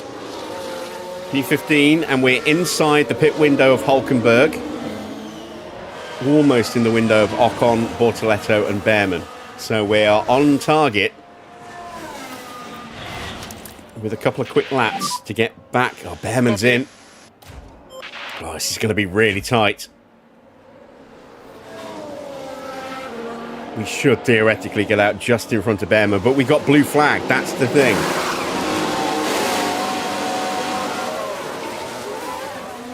Oh, this is going to be so tight. We need to get back out in front of Behrman.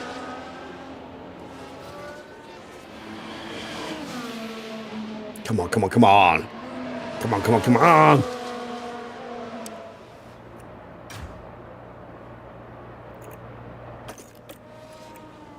Yes. Oh, and Albon got stuck behind him. Oh, fantastic. Copy. Right, harvest mode. Okay.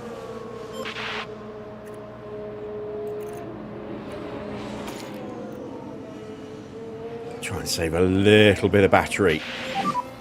Like a couple laps or sooner than that? Yep.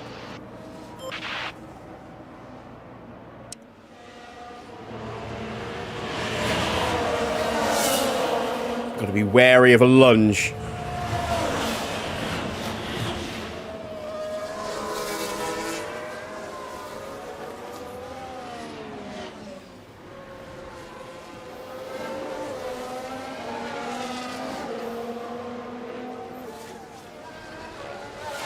Stroll's about to get blue flagged by a huge train of cars.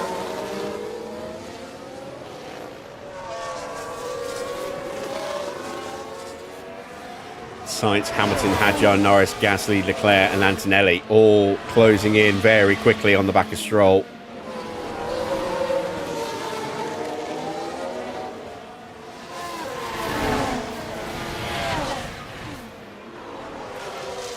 Really need to turn these tyres down.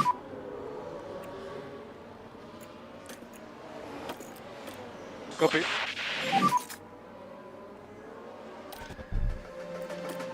Okay. There we go. That's how marginal we are going to be on tyres at the end, but it was still predicted to be quicker than the hard tyres. Sainz is in. That's one of the cars that was coming up to the lap. Stroll. So Hamilton now leads that little train.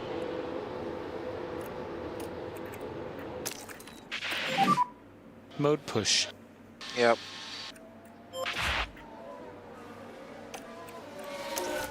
Alright, we've got some battery in the car. Now we can go into top up and try and live off of that. Copy. Good info.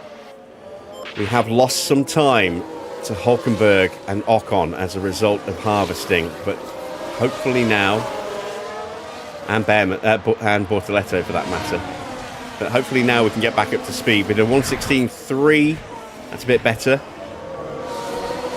We're not going to be harvesting now. Hopefully our tyre pace will see us through.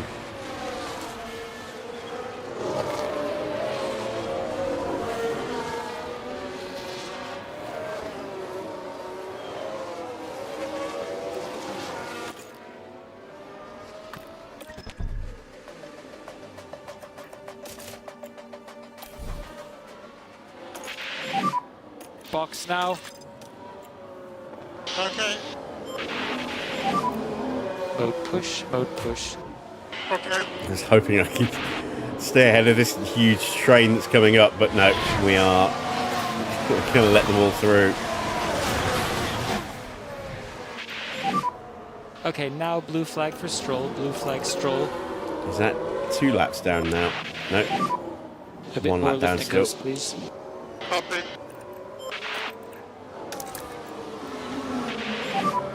To charge on. Copy. Right, Alonso has a full battery. And we've got a back marker in front. That'll be Lawson. And we're going to try and use that back marker to break clear of Behrman, hopefully.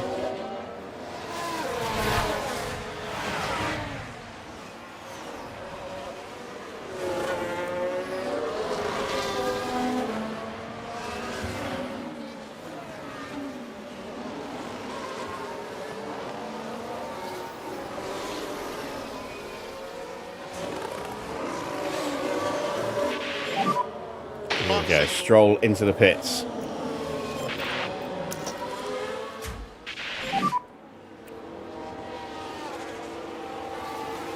Copy.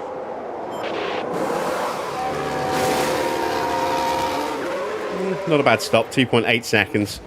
You still comfortably get out in front of Lawson.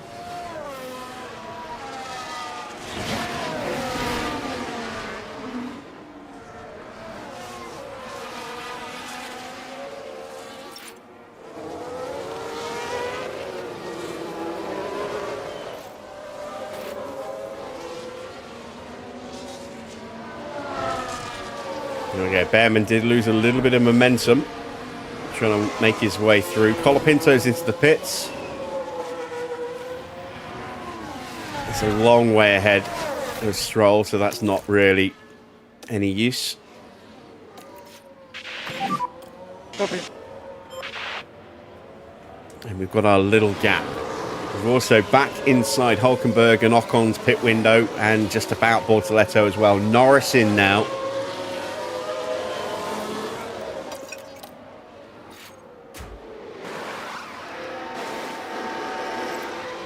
Hard tyres for Norris to take him through to the end. Colapinto, what did he stick on? Hard tyres. He's about to get blue flagged, I think, for Hadjar. Okay.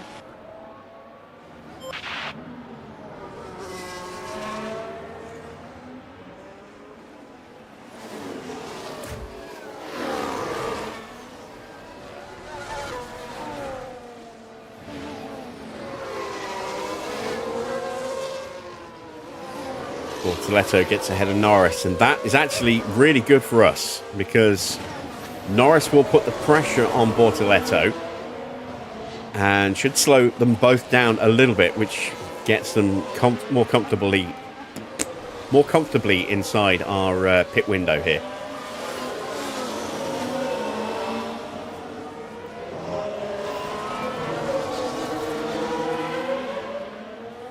Stroll is on target for P18, and this is done on natural pace as well. Our strategy has worked really well here today. Hadjar and Gasly both coming in.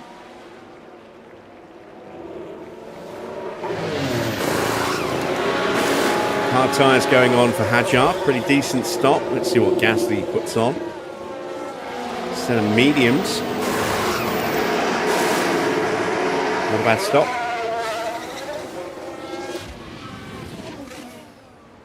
And that's Piastri coming through with blue flags. Please don't blue flag Alonso. Not now.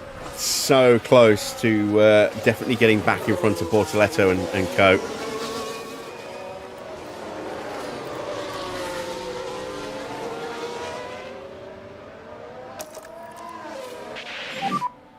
Copy. Oh, shit.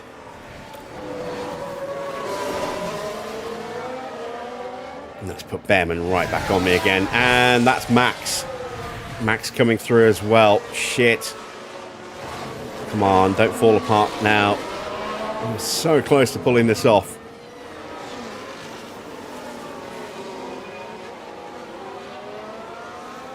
Gasly actually got ahead of Norris somewhere in a braking zone.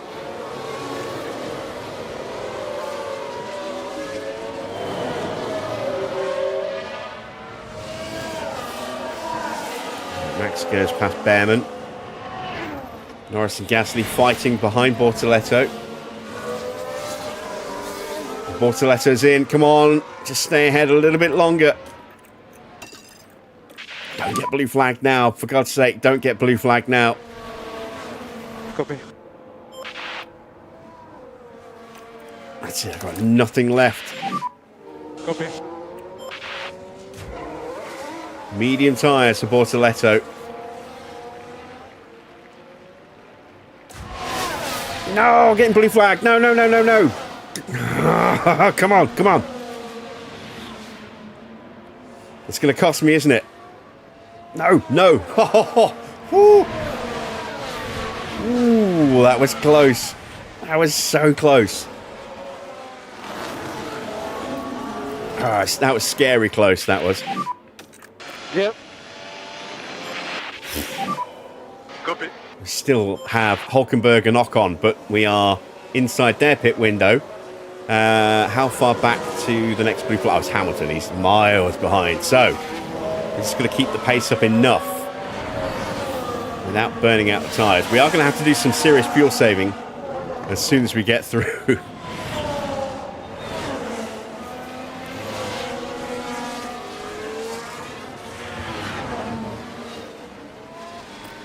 Ease the fuel down now and just hope it's enough. 16.5 seconds. 17. Yeah, we're in good shape. Norris with a fault. Please be terminal. Please be terminal. Well, yeah, right. It certainly looks like they've developed a fault. Ah, damn it. Need a terminal fault to get us into the points.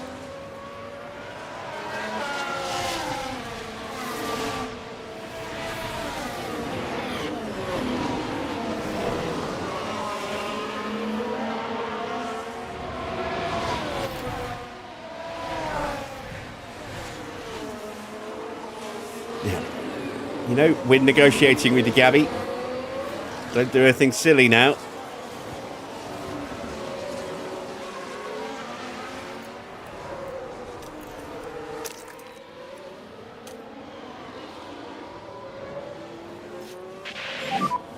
Let's use that K1. Yeah.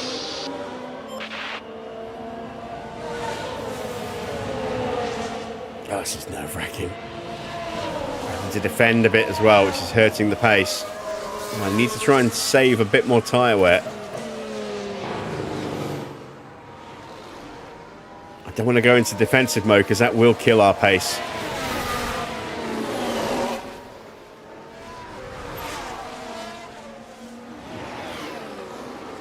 Kind of just want Ocon and Hulkenberg to box now. They're going to be coming out on soft tyres the longer they go.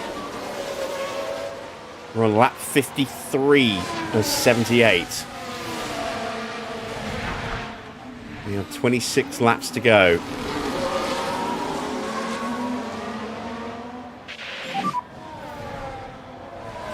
We are 16 seconds and a bit behind Hulkenberg and Ocon. That's 17 seconds behind, which is enough.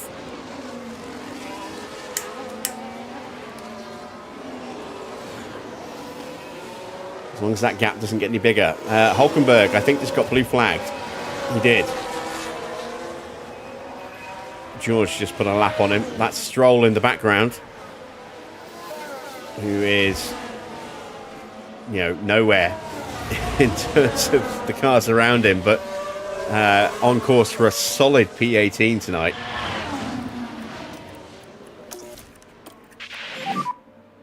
Okay, charge on, charge on. Right, so Ocon's about to get blue flagged in the next lap or so. That will make things more comfortable for us. Tyre temp's getting a little low. Let's just heat them back up again.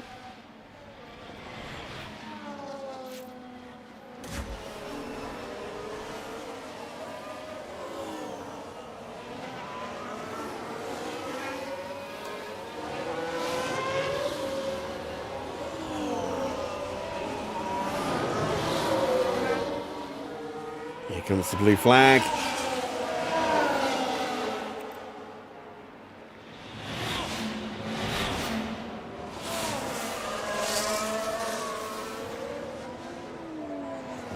Not yet. It's starting to twitch, starting to react to it.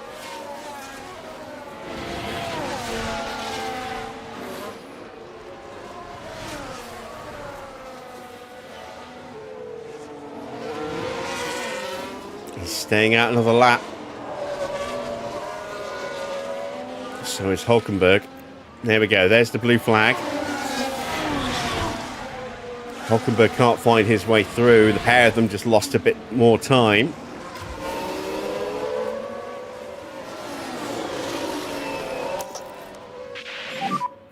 Copy.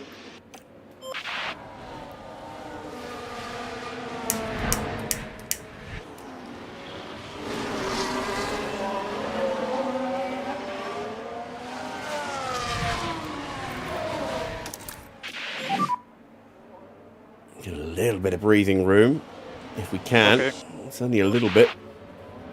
A couple of tenths. We're going to be under so much pressure.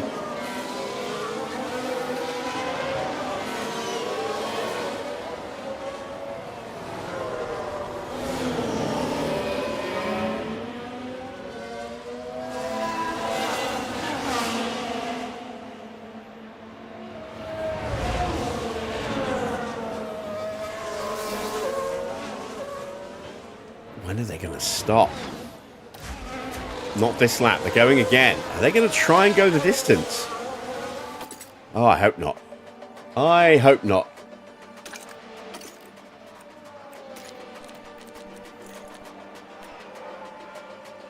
No, Hulkenberg has to stop again. Because he's gone hard. He has to stop. So he's going to put on a set of soft tyres. He's done 21 laps as Ocon on those tyres. Oh, no. Did we just... I saw some twitching. Did we lose a place or what happened? I don't know what happened there. Somebody changed the place. Maybe Bortoleto got alongside and then backed up again. But Hulkenberg has to stop. Ocon doesn't. I don't think he's going to have the tyres left at the end. These tires, they feel good. Ooh, this is nervy.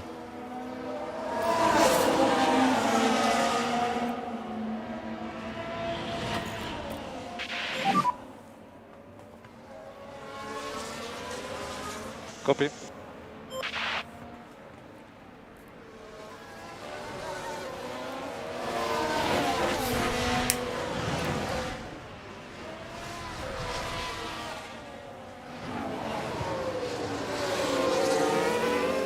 Is Alonso Bortoletto's manager? I know he's a manager of somebody. I can't remember if it was Bortoletto or I thought it was somebody else. Oh my god, that would be hilarious if, we do end up signing Bortoletto for that reason. And they become teammates.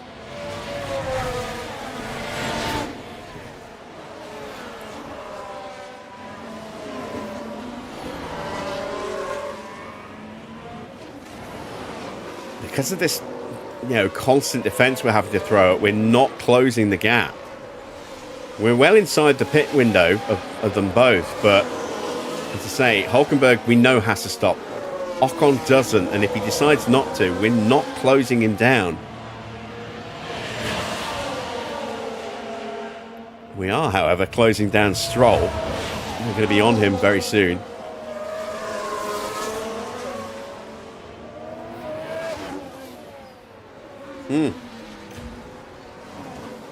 There we go, he's in. Hulkenberg goes another lap. He's going to have to give it everything if he wants to get that undercut, or that overcut, sorry. Or maybe not, because that is not a good stop. Oh, that's a terrible stop. We're back to P12. Now, there's been an issue in the pits. Terrible so the stop. garage are set to go.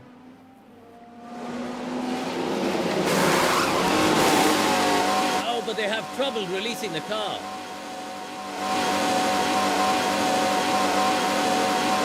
I think he lost about 8 seconds there.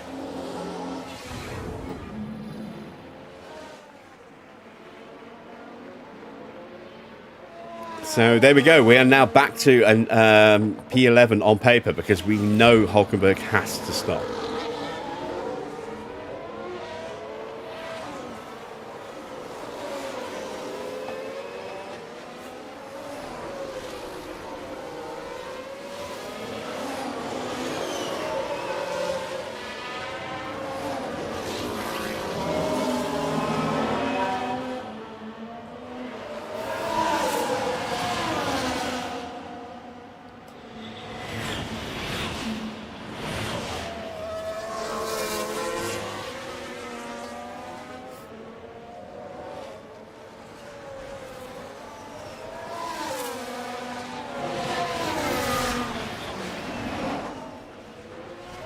Don't like the pressure that we're constantly being put under here.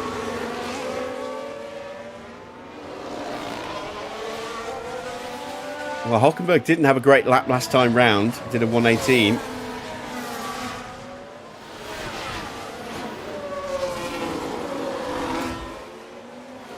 And he just got blue flagged by Piastri and Verstappen.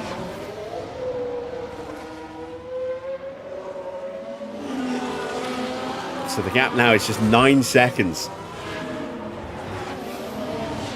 When's he going to stop?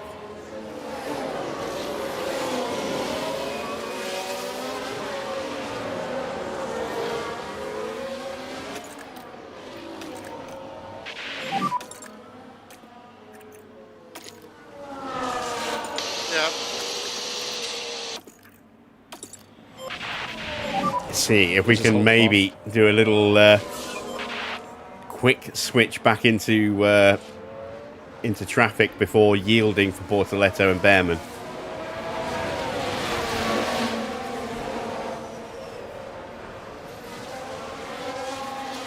Viblad's still got that issue. Norris just set a purple lap, a 113.6.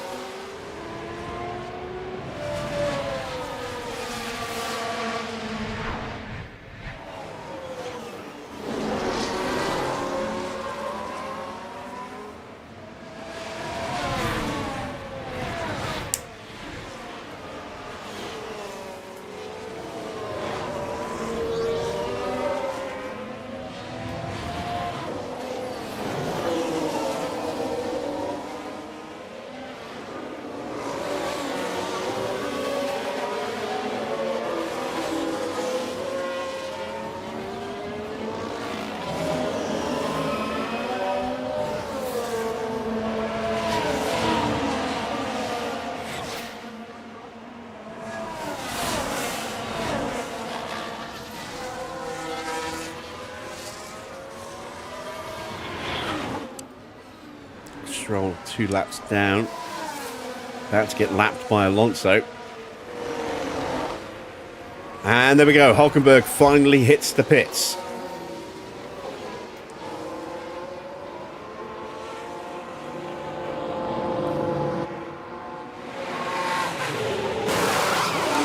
Mediums.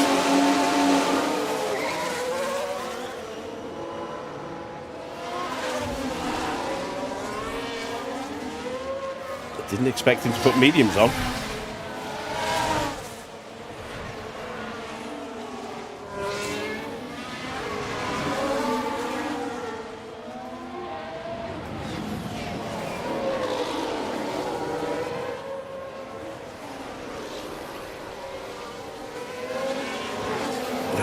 Can't believe we haven't had a retirement. We haven't had a single VSC.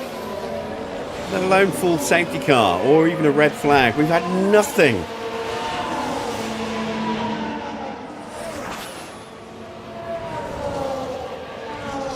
And I'm too far behind Norris to be able to capitalise on him making a late pit stop for under a safety car. Where is Russell? There is Russell. So he's too far. Well, he's too close for us to be able to stay out if he were to box. to unlap ourselves and get back on the lead lap. You know, if the safety car comes out, picks him up on that lap, then we're getting picked up on the same lap. Lindblad's in.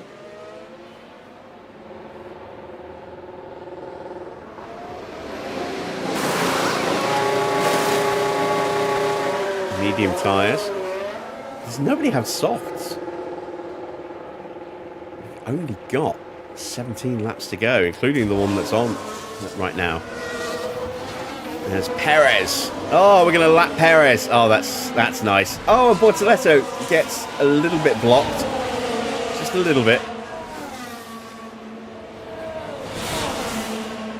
Stroll up next. And Bearman is fighting with him side by side. Lindblad out of the pits. Gets another But the fault car's again. definitely not happy. Surely some kind of fault. Oh, it's a more serious one. This could be our... Oh, is he going? It's hard to tell because of the blue flags, but we might be about to see our first forced retirement. Copy. Evening, Army. Copy. All right, I've got a small gap to Bortoleto.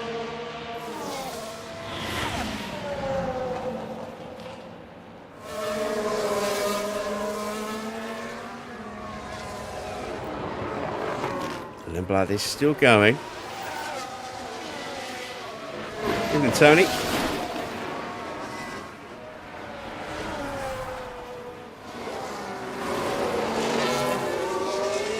Antonelli's in for a stop. I did wonder if he could go the distance. I didn't think he would be able to. He's gone softs. Somebody has some soft tyres left. Alonso has put a lap on Stroll.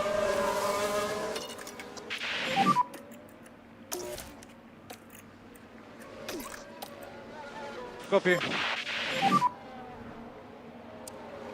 Oh, I'm lapped down. I do not need to fuel save. Copy. Antonelli comes out right behind George Russell. So Antonelli a lap down to his teammate.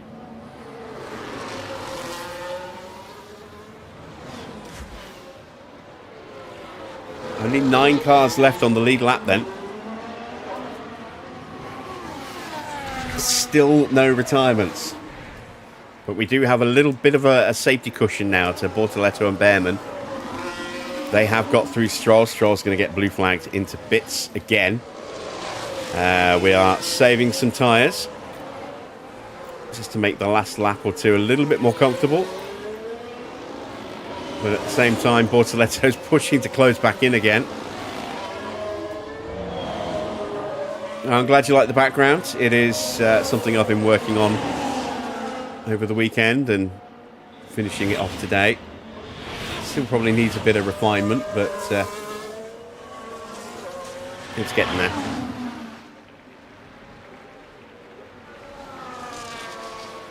I've got 5 flags prepped for the bottom right corner, and we've only used 2 of them so far. The green flag and the checkered flag. We haven't used the red flag, the safety car, or the VSC.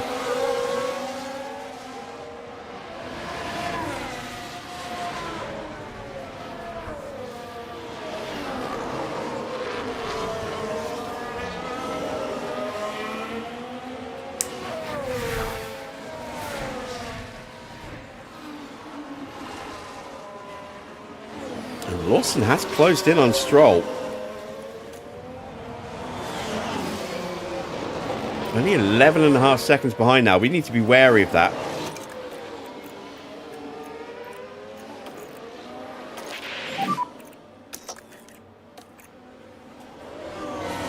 Copy.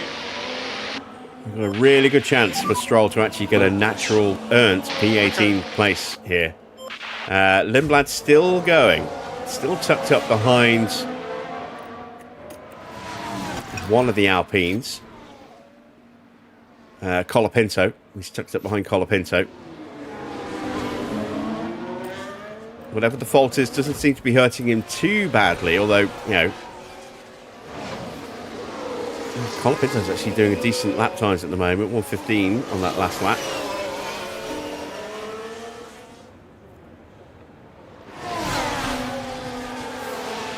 He is a lap behind Colapinto, of course.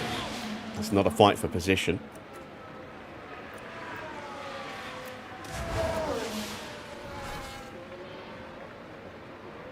And that is Hulkenberg, Ocon, and Albon, and Behrman in front of Stroll. Well, not Behrman.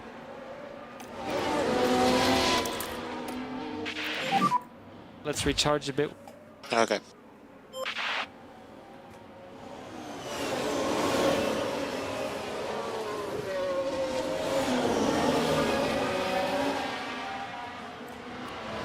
Time ticking down. George about to start lap 67.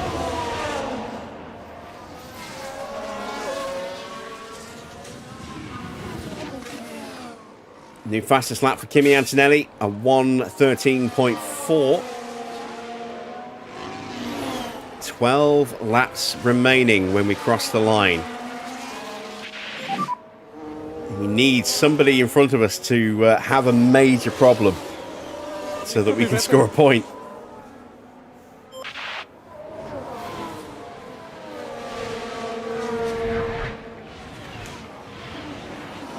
I can't believe how well behaved they've been at Canada and here.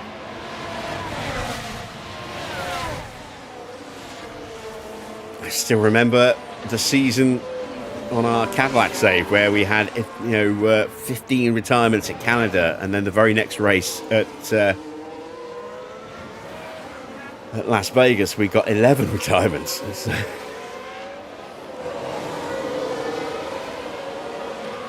And not a sniff of a retirement here.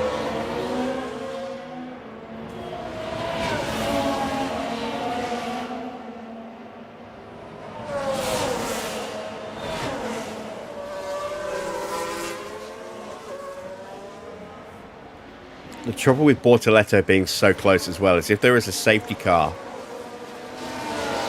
and I decide to box opposite Bortoleto, so if he boxes and then I go round and then I box on the next lap, there's a chance he might jump me in the pits.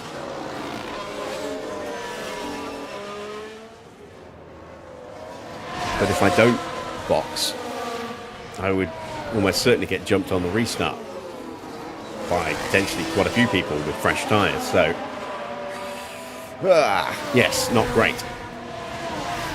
Nervy situation right now. Gap has stabilised again. We've now got it back up to about 14 seconds to Lawson. He is tucked up behind a Ferrari by the look of it. That'll be Charles Leclerc, who's closing in, or trying to close in on Lewis Hamilton. Neither of them lapping particularly quickly in the 118s. How long have they been on those tyres?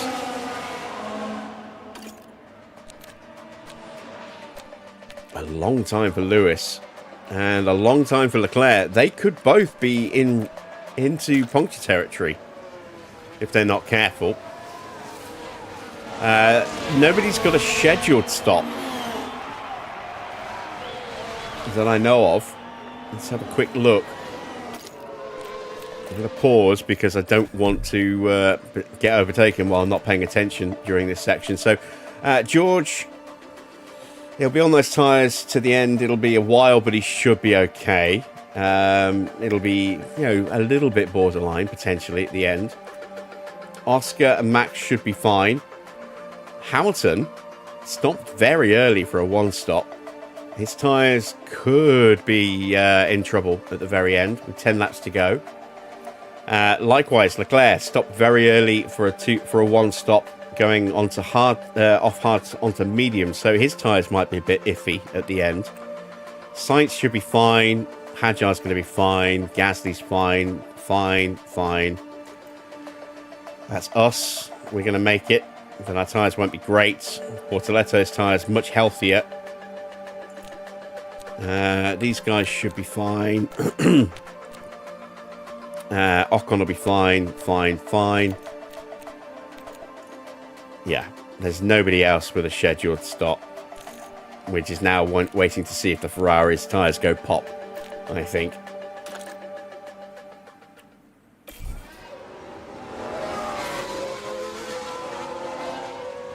There is still a chance of a point. I mean, they're a long way ahead.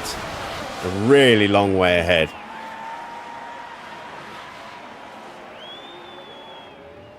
They're a good 2/3 of a lap ahead, but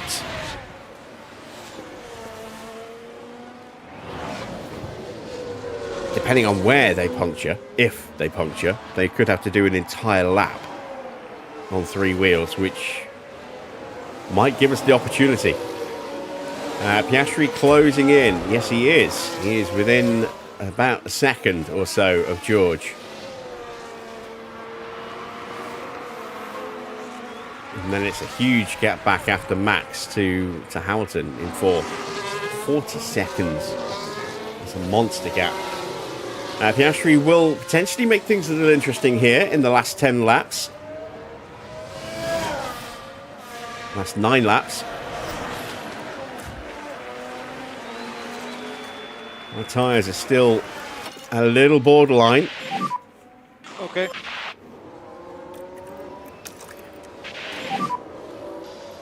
Copy.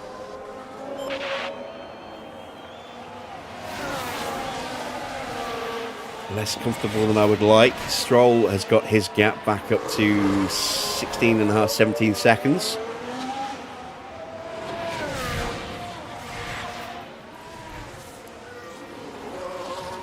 I'm not sure which of the 2 Cadillacs that is that's about to get lapped by the Ferraris.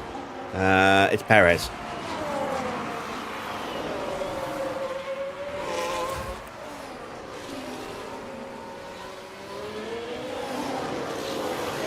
Oh, this is nervy.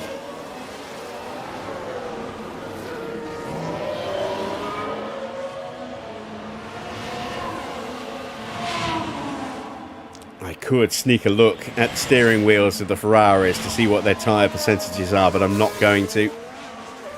I'm just going to hope that things play. Oh, there we go. Speaking of punctures, Leclerc's got one now. Where is he on track? He's at Casino.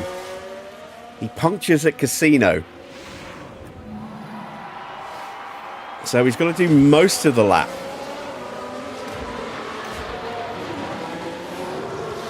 Oh, and he's having to pull over to let everybody through as well. That's Antonelli going through. We might well get him here. We cross the line. We are just over a sector behind him.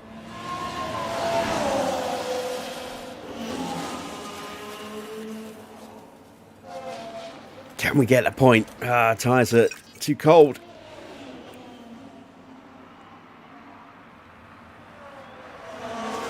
Right, he's through the Nouvelle chicane. We're into Mirabeau now. I don't think he's gonna happen for us. There's another couple of cars still to come through that will pull him out of the way.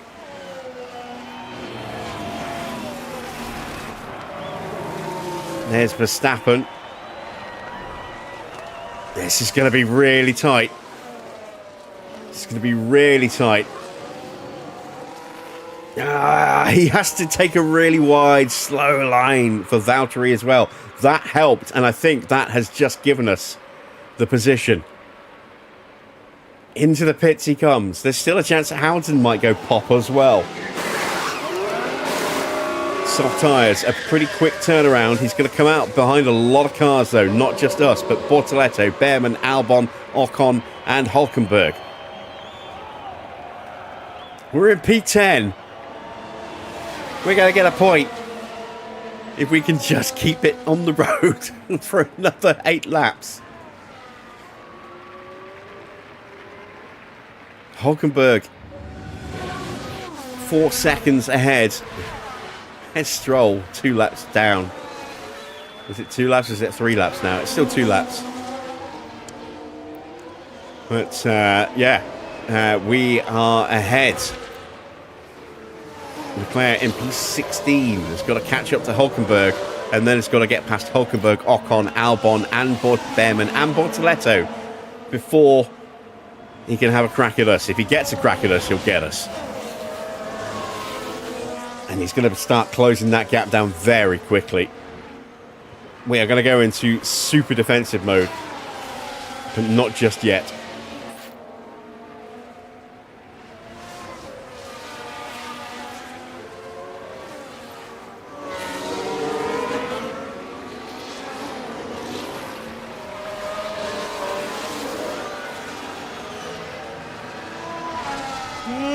Ugh.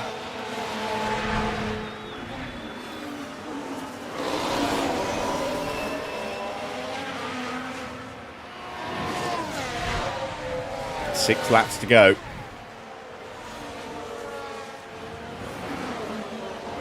Can we hang on?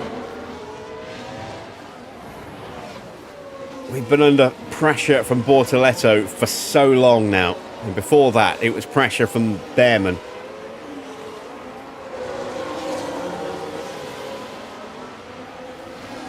And Leclerc is already onto the back of the train.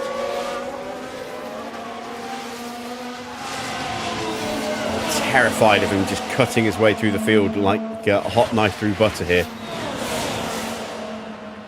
No way through yet.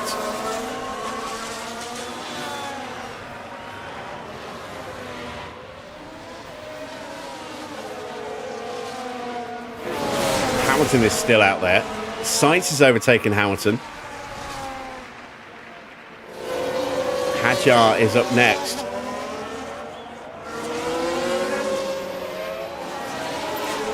Five laps to go.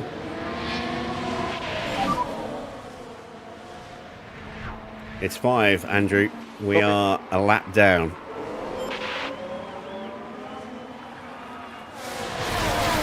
And still under immense pressure from behind.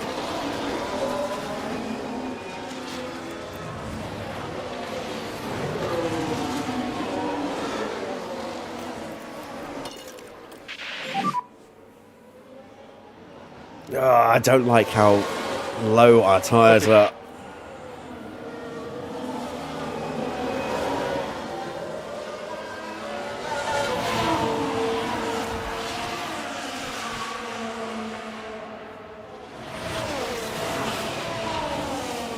Hulkenberg defending like his life depends on it. His doesn't, but mine does.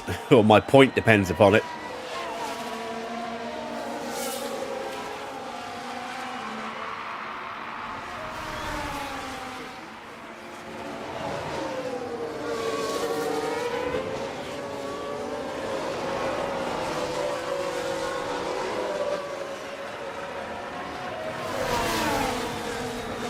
Four laps remaining. Oh, come on.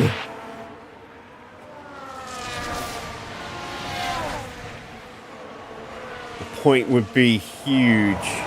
Absolutely huge. It would put us into P9 above Toro Rosso Racing Bulls.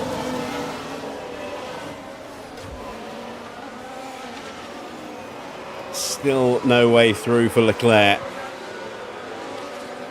Hamilton has punctured at the start of the lap. We might be on for another point. He's going to do an entire lap with three wheels.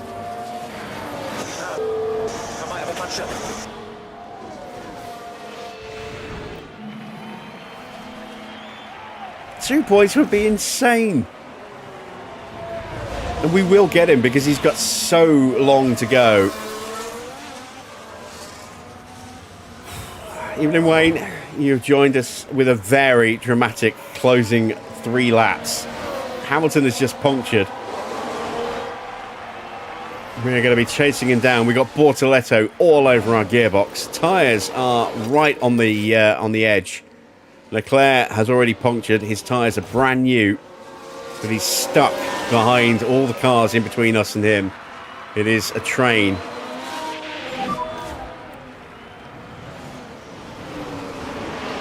Copy.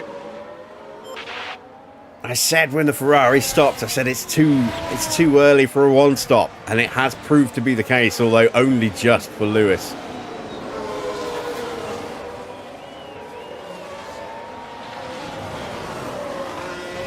We're going to get him before the lap even ends at this rate. He's just been overtaken by one of the Cadillacs. I think that's Bottas. It is Bottas.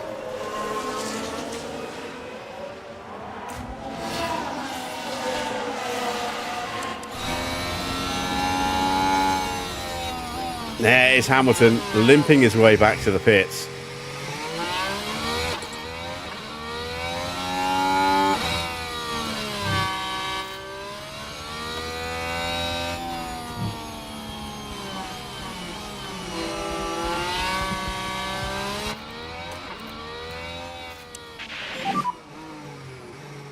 We're into P9 Copy. with 2 laps to go.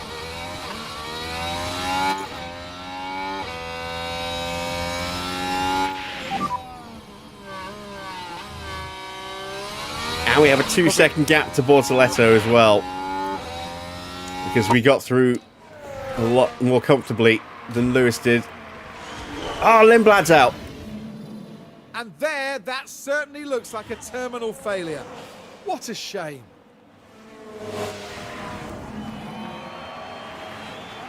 Hamilton has not stopped. He's kept on going. Did he just not, was he not able to turn into the pits, or did he decide to just keep going because there's so little time left in the race? I don't know, but I mean, if that was the reason he stayed out, it was stupid. Lindblad pulls into the pits to retire. Stroll could be on for P17 now. Maybe. If Alonso, sorry, if Hamilton does not stop.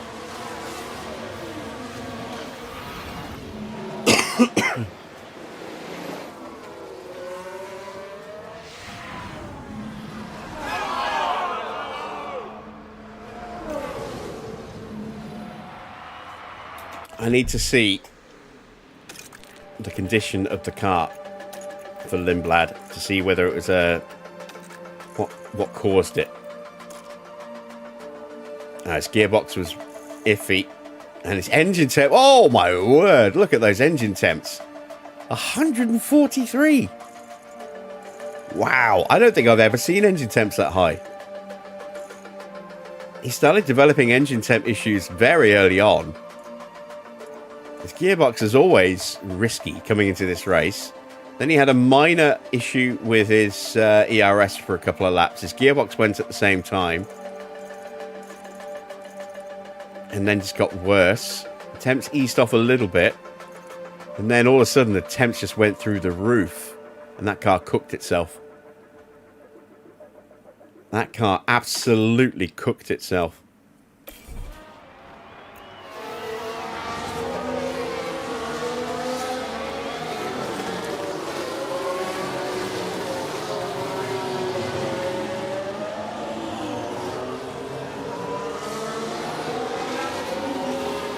I don't think Stroll will be able to unlap himself enough. Where is George? There's George. We're not going to unlap Hamilton in time, I don't think. Okay. It is going to be a win for George, but it's going to be a very close win. It's not going to be a dominant one. Alonso is going to make it home, assuming our car doesn't suddenly go pop. It is a risk. Okay, we need to save some fuel. Yep.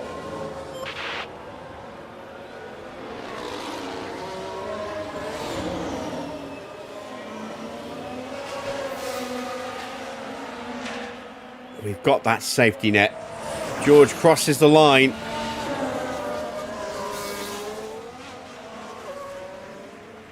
Russell wins it! First over the line.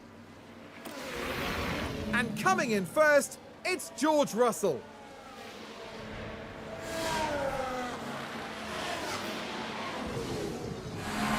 They can be really proud of what they've achieved today. A result like that doesn't just fall into your lap. Boo. Who said that? Here we go. This is what we really want to see. Fernando Alonso Copy.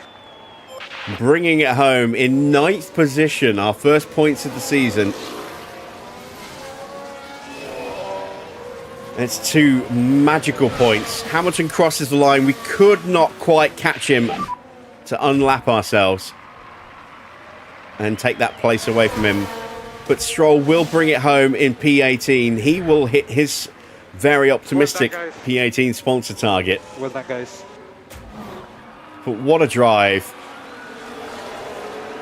Hamilton almost got lapped by Alonso.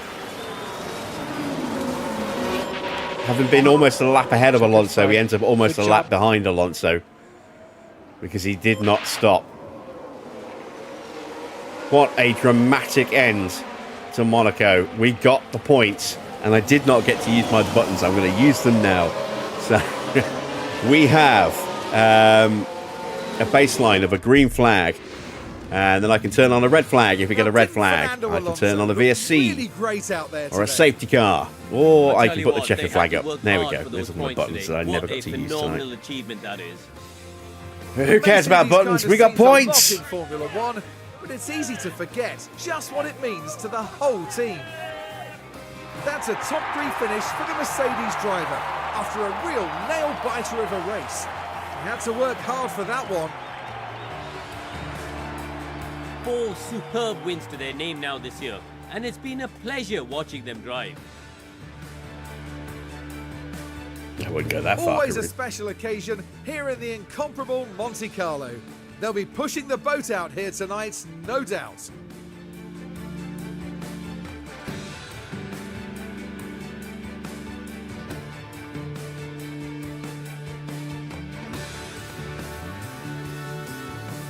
So, Karun, with the garages full of activity, what's the mood like down at Aston Martin now? It was Fucking a brilliant. weekend for them. We saw one The driver board put in a saw strong this as performance, well. The board was but in it was a attendance different tonight. Story for the other. Definitely positives there, though. And thank you everyone for joining us this weekend here in Monaco. Formula One will be back to Europe for the next round, on the shores of the Mediterranean, with some heated competition to look forward to in Spain.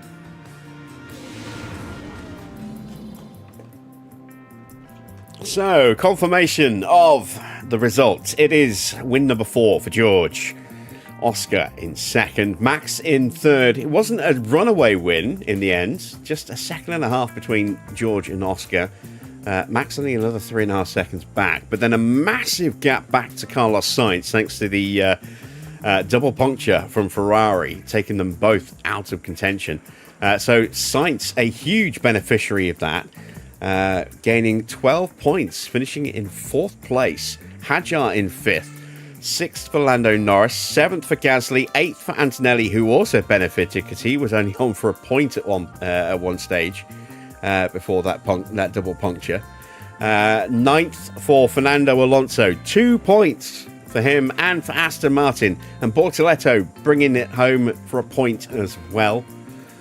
Then a little bit further down, we had in 11th place Oliver Behrman, Alex Albon in 12th, 13th for Ocon, 14th for Hulkenberg, 15th for Charles Leclerc after his puncture, and then getting stuck in traffic, not able to use his brand new softs to get through.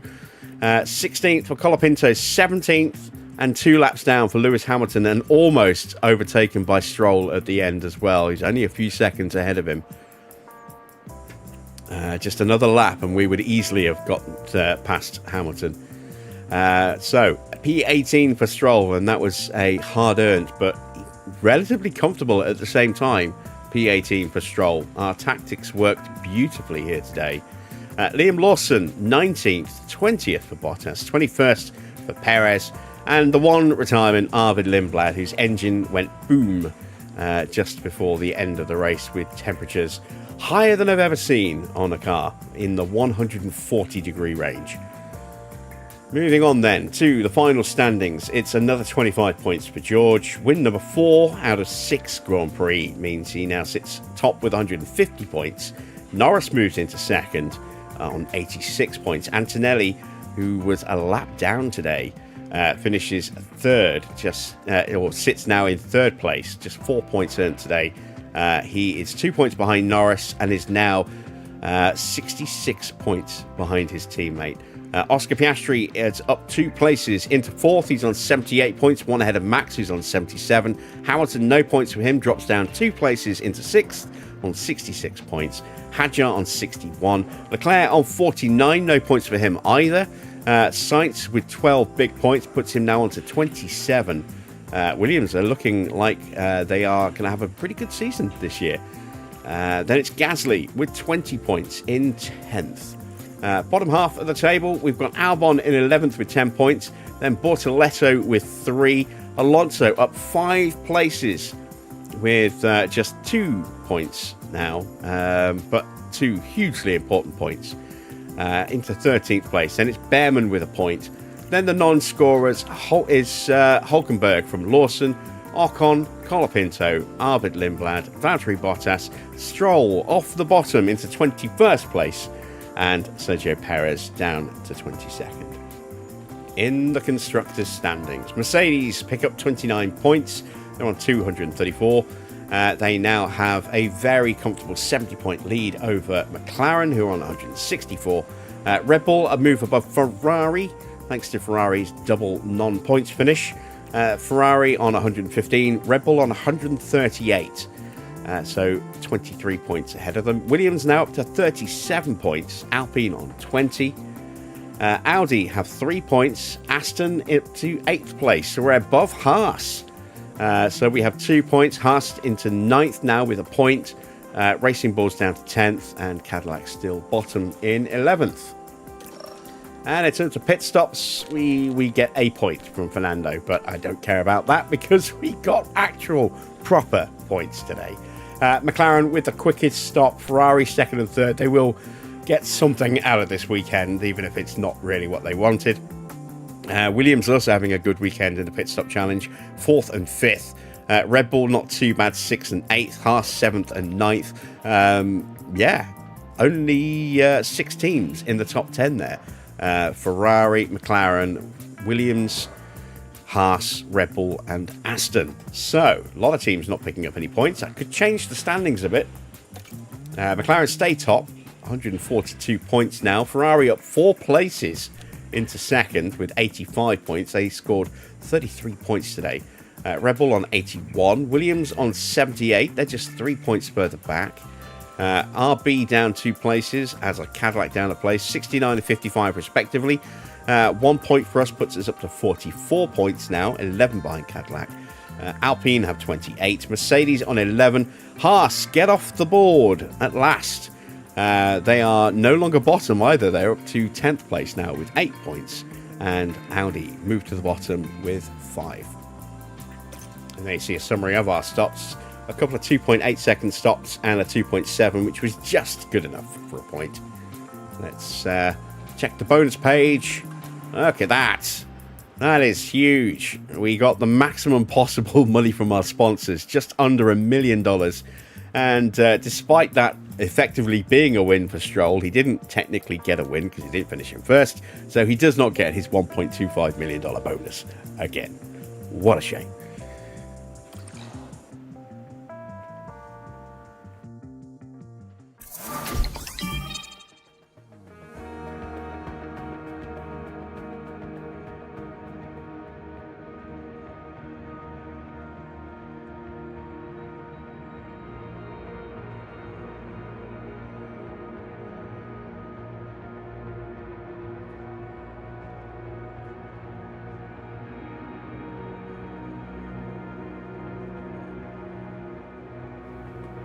All right, the race is done. The second race of the night is done, but don't go anywhere because we still have some stuff to do, including the all-important engine upgrade that we're about to get.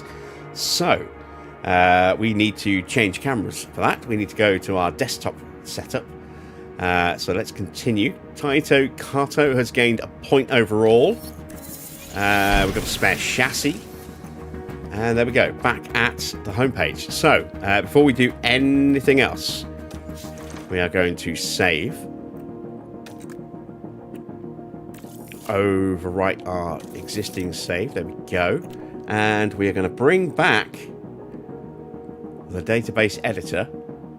We are going to reload the page, And now reload our save file. And we are going to go to news. And there we go. Turning points. It says, will Renault benefit? And it's Honda. So, will we benefit? Yes, we will. Let's have a read of the article. So, power has been improved. Fuel efficiency has been notably improved. Engine durability slightly improved. ERS durability has been improved. Gearbox durability has been improved. So, I don't know if it's going to be an amazing one. But we will see just how good it's going to be. Let's close that down. Before we accept it, let's just remind ourselves where our engine currently sits in terms of performance. 80, 63, 56, 48, and 52. Not great by any stretch of the imagination. Massively down on power. Go away, Norton. Yeah, massively down on power. Fuel efficiency is not amazing. It's pretty terrible, actually, compared to everybody else. So that's going to get a big improvement, so that will help. Engine durability isn't amazing either. Again, worst on the grid. Not that much worse than Audi. 7 points worse. But and only 3 points worse than the Honda. No, 10 points worse than the Honda, sorry. But massively down on the Mercedes and the Ferrari. ERS durability is appalling, 48%. That's massively down on everybody. And that's only going to get some improvement. Same for our gearbox durability, which is also down a minimum of 10 points to Audi. And down 16 to Ferrari. Only down 8 points to Red Bull. They don't have the best gearbox. And then Mercedes with 70. Yeah, let's see what it looks like once we apply our engine upgrade. Of course, it is random. We could refresh it and gamble, but we're not going to. There we go. Engine upgrade successful. Let's take a look. So we gained 2.3% there. We gained, 3.5% there. We were, 63, I think? Is it 63, 62? We gained a little bit of durability there, but again, not much. 1.4% ERS durability. Barely any gearbox durability. We still got a terrible engine, basically. We did not get a great upgrade there. But, I mean, it's better than nothing. So, we will save. There we go. And now I need to open up a folder, go to my desktop, find my save games shortcuts. I need to go to my downloads folder and grab that. And then paste it in here. There we go. Close that down. Minimize that down. Load up our save file that we've just overwritten. And there we go. Engine upgrade applied. Not a particularly good one, but we'll take whatever we can get until we get a good engine. And then we'll see where we end up from there. So, time to dive into the inbox. We have just 4 days until Barcelona. It's a very quick turnaround. Back-to-back Grand Prix. This will be tomorrow night's race. I'm not doing 3 races today. It is just gone 11:30, so we've been going for 5 hours now because we had to rerun, or we had to finish off yesterday's race at Canada. Let's dive into the inbox first of all. The board were in attendance to see our triumph. They were congratulating us for a fantastic result. It was fantastic. 2 points. And Stroll actually did something good as well. This has increased their confidence in my leadership as team principal, which is already, as high as it was going to get, I think. But now it's got to be maxed out now, surely. We've got that spare chassis that now into the post-race data. Something has broken on one of the cars. Let's have a look. And it's the side pods have failed on Alonso's car. Got the hiccups. That'll be an easy fix. Let's go ahead and swap that out. No spares left. Do I have spares coming or a new one coming? No, I don't. So I should probably go ahead and make a couple more side pods.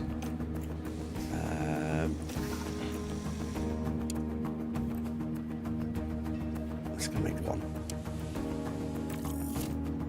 There we go. That'll be ready after the next Grand Prix. How long until my front wing is done? 2 weeks until the side pods are done. Every time I say 2 weeks, it gets in my head, and I just hear the woman from Total Recall. 2 weeks as the mask starts to fail. Never fails. Every time I say 2 weeks or hear 2 weeks, that's immediately the first thing that pops in my head, instantly. Ah, dear, oh dear. Right. So that is where the chassis research project is going to complete.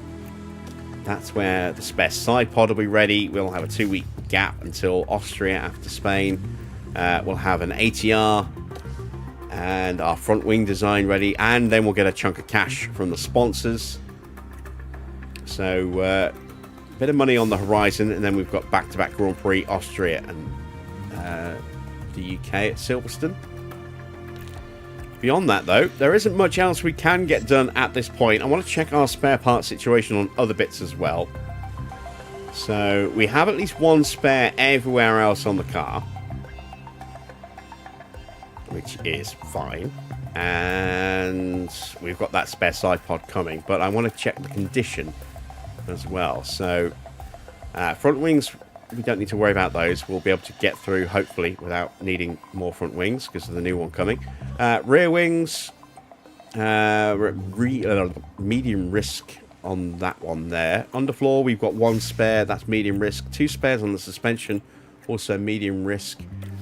And looking over here, we might need another underfloor, I think. So let's go ahead and make sure I'm on the right one, first of all. Yes, I am. Let's make one more underfloor as well. There we go. That leaves me 3.1 million. And we are going to make an intense part.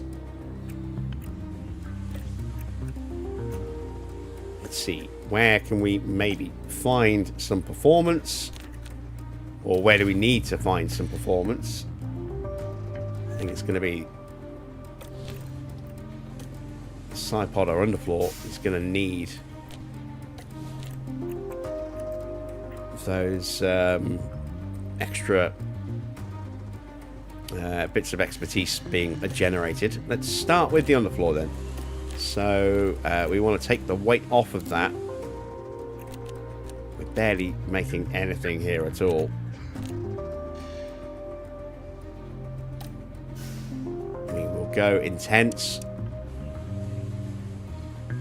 There we go, and hopefully that will boost our expertise enough so that the subsequent underfloor will actually start to generate better gains. That's the plan. But most of our upgrades, I'm tired, I'm struggling to speak now. Most of our upgrades are going to be pretty poor now for a while, especially with the fact that we need to put our ATRs into research on the chassis in particular to cover off those losses that we're going to suffer at the end of the season when the regs change. So we'll advance time. Something purple. Is this Freddie Slater or is this Bortoletto? It's Bortoletto. He has accepted our contract offer. So he will be joining us next season. Let me just acknowledge that because I don't know whether I should be paying that break fee or not. I don't think it should be that high. So we'll acknowledge. We'll go to scouting to find Bortoletto. Let's go to the negotiations. And there you can see no break fee needed at all because he is out of contract at the end of the season.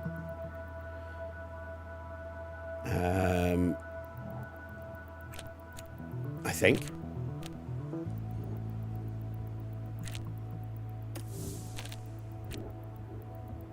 Oh, no, wait. We've got to buy out 1 year of his contract. Okay, so 1 year of his contract remaining. We're going to buy out that final season. A signing bonus of 500k, 7 mil a year. It's a little bit more than I wanted to pay, but I mean, it's not horrendous. And there you go. See, a 997 buyout fee, half a mil on the signing bonus, so it was 1.4. But it's always a good idea to check. Don't just blindly click approve in the emails, because sometimes you'll get break fees that you shouldn't actually be paying. You know, so you go and you just acknowledge, go into scouting, and then do it, and that way you'll get the actual figure. Because sometimes it will be different, sometimes it'll be the same, but more often than not, you will actually save a little bit of cash. Especially with things like buyout fees or signing bonuses. Sometimes you'll offer a contract without a signing bonus, and it will just magic a signing bonus onto the email. But when you go into approving the contract through the scouting like this, that signing bonus is gone again, and you don't pay as much as the email wants you to pay. So a little trick there, or not a trick, but a little tip to watch out, so you don't end up bleeding money unnecessarily. Speaking of bleeding money, we have 100k in the bank now, and we are going to put ourselves in debt. Never mind. Needs to be done. There we go. Bortoletto is confirmed as our number 2 driver for next season. He will partner up alongside Sensei Fernando, and he will have a new race engineer as well in Hugh Bird. I might possibly move Hugh Bird over to Andrew, swap Andrew Vizard over with Hugh Bird for next season. I haven't decided yet.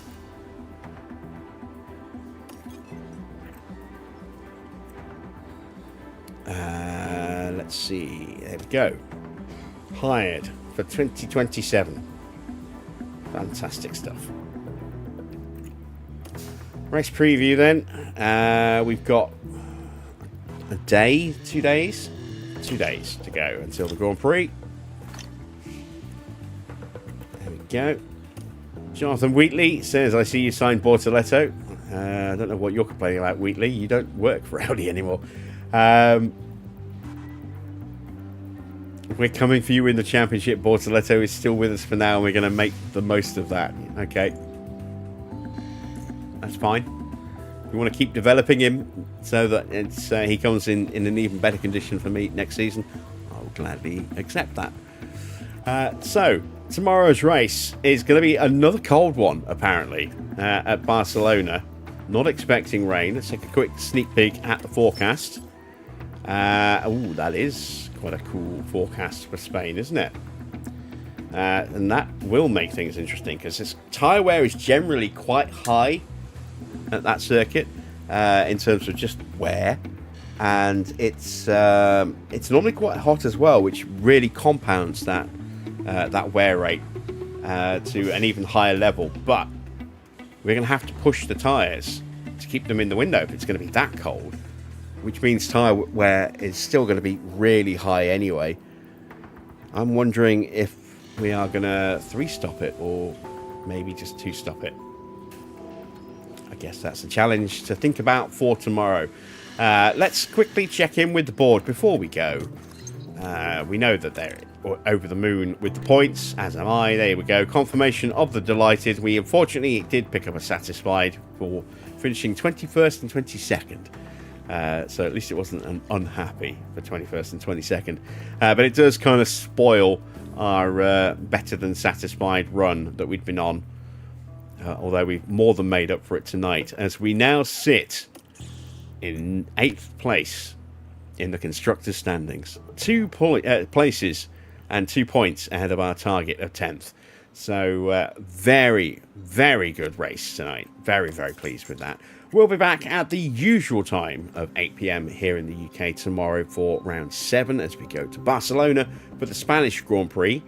If you have enjoyed tonight's race and you haven't already done so, give us a thumbs up. would be much appreciated. Don't forget, you can also click on that subscribe button if you're not yet subscribed to the channel, and don't forget to click on the bell for notifications as well for anything that gets dropped on the channel, be it a post, a video, a live stream notification, and all that good stuff. So yeah, that's it from me. Thanks for watching. I am Jim Bob, and I'll be back with more F1 Manager very soon.